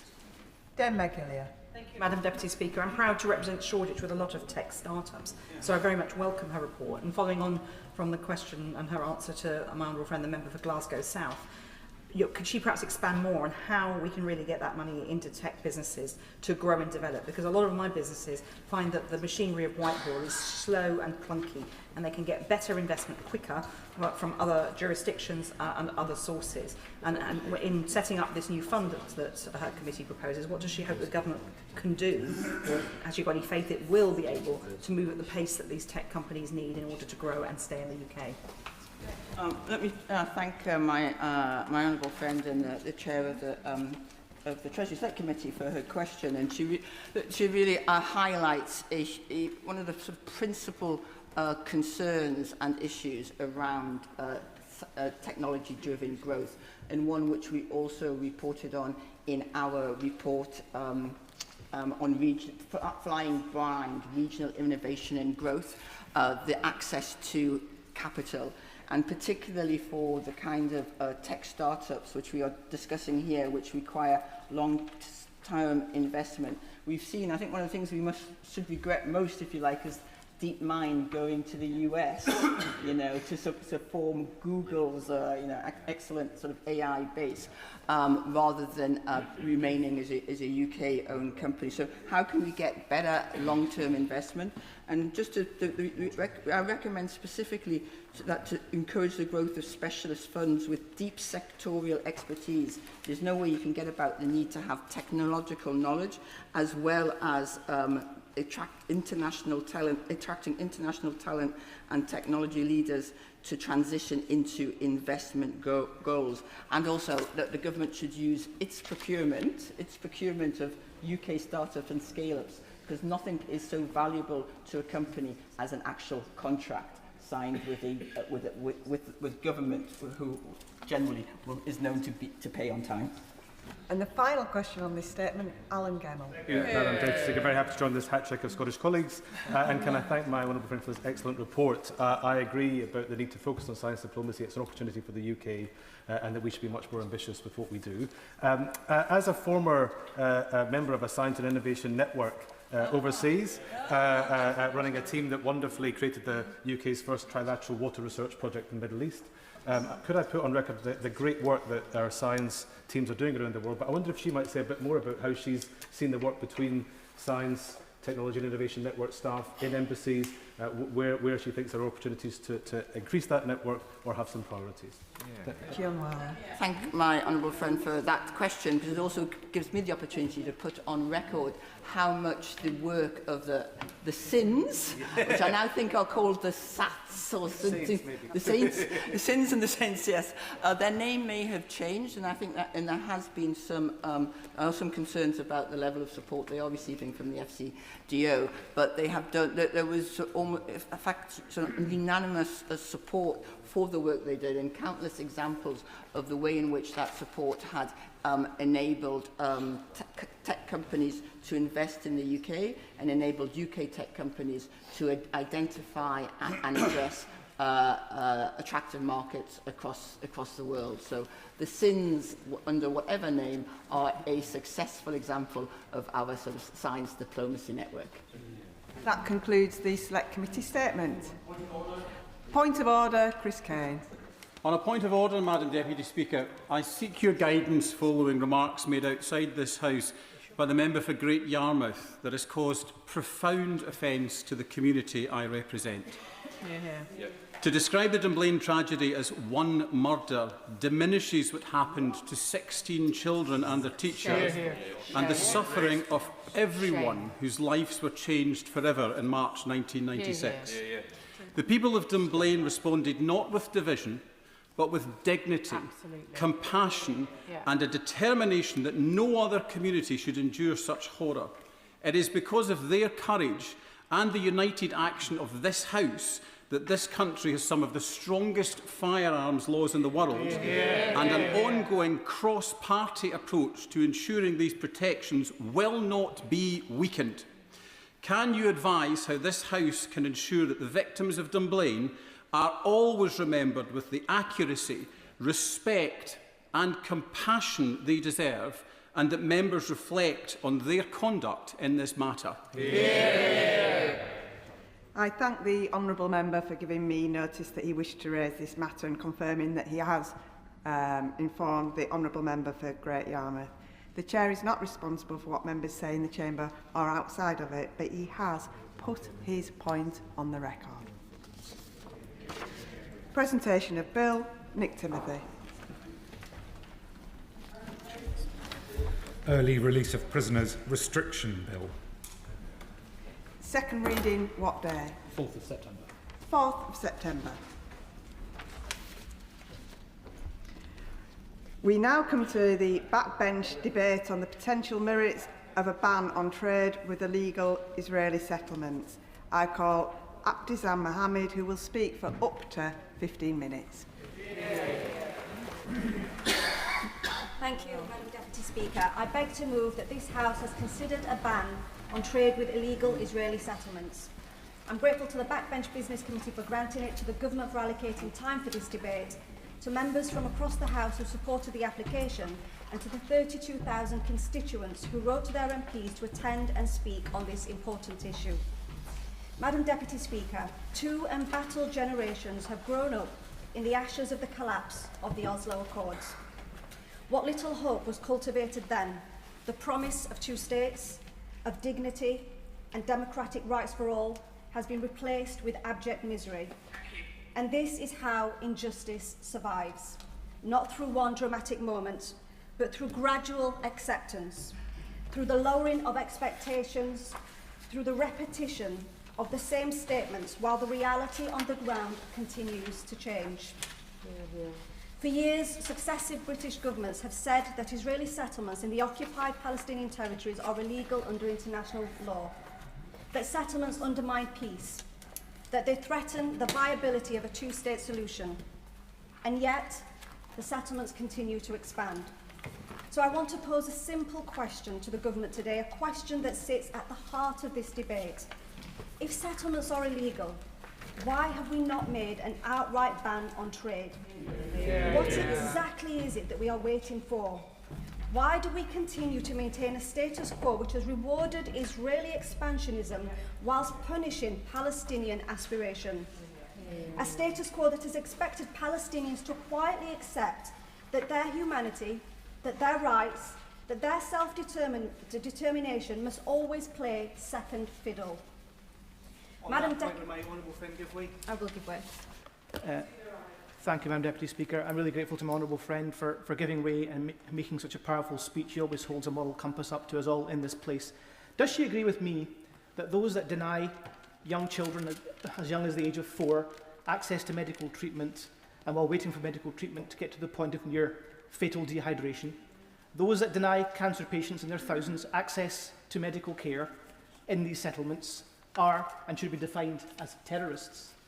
And if they should be defined as terrorists, these settlers, is it not incumbent upon us and this government to strain every diplomatic sinew, but also every technological sinew, to make sure that not one single pound of our money is spent enabling this behaviour? I agree with my honourable friend with his intervention, and he makes a powerful point. Some time ago, Madam Deputy Speaker, the Palestinian ambassador, Dr. Hossam Zumlot, reminded parliamentarians that Gaza, East Jerusalem and the West Bank are not separate issues. They are all part of the same national story. They may be separated, occupied and besieged, but they are all connected by the same struggle for freedom. Together, they are the beating heart of one state of Palestine, a state that the UK, our government, quite rightly has taken the historic step to recognise. And yet, whilst we may have recognised Palestine in its entirety, we have failed in any follow-up action to make that recognition a meaningful reality. The expansion of illegal Israeli settlements in the West Bank has seen almost 500,000 acres of Palestinian land appropriated since 1967. In the last year alone, over 120 checkpoints and obstacles have been installed to control Palestinian movement. More recently, the E1 settlement plan, which was approved by the Israeli government, now includes just short of 3,500 housing units. It includes the construction of a new neighbourhood, a new employment and commercial zone, and a new bypass road that is just for Palestinians only. I will. She's making a really powerful point. She's pointed out that governments on both sides for decades have recognised these settlements as illegal. And now things are worse than ever. We have recognised, which is a good thing. But the expansion plan, the further occupation being promised, surely it's inconsistent if we're not having a complete ban on illegal settlement goods. If not when? If not now, when? My honourable friend makes an excellent point. The new bypass road for Palestinians only will reroute Palestinians and seal the E1 corridor off permanently. This is a statewide strategy, using every civilian and military means to appropriate land, to isolate Palestinians and to make a Palestinian state impossible to realise.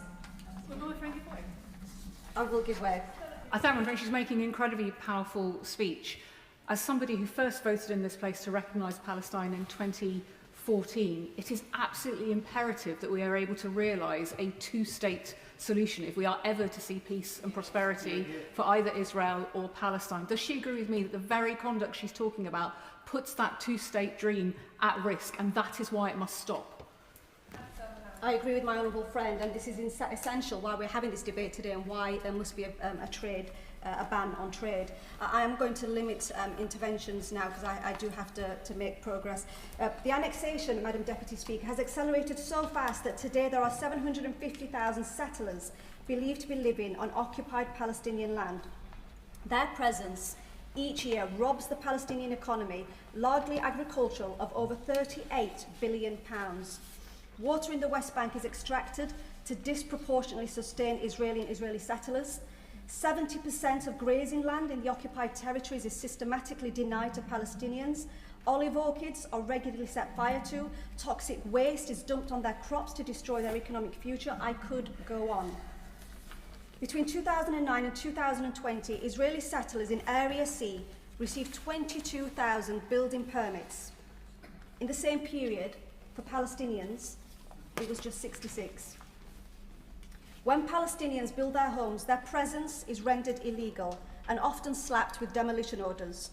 Settlers, however, can have their illegal outposts given full legal status by the Israeli government. In the last 2 years alone, 3,500 Palestinians have been displaced in the West Bank. That's over 80 communities. This is an Israeli government-backed policy reaching far and wide across the West Bank. I will, and it'll be my final intervention. I'm very grateful to the Honourable Lady, and I did give her advance notice that because of the rescheduling of this, I would seek to intervene on her. As she knows, I visited the area a year ago, and the whole situation is unacceptable. It's very clear that the Foreign Secretary has already referred to the current circumstances as settlement terrorists, in fact.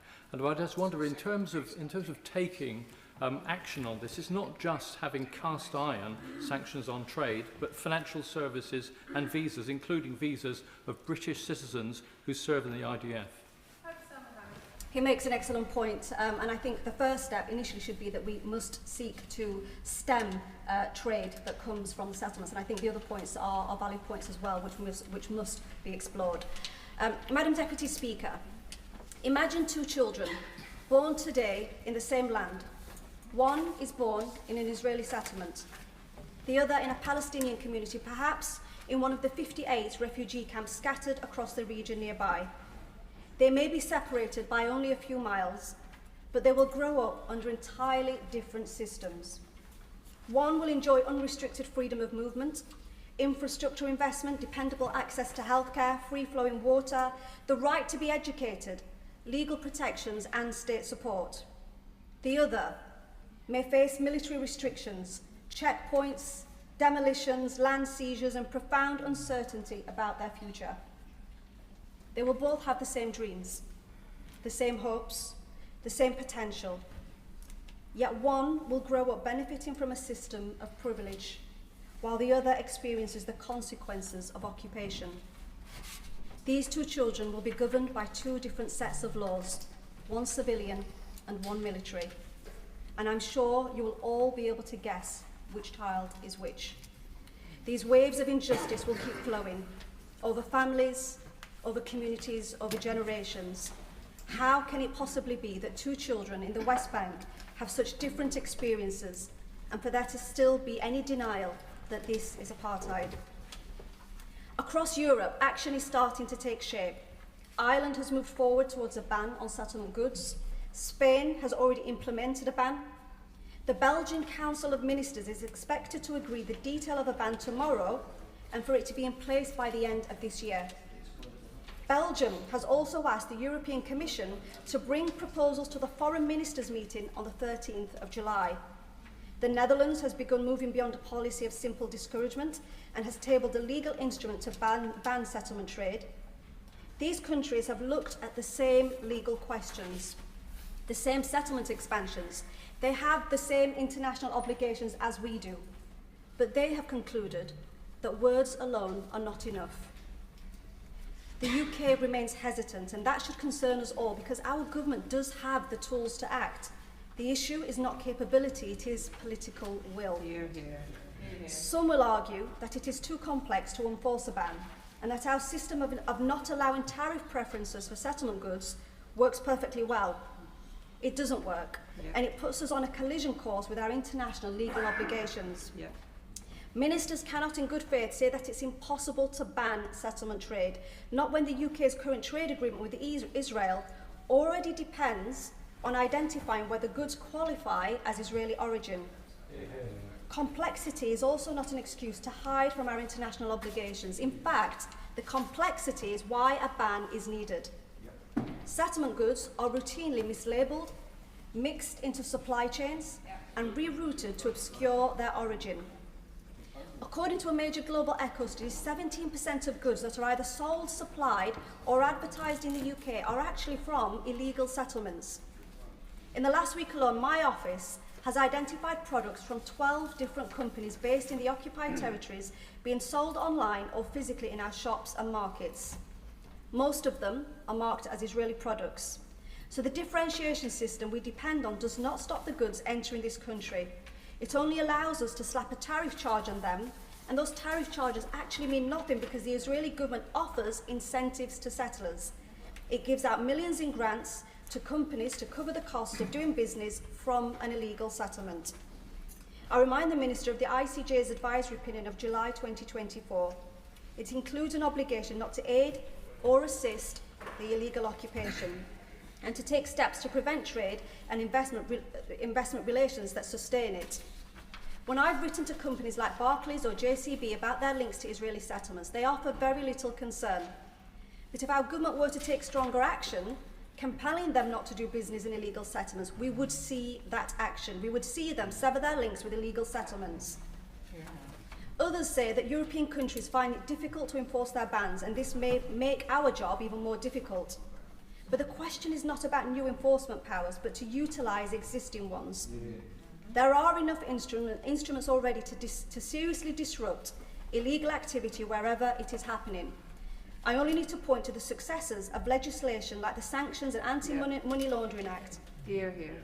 Through SAMLA, much more complex sanctions have been applied in much tougher circumstances. When Russia invaded Ukraine, the UK didn't say sanctions were too complicated. We relished identifying Russian-linked assets. We didn't say that economic pressure was pointless because Russia will just ignore it. We acted because we rightly believed in the principles at stake. So what answer does the Minister have to the accusations we constantly hear of double standards? So if the government believes international law has meaning, it should be applied consistently. In years to come, will we have the words to explain that we saw the warning signs, that we recognised the damage being done, and still we chose to hesitate? Could we really look back and say that we did enough? Madam Deputy Speaker, there are only so many times that members can hear the same holding responses repeated at the dispatch box by ministers. The government says it supports international law, that settlements are illegal, that it supports a viable Palestinian state. So what does it mean if we can identify the problem and yet we refuse to take the necessary steps? We refuse to move beyond discouragement, to move beyond expressions of concern. The time to legislate for a ban on trade with illegal settlements was decades ago. And now it may be too late to do anything. So we must demonstrate that Britain's commitment to international law is measured not only by what we say, but actually by what we do. Because if settlements are illegal, then, Madam Deputy Speaker, Britain should not be trading with them. The question is, as on the order paper. Sir Edward Lee. I congratulate the Honourable Lady for the tone and the way in which she moved her speech, and I agree with her motion. I could give a speech on dry, legalistic grounds, which in themselves are completely obvious of why we should have a trade ban with illegal settlements, because of the Geneva Convention, of the fact that these settlements rely on international trade. The case is absolutely overwhelming. But I want to be more emotional. I'm a Conservative MP. I'm not the sort of person who goes on marches or chants from the Palestinian to the sea. I'm also realistic. I'm realistic about the fact that Israel is surrounded by enemies. I am profoundly philo-Semitic, profoundly immersed in Jewish culture, reading the Old Testament every day and that sort of thing. I've been to the music festival site. I've wept at the appalling pogrom against our Jewish brothers. So I am emotional, and I am entirely in favour of the right of Jewish people to defend themselves. But this is so different. I've been to the West Bank. I've seen what is going on there. This is profoundly wrong. People who have merely tilled their land for 2,000 years are being bullied, forced out.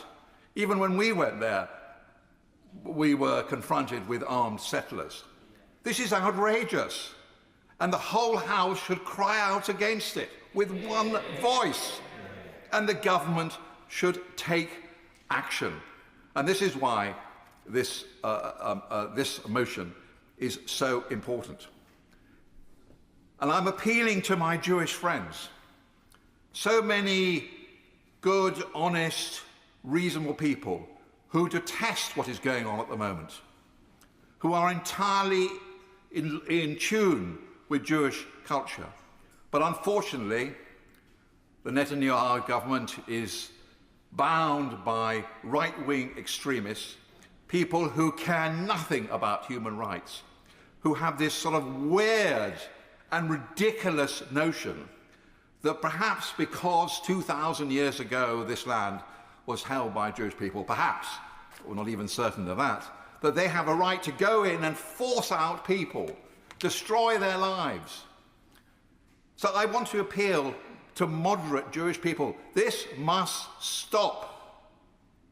And just imagine, dear colleagues, if we had a government, and the Israeli government could stop it tomorrow, couldn't they? And if the whole world acted with one voice, I think we could put sufficient pressure on it to act. But just imagine if it stopped tomorrow. I leave you with this thought. If there were no more illegal settlements, if no existing settlements were expanded, if the Palestinian people were allowed to live in peace and freedom like everybody else, would not the skies lift? Would not Israeli people feel that they could live in peace? We cannot have endless war. All empires come to an end. They cannot just destroy the Palestinian people in the misguided notion that that will give them security. It will give them no security. There will be endless war, endless hatred. Let us just say in this House that we believe profoundly in the unity of the human spirit. There should be no Muslim, no Jew, no Christian. We are one people, and we demand that the Palestinian people, like all other peoples on earth, have a right to their own nation. And the Father of the House has got the timing bang on without me having to put a limit on him, but I am now going to put a 5-minute time limit on Priti Patel. Thank you, Madam Deputy Speaker, and can I thank my honourable friend, the member for Sheffield Central, for her powerful speech. And it's an absolute honour to follow the Father of the House. In the West Bank, settlement expansion continues in violation of UN Security Council Resolution 2334. This includes the E1 project that aims to cut the West Bank in half and separate East Jerusalem. Last month, Israel approved 2,000 settlement housing units across the West Bank, bringing the total approved this year to over 6,000. These settlements continue to destroy historic Palestinian communities, any chance of long-term peace and a two-state solution. They are also accompanied by staggering levels of violence and coordinated attacks on civilians and religious sites, facilitated by a culture of impunity. According to the UN, there has been an average of 6 attacks every day against Palestinians in the West Bank since the start of 2026. And a recent report from the UN Secretary General also highlighted a steep rise in attacks by settlers on Palestinian children, reportedly often supported by Israeli security forces. It's part of a surge of settler aggression across the West Bank, driven by the dynamics of Israeli politics. We know that elections in Israel must be held by the end of October at the latest, and as things stand, Benjamin Netanyahu's far-right bloc is facing the prospect of defeat. The radical settler elements in the coalition are scrambling to impose facts on the ground in the West Bank before the elections. Throughout 2025 and the first half of this year, the creeping de facto annexation of the West Bank has increased greatly, driven primarily by farm outposts. They require none of the planning and construction work of older settlements. And according to a report published on Monday by Karim Navot and its fellow activist organisation Peace Now, farm outposts now control more than 100,000 hectares, 18% of the entire West Bank. Would my honourable friend give way? I will. I thank my honourable friend give way, and I too pay tribute to the honourable member for Sheffield Central for laying out so clearly and so much better than I could, everything that she said, and to the Father of the House. It is emotion does come into this quite rightly, and we are not just legislators, but we need to bring that sense of feeling. But I think my honourable friend is right to highlight not just that the settlements are happening, but this aggression backed up by the Israeli government That exacerbates the issue. Does she have any hope, though, that realistically any election in Israel is going to change this? And does she perhaps not agree with me and clearly the member for Sheffield Central that we need to act internationally to resolve this? Because I don't have faith that an election in Israel will stop this happening. Thank you, Madam Chair. And I do agree, and I'll be coming on to that in a moment. Nearly a third of that wholesale seizure took place in 2025 alone. Recourse to the law has also been cut off almost entirely for Palestinians, particularly since another settler extremist, Ben Gvir, was made National Security Minister. This violence is horrific and it must end. Now, the government have been clear that we oppose the expansion of these settlements, which are a violation of international law. And I do welcome the sanctions on individual settlers and settler networks that the Foreign Secretary announced last month. However, my constituents have been clear with me that we must go further. These settlements... I will, yeah. Very grateful indeed to my honourable friend for giving way, and as well as, of course, requiring the ban on trade with settlements that this debate has been convened to discuss. Does she agree with me that government needs now to be spelling out exactly how it will seek to dissuade those who might engage in the E1 project, which would be so damaging to the prospects of a two-state solution? Thank you. Thank you. And I do agree, we have to hold Israel to account for their actions, and we must end all trade with these illegal settlements. And we are clear that these settlements do not build themselves. They require money, they require trade, and they are backed by the Israeli government. This is the only way that we can ensure that we are not financially legitimising violations of international law. Now, I understand there are complexities on banning this trade, but I share the belief of many of my constituents and other members in this House that the violence has continued at a rate which demands a proportionate response from the international community. So can I ask the Minister to update us on the discussions the government has had with international partners to better understand their plans to ban trade with illegal settlements? As the Honourable Member for Sheffield Central mentioned, we know bans are in process of being introduced in the Netherlands, Belgium, Ireland and Spain. No law is perfect. Absolutely not. But that does not mean we should not work on banning these illegal settlements. I'll give way and then I will have to move on. Jim Ramsey. I thank the Honourable Lady for her powerful speech, and she talks about international law. Does she agree in the importance of international law being applied consistently? And in particular, given that the UK has rightly imposed sanctions and trade restrictions elsewhere, notably on Russia, does she agree that the same needs to be applied to Israeli government illegal settlements on Palestinian territory? I do agree. Thank you. These stark statistics I have referred to must remain in our minds as we focus on illegal settlements, which are rapidly eroding the prospects for peaceful coexistence and a viable independent Palestinian state. And finally, can I say to the Minister that it is imperative we avoid the very real prospect of doing too little, too late. Thank you. Chris Law. Thank you, Madam Deputy Speaker. In the interest of time, I'll focus my speech on 4 key areas. After waiting nearly 10 months for a response to a letter I sent to the Minister, in which he neglected to answer the questions posed. Firstly, the issue of complexity. The argument from the government is that it's just too complex to differentiate between goods produced in Green Line Israel, legitimate Palestinian goods, and those from illegal settlements. However, the Minister is acutely aware that UK free trade agreement with Israel already requires settlement goods and goods from Green Line Israel to be differentiated. And at the same time, the UK's trade agreement with the Palestinian Authority means that the Palestinian goods have completely different import codes. So the UK should already be distinguishing between goods. So therefore, why is it too complex to implement a ban with illegal settlement goods, when it can apply complex trade sanctions, as already mentioned earlier, relating to territory in Ukraine, illegally occupied by Russia, including an outright ban on goods imported from Crimea? Yes, I'm happy to give up.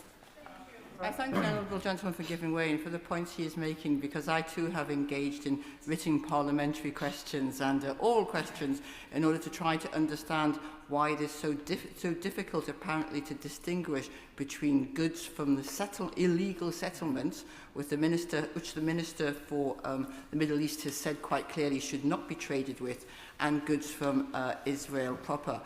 Does he agree with me that as long as that differentiation is not made effectively, there is no incentive on Israel to actually differentiate its goods and to stop hiding its settlement goods behind goods from Israel proper?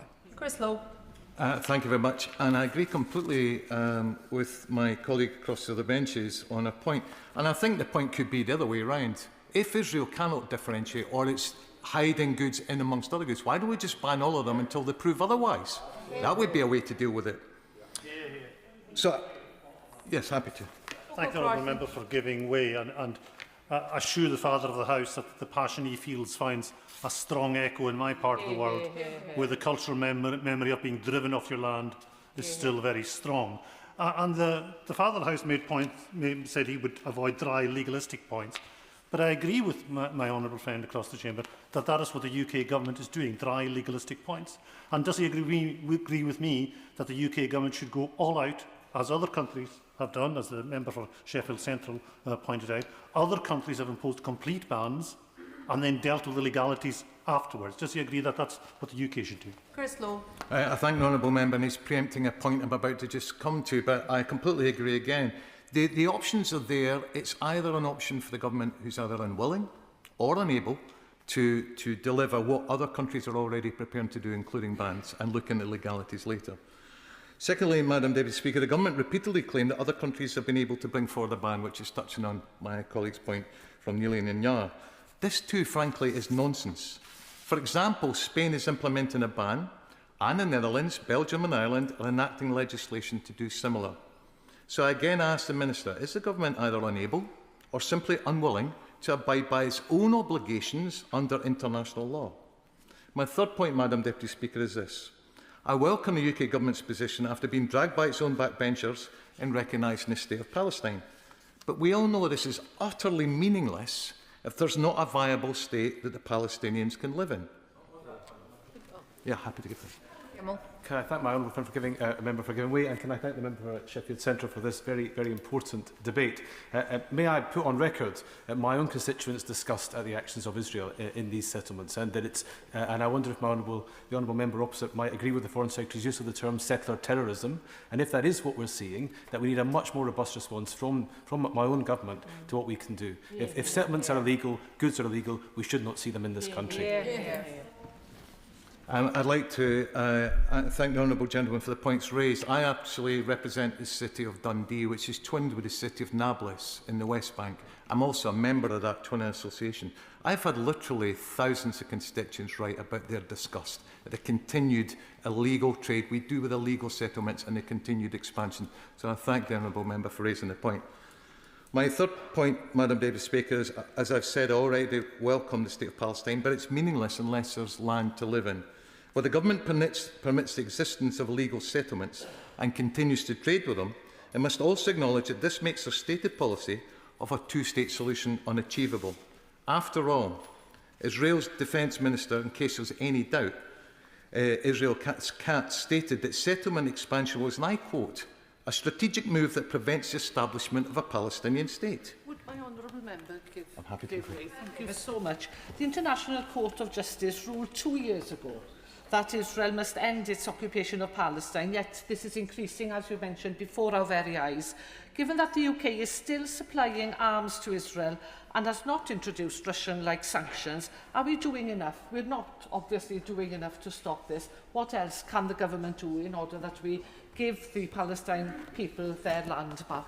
Slow. Well, I'd like to welcome my Celtic cousin's remarks and agree with them. And maybe one suggestion perhaps would be, when we're talking about arms sales, is the recommitment that once we had to a Committee on Arms Export Control, of which I spent 7 years serving on, and which was dissolved 2-3 years ago and needs to be reinstated. And what an opportunity than now, when we're really needing to scrutinise and examine what is being exported and in whose name. So I would just go back to the Prime Minister, who also suggested, when we talk about a two-state solution, that he declared as a result of the E1 settlement expansion plan, I will quote, "There will be no Palestinian state. No need for clues, no need for second-guessing." So I put it to the Minister yet again. Is the government unable or unwilling to take action? Their inaction only emboldens further settlement expansion and makes the UK complicit in Israel's criminal behaviour against the Palestinian people. My fourth and final point, Madam Deputy Speaker, is it's all very well to the Minister to issue the condemnation, for the UK to, quote, call on the government to reverse these decisions, and for the Foreign Secretary to be very clear with Israeli ministers. But without actions, as a result of the Israeli government repeatedly ignoring these words, nothing ever will be achieved. Dithering must end and action must begin. What we are witnessing is the trading in misery, mayhem and murder of Palestinians, with the homeland continuously being stolen from them. When we do nothing, Madam Deputy Speaker, we're telling Israel that we support it wholeheartedly and that it's our value, and it shows how little our value is of Palestinian life. This is unconscionable, and it's certainly not in my name or my party or for the many thousands and indeed millions across these islands. Thank you. Patricia Ferguson. Here. Thank you, Madam Deputy Speaker. And I would also like to thank my colleague, the Honourable Member for Sheffield Central, for securing this debate and speaking with so much passion about an issue that concerns us all. The ever-increasing number of Israeli settlements in the occupied Palestinian territories are illegal, each and every one of them. Their purpose is clear. They're a means by which the Israeli government can encourage land grabs, separate one Palestinian village from another, prevent the villagers accessing water and other utilities, and make it more difficult to map out a contiguous Palestinian state. And they are also a way of intimidating Palestinians who find themselves surrounded by these fast-growing and well-defended settlements. The level of violence being instigated by the settlers has increased, with more than 1,700 settler attacks causing casualties or property damage recorded across 270 Palestinian communities in the West Bank in 2025 alone.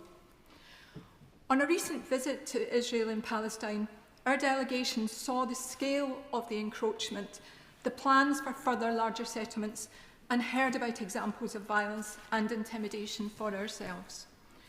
We visited the village of Al-Khair, where Uda Kathleen was shot and killed last summer. Now, eyewitness and body cam footage suggests that the perpetrator, who has never been charged, was a settler already sanctioned by the UK government. While we sat in the open, speaking with villagers and playing football with the children, an IDF vehicle stopped outside our meeting, and two fully armed soldiers got out, had a casual look as they passed by, and slowly walked on before returning the way they came. Now, that was a minor incident, but imagine if that was your life, and you knew that the people living at the end of your street wanted your house and your land and would do whatever it took to get it, with the full backing of your government. Vicky Slade. I thank the Honourable Member for giving way, and having been to the West Bank myself many years ago, this is not a new thing. But would she agree with me that the use by the IDF of AI machine guns that are trained on people using sponge-tipped bullets and tear gas is a way of dehumanising Palestinian people and an attempt to basically make people abandon their homes, and that we should be working with international colleagues to stop the use of this technology in civilian spaces? I would absolutely agree with the Honourable Member, and I know that there have been such examples in Gaza too. I actually raised that in a Westminster Hall debate possibly almost 2 years ago now, and I was reassured by the Minister's assurance to me that none of those drones are being produced in this country, which is at least something and a start. But it's also clear that sexual violence is being used as a method of intimidating and humiliating women and girls in Palestinian villages, with some 70% of displaced families citing sexualised violence as the decisive reason for leaving their homes. Some 41 new settlements in the West Bank have been approved during 2025, with smaller, unauthorised outposts becoming an increasing feature on the landscape. Now, let's be clear, the settlements we are talking about are an integral part of the Israeli economic system. European imports of settlement products outweigh imports from Palestine, and we cannot as a country allow this situation to continue. We are out of step, as we've heard. Thank you. I thank my honourable friend for giving way. She's setting out very clearly the illegality of the settlements on the West Bank, and the Geneva Convention is very clear on this point. Therefore, the reports that properties are now being advertised for sale on the West Bank is absolutely despicable. Does she share my outrage that the ASA has been silent on this point until now? Patricia Ferguson. Yeah, I absolutely share that outrage, and I actually will mention it a little later in my contribution. But we cannot allow, as a country, this situation to continue. We are out of step with so many of our European partners. We've declared Palestine statehood, and that's great. But we owe it to the people of that state to ensure, in whatever ways we can, that the state can function as a state. And increasingly, we are seeing the economy of these settlements moving out from agriculture and into tourism, real estate, financial services, construction, transport, digital platforms, and logistics. So any action we do take must be applicable across the entire range of goods and services, and must cover any goods and services that facilitate, support, or benefit economically these illegal settlements. A ban that simply covered agricultural products, for example, would just encourage the movement of activity into these other areas. We know that existing restrictions on trade have been neutralised in effect. The Israeli government operates a reimbursement scheme in respect of EU customs duties, and settlement goods are often being routed through Israel for repacking. So, as colleagues have said, what we need is an outright ban on the importation of settlement goods and on advertising such goods too. And if we can't do that, then, as others have suggested, what we do is we ban Israeli goods until they can prove that they don't come from settlements. And as my honourable friend, who's not in her place at the moment, said earlier, if not now, when? Kip Malthouse. Madam Deputy Speaker, a pleasure to follow the Honourable Lady, and always a pleasure to hear the gentle Yorkshire accent of the Honourable Lady for Sheffield Central raised in fierce defence of peace, justice and international law, because colleagues, make no mistake, while this country does need to rebuild its physical defences, in the end, our defence lies in international law and the set of rules that we created after the Second World War to decide how countries should peaceably settle their disputes. And at the heart of the problem of international law at the moment sits the plight of the Palestinians. And if they sit at the heart of the problem, so do we. And this debate is so important today because it's not just about the Palestinians, it's also about we British and the world we live in and the way we want the world to operate when it is in dispute.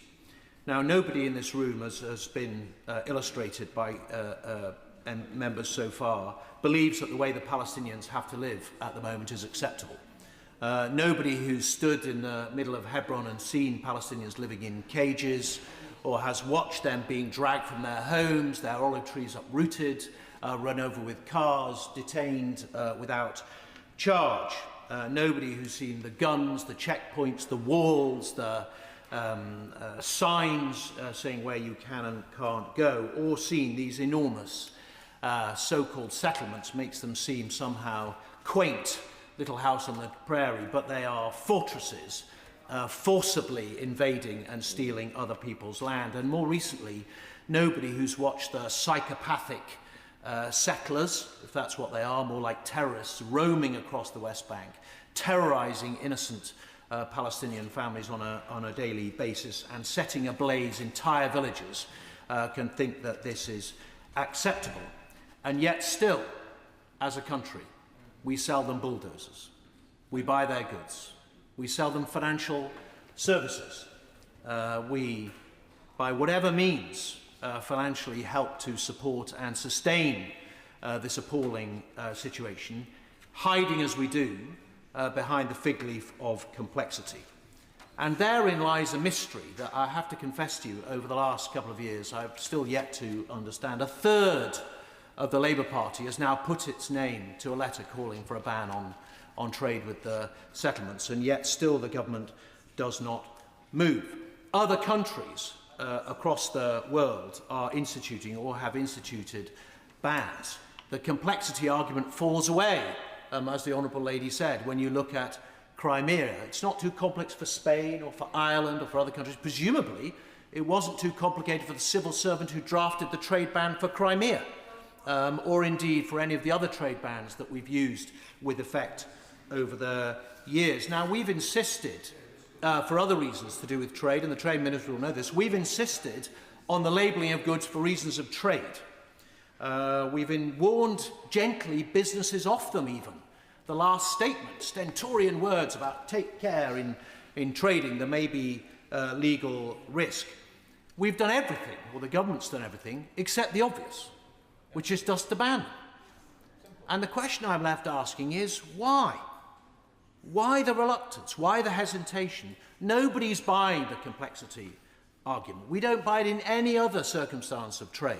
If we want to ban modern slavery or goods that are produced by forced labour, we put the obligation on the businesses that are importing to prove that they have not acquired the goods that way, by all means. Thank the honourable member for his speech. And maybe I could answer his question. Perhaps it's because of a nostalgia for an Israel that no longer exists, an Israel that made the desert bloom, and yet we now have a state of Israel which routinely breaks human rights, busts human law, and basically, in effect, creates a situation where it is now before the ICJ accused of genocide. This isn't a state that anyone on this side of the House, let alone in this place, should have any sympathy for, because it undermines our ability to be able to hold up international law. And actually, when we think about it, the state that now exists is one, ultimately, that everyone in this House should be able to condemn wholeheartedly. Well, strangely enough, I agree with the Honourable Gentleman, probably the first time in our political careers that we have agreed, and he puts his finger on the point I'm trying to make, that this dispute involves our own security as well. Right? You don't even have to be pro-Palestine or pro-Israeli. You can be pro-British, which is what everybody should be in this House, first and foremost. And that means you should be pro-international law and peace and justice. And this dispute sits at the heart of it. And he puts his finger on the point I was coming to at the end of my speech, which is, if the argument is not practical, no one's buying it, Minister, that the argument is practical. Please, I know, but please, don't stand up at the end of this debate and patronise us all by pretending this is all too complicated, which I'm afraid is what his ministerial colleagues have said to us before. We know it's not legal. The argument against isn't legal. That's been proven time and time again. And indeed, we've supported resolutions through the UN and our position on the Security Council to say it's not legal. So I'm left with the only other option, which is the decision must be political, with a capital P. And I'm afraid that's the most appalling thing to contemplate. That either our fear of consequences from other countries, the United States or whatever it might be, or we believe it's in our national interest to recognise that Palestinian self-determination, Palestinian lives, frankly, are disposable in the face of that political decision, or even worse, that we just don't care. That at the higher echelons of political command, whether that's in number 10 or in the Foreign Office, they really just don't care. If we squint a bit, we do some statements from the front bench, we do a couple of sanctions here and there, in the end, the caravan will move on and nobody will care. And I'm afraid, Madam Deputy Speaker, that until ministers realise that this is not just a matter of some kind of complicated chess game across the world, this is about our security and our interests and our morality, we won't make any progress. Chris Murray. Thank you, Madam Deputy Speaker, and can I thank the member for Sheffield Central for this debate and for the powerful speeches we've heard from all parties in this chamber. There's clearly cross-party support for the proposition here. I want to recognise the work the government has done in supporting the Palestinians, whether that's targeted sanctions, aid, and the recognition of the State of Palestine. But we must be clear, the UK already recognises that Israeli settlements in the occupied Palestinian territories are illegal under international law. We would oppose the illegal occupation by force of any country, and we must do so in Palestine too. As in Russian-occupied Ukraine, so too here. Because more than 750,000 Israeli settlers now live in settlements in the West Bank and East Jerusalem, with continued expansion every week, supported by the Israeli government. The demolition of Palestinian homes, the forced displacement of communities, restrictions on movement and the annexation of territory. Save the Children, a charity I worked for before being elected, warns that settler violence has reached unprecedented levels. 1,600 attacks on Palestinians in 2025. Attacks on schools, children facing violence, physical violence on their way to and from schools. I remember visiting Palestinian refugee camps, meeting children displaced by Israeli settlers. Those are the victims of terrorism. So the government's recent sanctions against a limited number of settlers are a welcome step. They are insufficient given the scale of expansion we are currently seeing.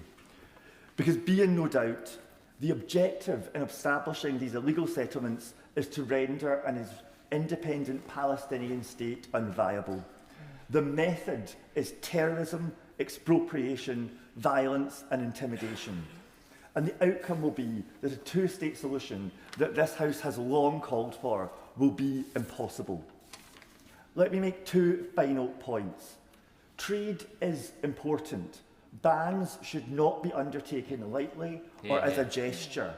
We all recognise the value of deep and complex trade relationships with other countries for our own economy and prosperity, and for our societies engaging and understanding with each other. But trade relies on rules.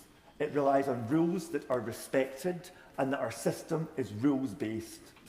Our constituents are consumers, and in a free market, they rely on the government to ensure that trade rules are observed and that their purchases are not profiting terrorism and instability. Yes, I'll give you.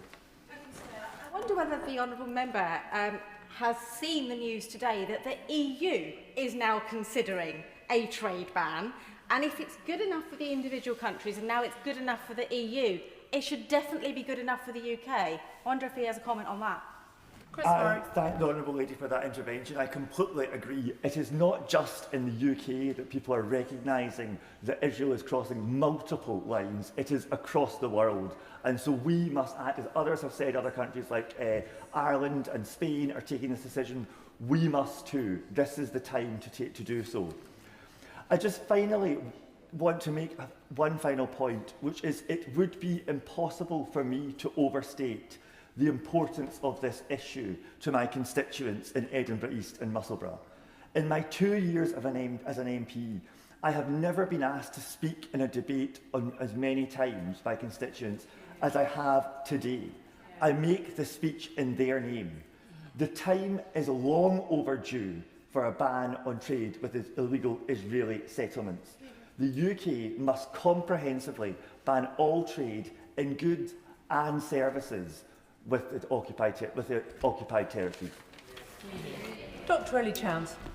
Thank you very much, Madam Deputy Speaker, and I warmly thank my honourable friend for Sheffield Central for securing this very much needed debate.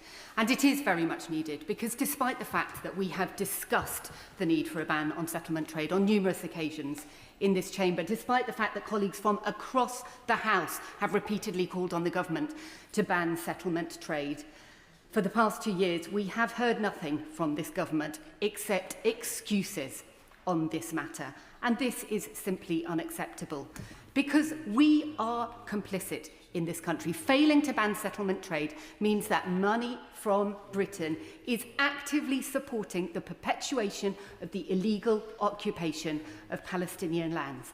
And this is a matter where the clock is ticking. We debated just last week the E1 settlement expansion. This expansion will put to death any prospect of a two-state solution, any prospect of a lasting peace in Israel and Palestine if it is not stopped. And so the government has an obligation to do everything within their power to pressure the Israeli government to stop the illegal expansion of illegal settlements, the violence that goes along with it. There's a moral obligation. There's an international legal obligation too. 2 years ago, the ICJ issued an opinion stating this very clearly. But one of the excuses we repeatedly hear from the government is that this is only advisory. But we have UN resolutions, we have UN commissions of inquiry who state this is a very clear legal obligation on the UK government to do everything possible to not provide material support to illegal occupation. That is a clear international legal obligation, as well as a moral obligation. And yet we hear two excuses repeated by this government. One, that we can't do this alone. We have to work in concert. We heard that yet again last week from the Foreign Office Minister. We heard it a year ago, in June last year, when I raised this precise issue with the Foreign Office Minister in a debate I led on tackling Israeli genocide in Gaza. And at that point, he said, and I quote, "At the moment, no European power bans settlement trade in the way she describes. It is something that we talk to our partners and allies about. But since then, as we have heard, Spain has implemented a ban. The Netherlands, Belgium, Ireland, possibly the entire EU. These are our neighbours and partners, moving far faster than we ourselves. And yet we, the UK, bears a specific historical responsibility for this situation. How is it that our government is abdicating this responsibility and enabling the perpetuation of a situation that will actively counteract the thing they themselves did last year, i.e. declare their recognition of the state of Palestine? So that is one excuse from the government, that we need to work together, and yet others are way ahead of us. Is it not time for the UK at least to catch up if we cannot bring ourselves to show leadership on this? The other excuse we hear is that it is too difficult. But of course, as colleagues across the chamber have already pointed out, it wasn't too difficult when it came to Russia. It wasn't too difficult when it came to Crimea. We have the legislation in place, SAMLA provisions. We could put this in place now. So I will happily give way. I thank her for giving way, and she's doing an excellent job expressing the moral outrage felt by constituents from Herefordshire to Sunderland to Sheffield that I think we all share. Does she agree with me that if it's possible for international groups to find origin fraud in goods that originate from illegal settlements in the West Bank but are incorrectly labelled as being from within Israel, it is entirely possible for the British government to do the same, and that is no valid reason to not implement these sanctions? I thank the honourable member for his point. I absolutely agree. I absolutely agree. And of course, one of the other excuses we hear from the government is that settlement goods don't benefit from the preferential trade agreement that we have with Israel. Well, of course, that implies that it is possible to distinguish between settlement goods and non-settlement goods already under existing provisions that we should be enforcing. But of course, fundamentally, as has also been pointed out, the responsibility should be on the other foot. If Israeli exporters cannot prove that their exports do not come from illegal settlements, then they should not be able to export to us. We should be absolutely certain. We must make clear that it is unacceptable that British money should be at any risk of supporting the continuation of these illegal settlements. And so there is really no excuse. There is no excuse that we have to wait for other countries to move because they've moved ahead of us. There is no excuse that this is too technically difficult because the legal framework already exists. So what is the government waiting for? Why will they not take this step? Will the Minister recognise the absolute imperative upon the UK to take this step now? Or will we hear yet more excuses from him when he sums up today? And I'm going to have no choice but to reduce the time limit to 4 minutes after the next speaker. Douglas McAllister. Thank you, Madam Deputy Speaker. For my constituents in West Dunbartonshire, a community geographically far removed from Palestine, the horrific injustice being inflicted upon the Palestinian people resonates deeply. They look at the systematic confiscation of Palestinian land, the draining of their water resources, and the suffocating restrictions in movement and they quite rightly see an intolerable violation of human dignity via the illegal Israeli settlements. In 2009, when I was a councillor, my local authority, Western Bartonshire, became the very first council in Scotland to pass a unanimous trade ban on anything made or grown in Israel.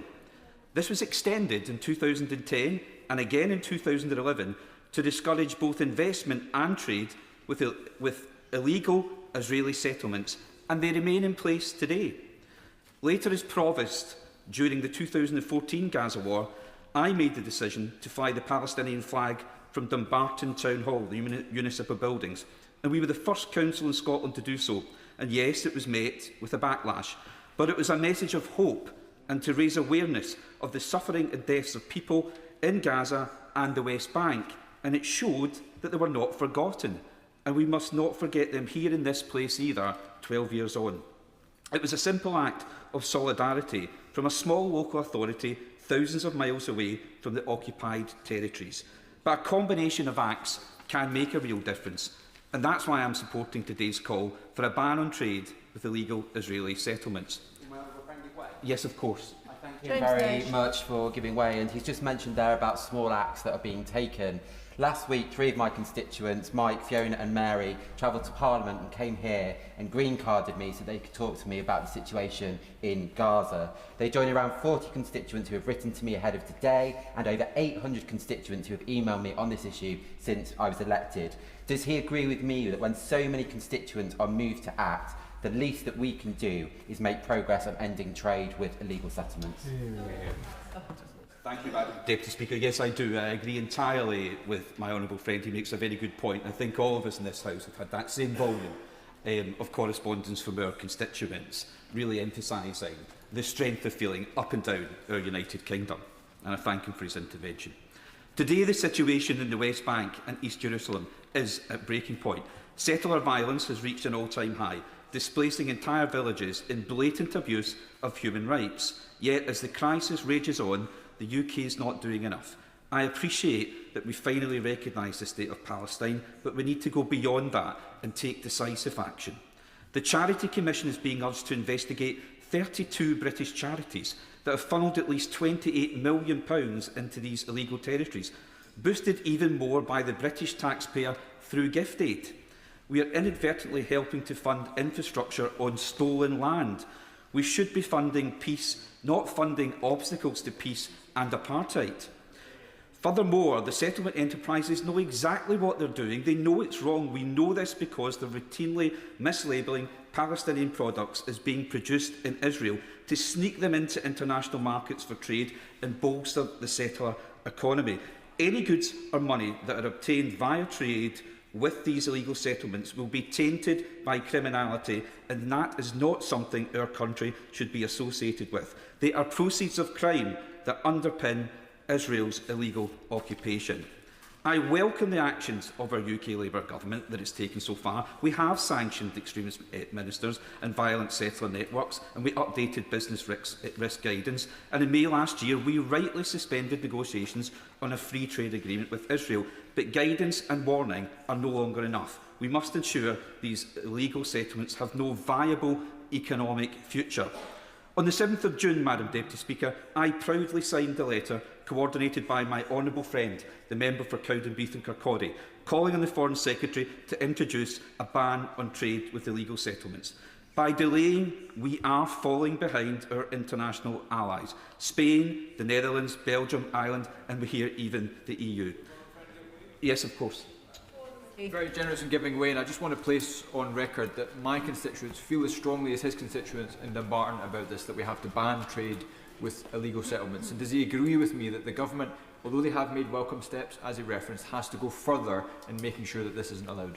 Douglas McAllister. Thank you, Madam Deputy Speaker, and I thank my honourable friend for his intervention. I agree entirely with him. I'm sure his point hasn't been lost on the Minister today, and we await with great anticipation what he'll say from the dispatch box on that point. Madam Deputy Speaker, I will conclude. Trade with these settlements is fundamentally incompatible with international law. It's time to turn our solidarity into decisive action. cut off the economic lifelines of this illegal occupation and implement a total trade ban. Thank you, Madam Deputy Speaker. Iqbal Mohammed. Thank you, Madam Deputy Speaker. I would also like to thank my Yorkshire colleague, honourable friend, the member for Sheffield Central, for securing this debate and for introducing it with the passion and power which he did. Every single pound that goes from Britain to Israel, in one way or another, is helping Israel perpetuate its illegal occupation, apartheid system against the Palestinian people.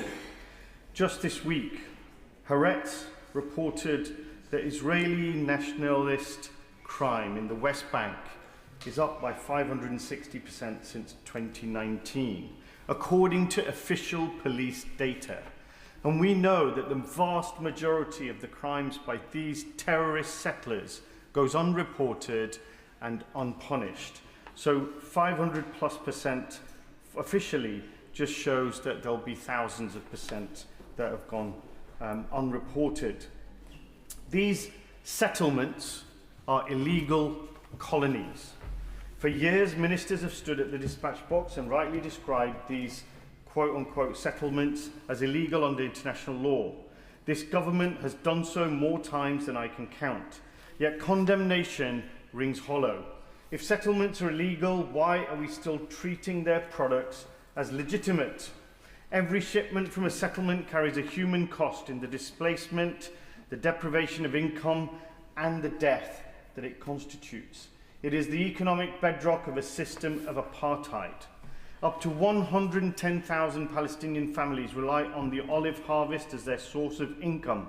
For generations, olive trees have sustained communities economically and culturally. But over the many decades, and just over the last year's harvest, settler violence has reached unprecedented levels, all against the backdrop of a genocide in Gaza. Madam Deputy Speaker, a Palestinian farmer named Jamal Daragmeh was beaten alongside his sons as Israeli settlers tried to harvest olives from their land, from the land their family had cultivated for generations. That is how settlements expand. Families are terrorized, livelihoods are destroyed, and communities are driven from their land, creating the single greatest obstacle to Palestinian economic development and self-determination. These injustices are accelerating before our eyes. As we've heard, since the genocide in Gaza began, settlement expansion has surged, with 165 new settlement outposts established. This is an average of 47 every year, up from just over 5 between 1996 and 2022. The consequences are also measured in the lives taken. According to B'Tselem, Israeli forces or civilians have killed 4,000 Palestinians since 2000. In the past year and a half, 70 Palestinian children have been murdered in the West Bank at an average of almost one every week. And just last week, Smotrich celebrated what he called the revolution in settlement expansion. This is a sanctioned minister publicly boasting about accelerating annexation while settlements continue to grow unabated. Shows this government's approach is having zero meaningful impact. So history will not remember how many times this government has condemned illegal settlements. It will remember that Britain chose to keep trading with them anyway. Condemnation without consequence is nothing less than complicity. I will give way. Would my honourable friend agree that any debate on Palestine is incomplete if it fails to confront the elephant in the room, the allegation of genocide? So I wonder whether my friend can help. I suspect he will not be able to. What threshold of civilian suffering or alleged violence would cause the government to reconsider its policy of maintaining normal economic and diplomatic relations with a state accused of genocide? I thank my honourable friend for his intervention, and as a barrister and a lawyer, he and many across this House who are not in that profession know that it is incumbent on us, it's an obligation on the UK government to take any and all practical steps to prevent and to stop a genocide happening anywhere on any people, and that includes the Palestinians. So, Madam Deputy Speaker, to conclude, history will not remember how many times this government has condemned illegal settlements. It will remember that Britain, for decades, has chosen to keep trading with Israel anyway and the settlements anyway.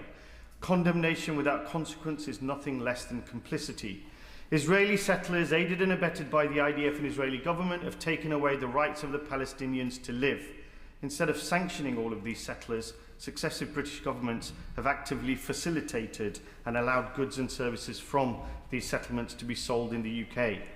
Why do the British government despise Palestinian life so much? Jeff Smith. Thank you, Madam Deputy Speaker. It's not often I agree with both the member for Dewsbury and Brackley and the Father of the House. The Father of the House said that the whole House today should cry out against the situation in the West Bank, and he's right. I think that's what is happening in the chamber today as I look around. I'm not sure anybody, apart from possibly the front bench, is going to disagree with the motion so brilliantly moved by my honourable friend from Sheffield Central. I support a two-state solution, but every day that two-state solution, the only real hope for a peaceful, sustainable peace in the Middle East, gets less likely as a result of illegal settlement expansion, driven by violence and supported by the Netanyahu government. Every day there are violent attacks on Palestinians in the West Bank, homes demolished, farmland seized, roads blocked. Every day Palestinians are blocked from accessing healthcare, water, employment, education, the basics of life as the result of their inability to move freely across their land. The settlements make the situation more intolerable and intractable every day. Of course, they're a breach of the 4th Geneva Convention. They're condemned as illegal by the ICJ, the UN Security Council, and the vast majority of member states, including the UK. And if we accept that settlements are illegal, we can't just stop there.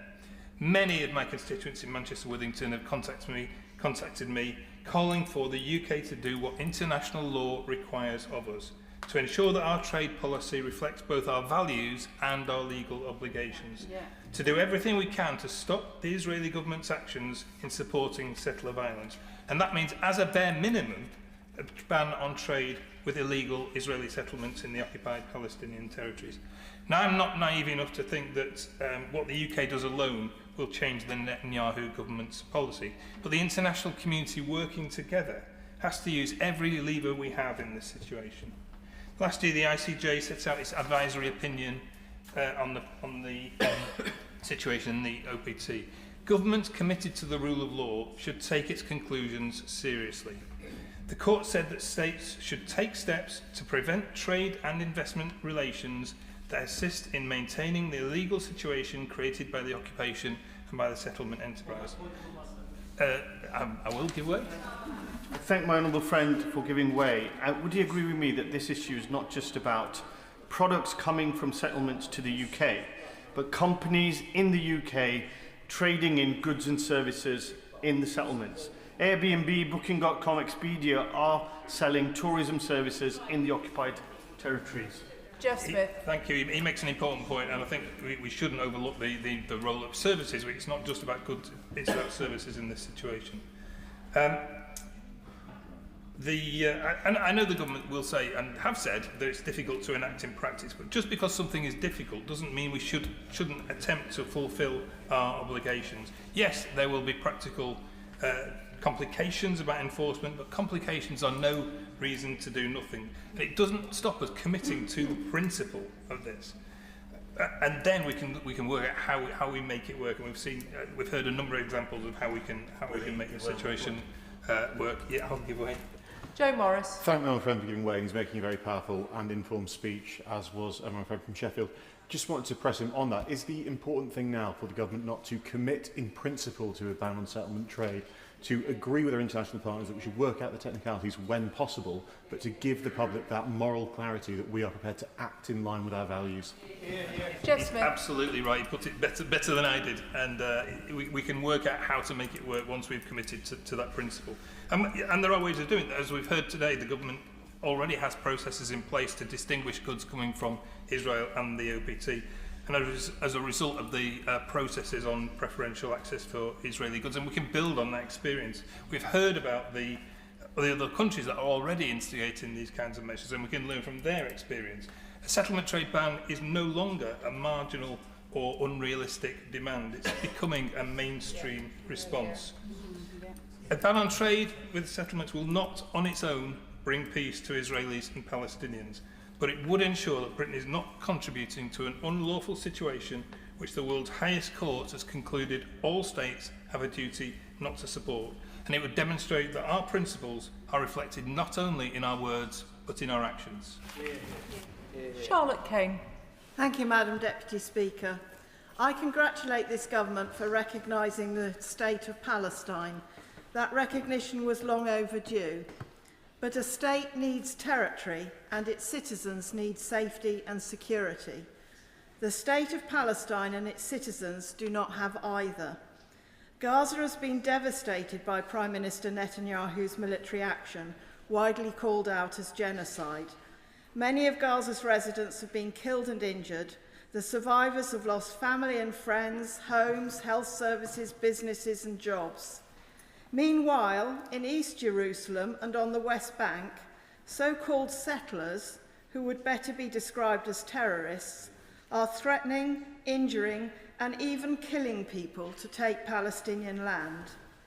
The Israeli government takes no action to prevent this. Indeed, they openly encourage these settlements.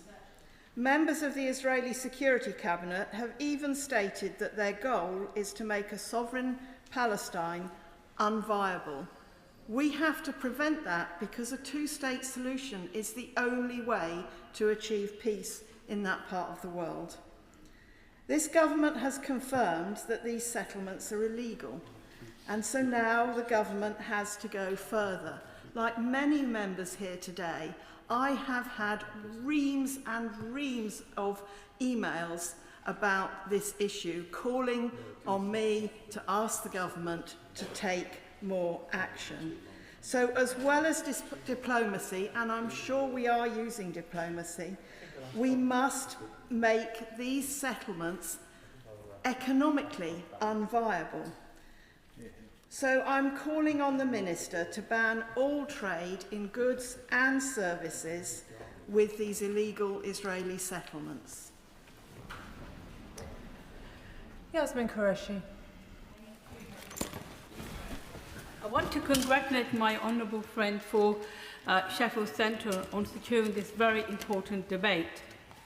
Somewhere today, a shopper in the UK will put a box of dates or a bottle of wine in their basket, and a fraction of what they pay at the till will travel back to the hilltops built on stolen land, land bulldozed, fenced, and armed against the families who farmed it for thousands of generations by the illegal settler violence.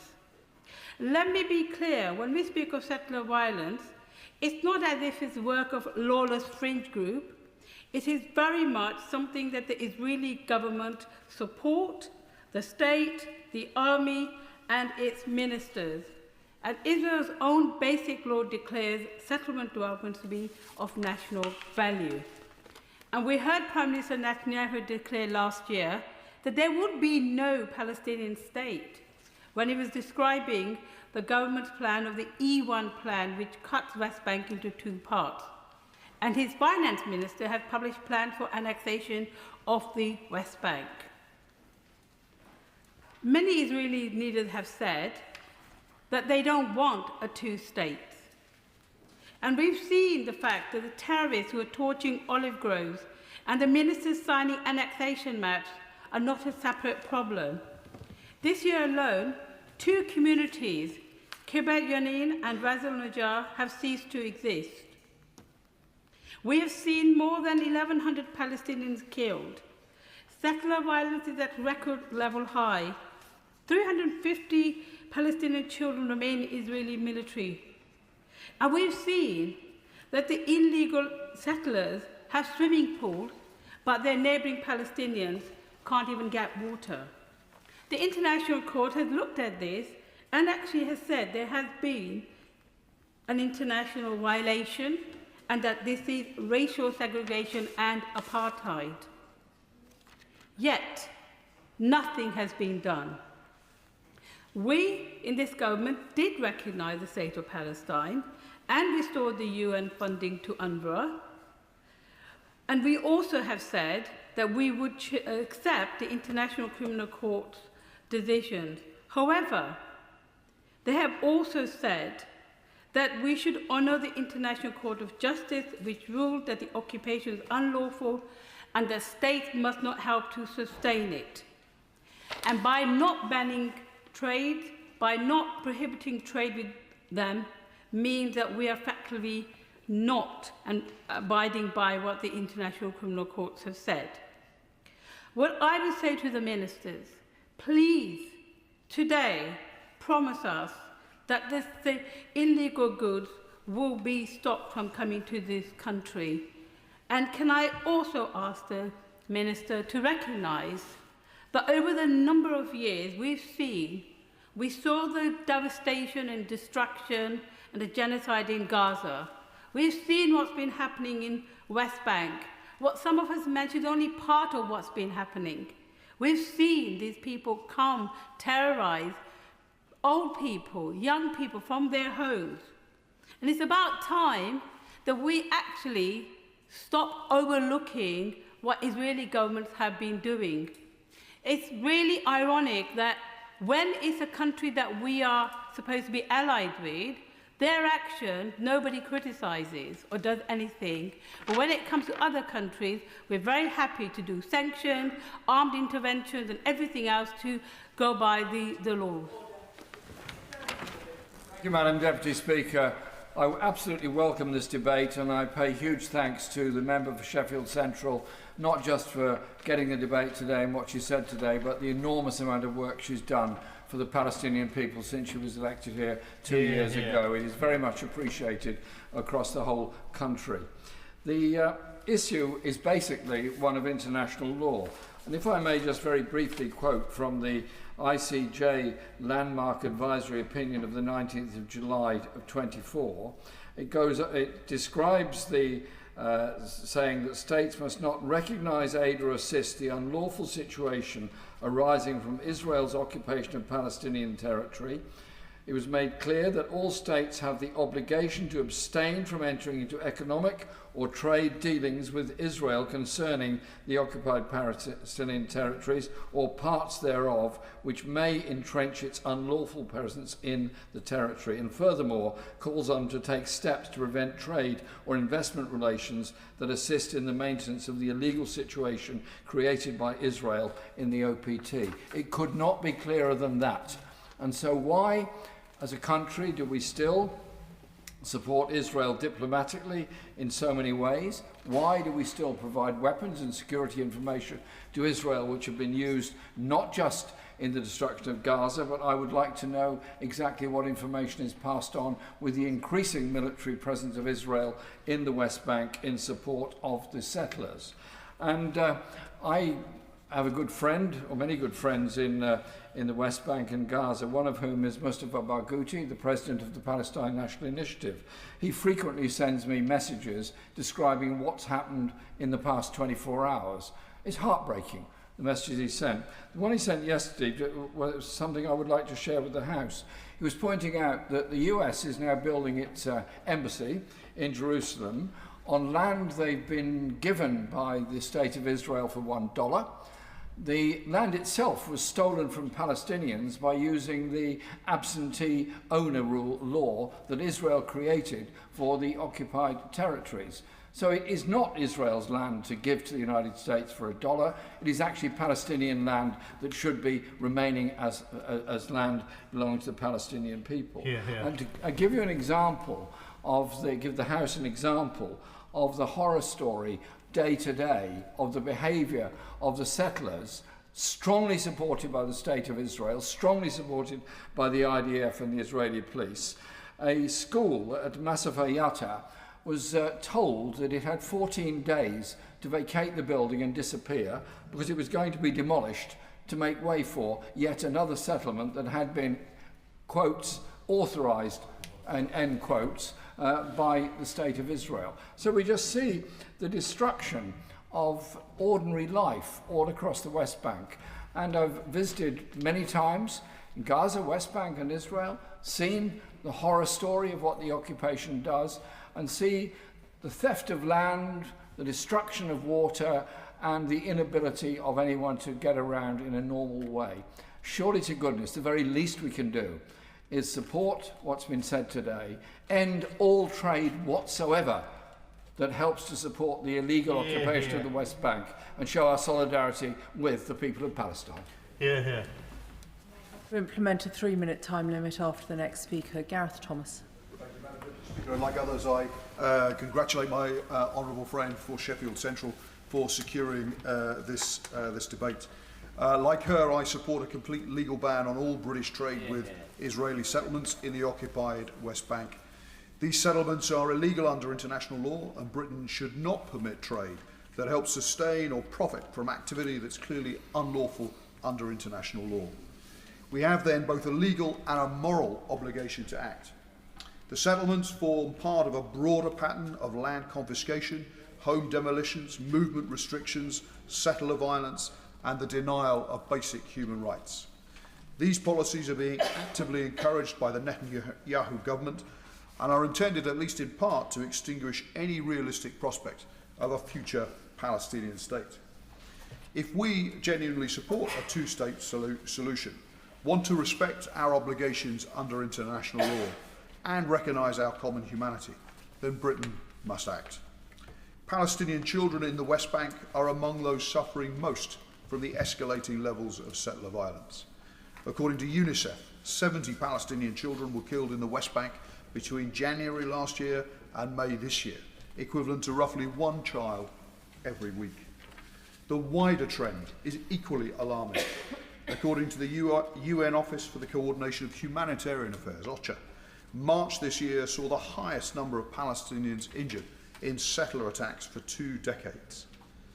Illegal settlements now physically occupy nearly 10% of the West Bank, while settlement regional councils exercise control over approximately 40% of the territory. This has dramatically reduced the land available for Palestinian housing, infrastructure and economic development. The World Bank has repeatedly highlighted how restrictions on Palestinian access to land undermine economic growth and development. Without meaningful action to curb settlement expansion, poverty will deepen on the West Bank and the prospects for peace will recede further still. Large areas of Palestinian agricultural land have been confiscated for the direct benefit of settlers. What is clear is that this is not accidental or incidental. It is a deliberate policy that enjoys the active support of the current Israeli government. In September last year, Prime Minister Netanyahu stated that there will be no Palestinian state, while advancing the E1 settlement expansion plan, which would effectively split the West Bank in 2.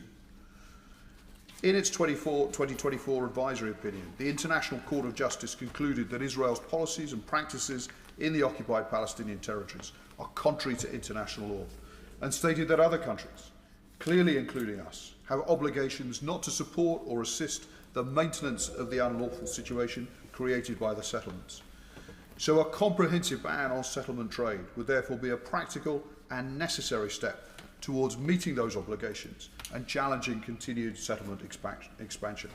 As others have said, I won't, if you'll forgive me just because of time, Britain would not be acting alone. Spain has already introduced a ban, while Ireland, Belgium and the Netherlands have either committed to or are advancing similar measures.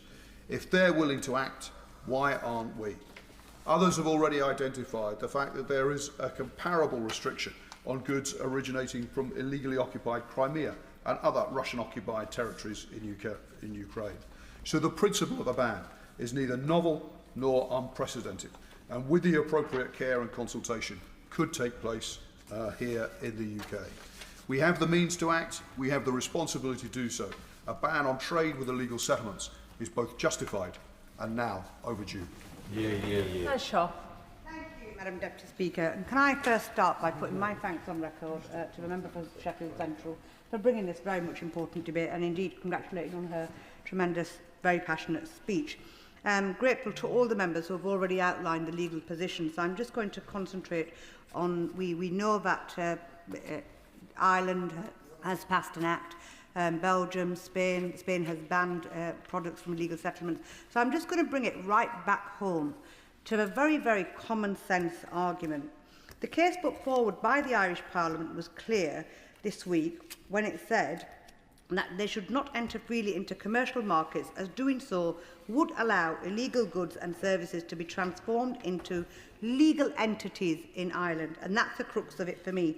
It is this premise which expert legal opinions by Richard Fisher-Casey and Rebecca Bain of Doughty Street Chambers have highlighted, that trade from Israeli illegal settlements into the UK has a legal basis to be prosecuted under domestic UK law and indeed amount to production under Part 7 of the Proceeds of Crime Act 2002.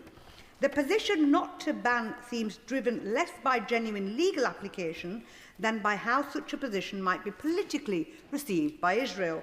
Fundamentally, the question is not about trade with Israel, but trade with illegal settlements in illegal occupied territories and a matter of international law.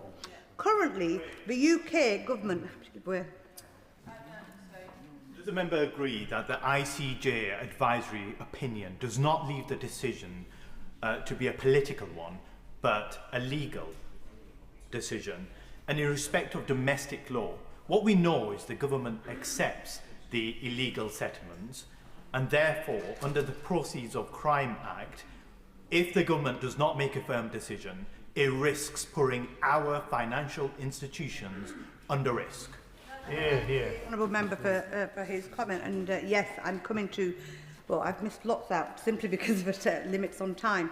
Currently in the UK, the government strongly advises against conducting any economic financial activities in illegal Israeli settlements, including financial transactions, investments, procurement and other economic activities, which the government confirms has legal and economic risks according to international law. So here's the thing, so long as consumers are aware of the origins of goods which are from Israel's illegal occupation of Palestinian land, illegal settlements, according to international law, amount to war crimes, and illegal produce, they can choose whether they want to buy it or not. So let me spell this out. It means that something grown or stolen on stolen land recognised as illegal by our government, recognised to pose legal risk as proceeds from stolen land, so long as the goods are clearly labelled as stolen goods, they can legally be sold in Asda, in Morrison's, in Tesco's, or even Marks & Spencer's, just so long as it's correctly labelled as stolen. Imagine if we were to apply this same principle in the UK for ordinary citizens. It would suggest that so long as a product or good is labelled, even if it is a produce linked to criminal property, so long as it is labelled, it is fine.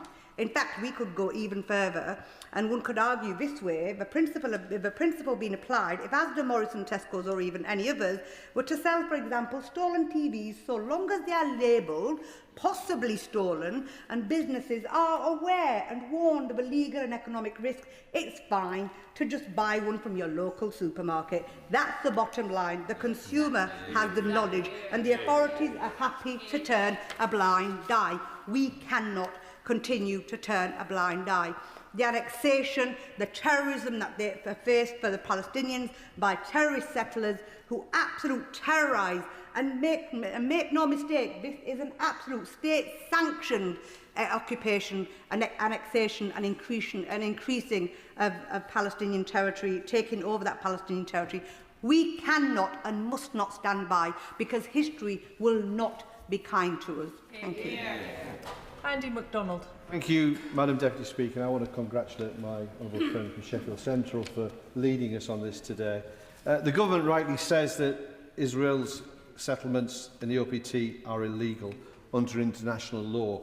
If that's the government's position, and I welcome that recognition, then there's an obvious question. Why does Britain still permit trade and financial activity that helps sustain those illegal settlements?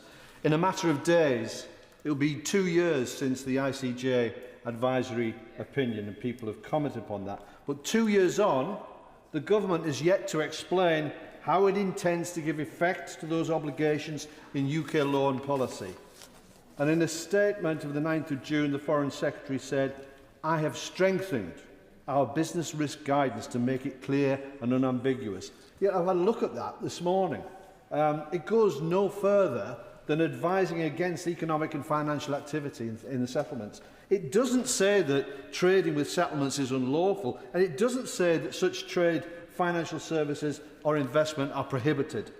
That contradiction was exposed during the Great Israeli Real Estate event in London, where property in illegal settlements was marketed to British buyers. The government referred the organisers to the Advertising Standards Agency. With respect, this is not principally an advertising issue. It's a question of whether commercial activity linked to illegal settlements should be taking place at all. And if commercial activity connected to illegal settlements is taking place through Britain's financial system, Britain's regulators should be asking whether it's facilitating activity connected to settlements which this government accepts as lawful. And that's why the member for Oldham East and Saddleworth, as co-chairs of the Palestinian PG, and I have written to Britain's anti-money laundering supervisory bodies, but they bounce it straight back to the government. And the minister points to travel bans, sanctions on 2 ministers, updated guidance. Those are all welcome, but they don't answer the wider question of whether Britain is using every available tool to uphold international law. The government says it lacks the powers. We've heard today they don't. But they can't occupy 2 positions at once. They cannot say settlements are illegal while allowing British commerce to help sustain them. They can't condemn them in speeches and maintain those positions. So today's motion can't change the law, but it can tell the government that Parliament expects the law to reflect its own state position.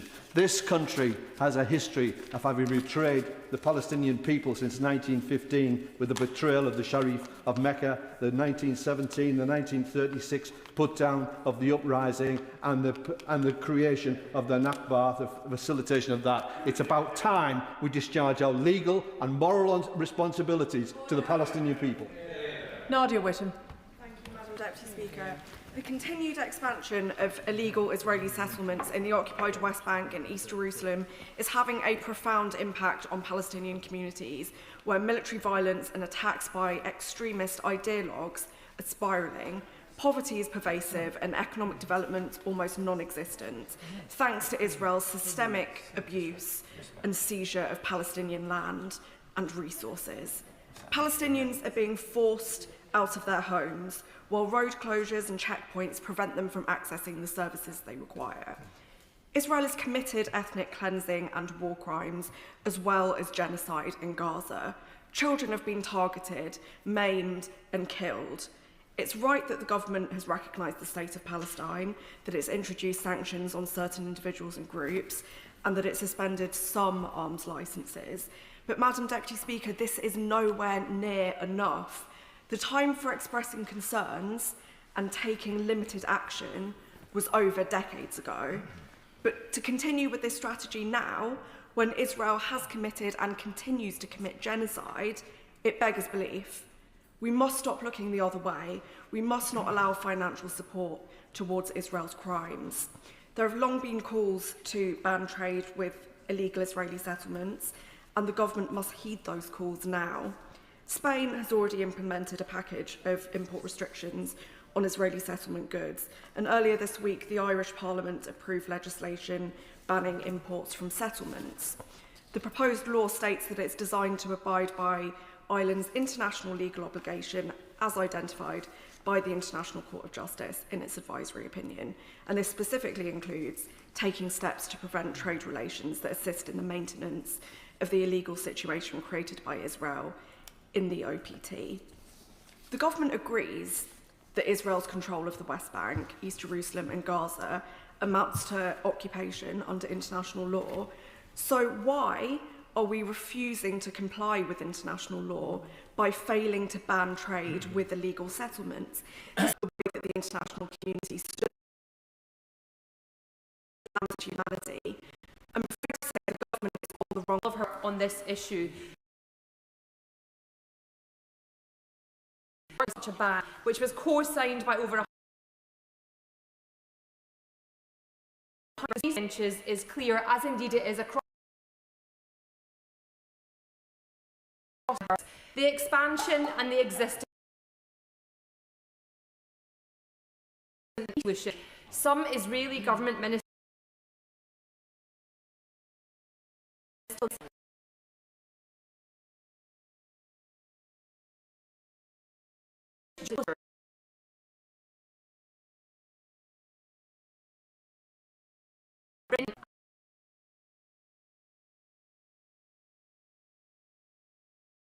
we must follow through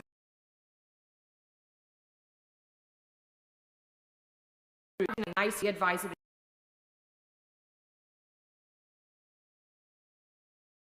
in the state of Israel.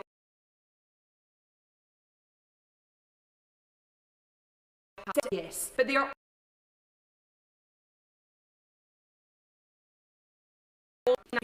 of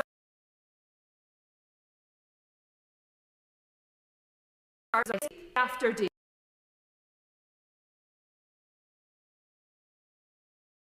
by Israeli settlers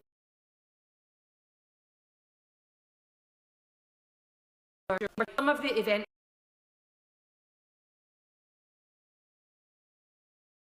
at the point for our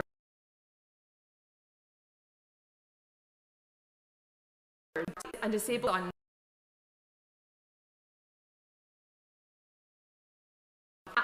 set out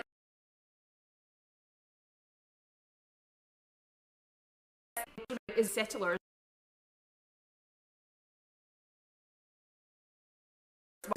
international as they took him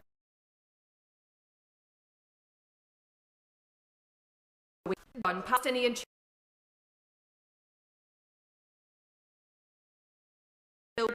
Palestinian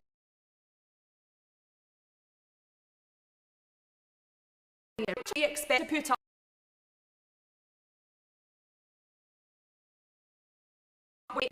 governments year after year issue statements about this situation. It's time we got on with a ban on settlement trade. It's no use the government dragging its feet. We've had to do that on too many issues. Can we please just get on? Polly Billington. Thank you, Madam Deputy Speaker. And I refer the House. I'm particularly honoured to follow my honourable friend, the member for Cowdenbeath, and congratulate my friend, the member for Sheffield Central, for securing this debate. Earlier Israel and the occupied West Bank as part of a cross-party delegation organised by Yakad, survivors of the October 7th attack and Palestinian families driven from their homes, daily intimidation from settlers. Let us be clear, illegal settlement is an obstacle to peace, but a deliberate strategy to make a viable Palestine impossible. I welcome the government's decision to recognise the state of Palestine. Not simply symbolic. We have a responsibility to make that state viable. Start with banning trade with illegal settlements. The UK should not allow goods to enter our markets, nor should British businesses profit from activity that our own government. We should also suspend trade concessions and sanction any company bidding for design, finance or construct illegal settlements such as E1. There needs to be great scrutiny of British money flowing into settlements. No UK charity should begin while facilitating settlements, and no companies sustaining settlement expansion. Is destroyed. In Khirbet Zanuta, I saw the remains by UK aid, destroyed under forced the community to flee. The British government should see the destruction of infrastructure funded by UK taxpayers, the institutions of the Palestinian state itself, represents a financial crisis caused by Israelis' accent of revenues. Their continued withholding weakens the Palestinian state will depend on. If we are serious about nation, huge pressure for those revenues to be released in full measures around Israel. They're pro-peace. They're about defending resistance and preserving your friend is a man of principle. I urge him to apply these principles in determining. Here, here. Con. Successive governments of every political persuasion Palestinian territories are unlawful. And established legal consensus. A resolution of the United Nations Security Council with exceptional clarity by the international fabric is that despite recognition of British troops, and just last month Madam Deputy Speaker, when settlement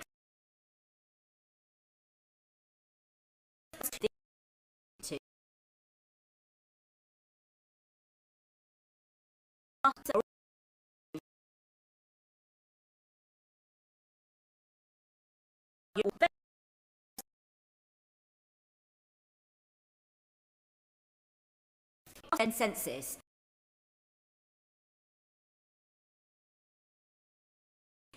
delay in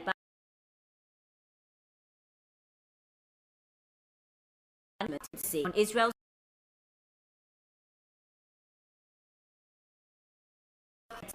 rhetoric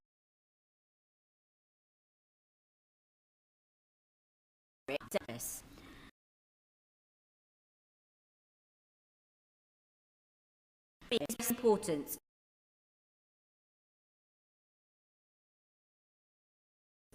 with time and time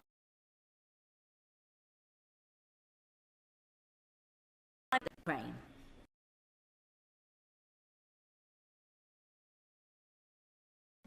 Commerce with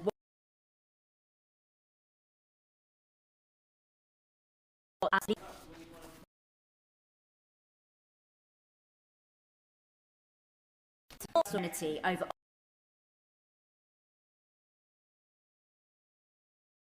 which territories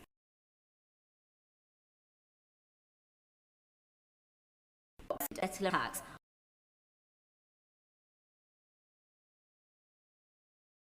marking action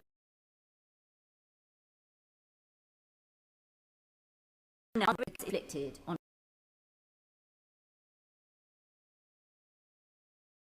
the force that stands behind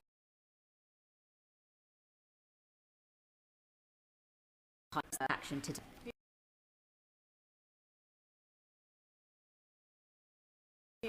My own friend in the chamber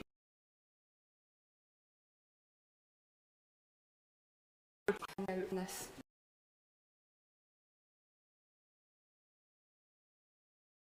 I'm a clear principle.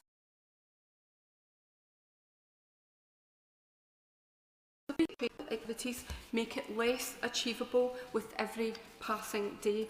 This is about life in the West Bank and whether we're prepared to acknowledge realities that impede the everyday life of Palestinians. Prosperity and dignity depend on very ordinary things, the things for granted, getting to work on time, children being able to see water, services and opportunities, but these simply are not of Palestinian communities.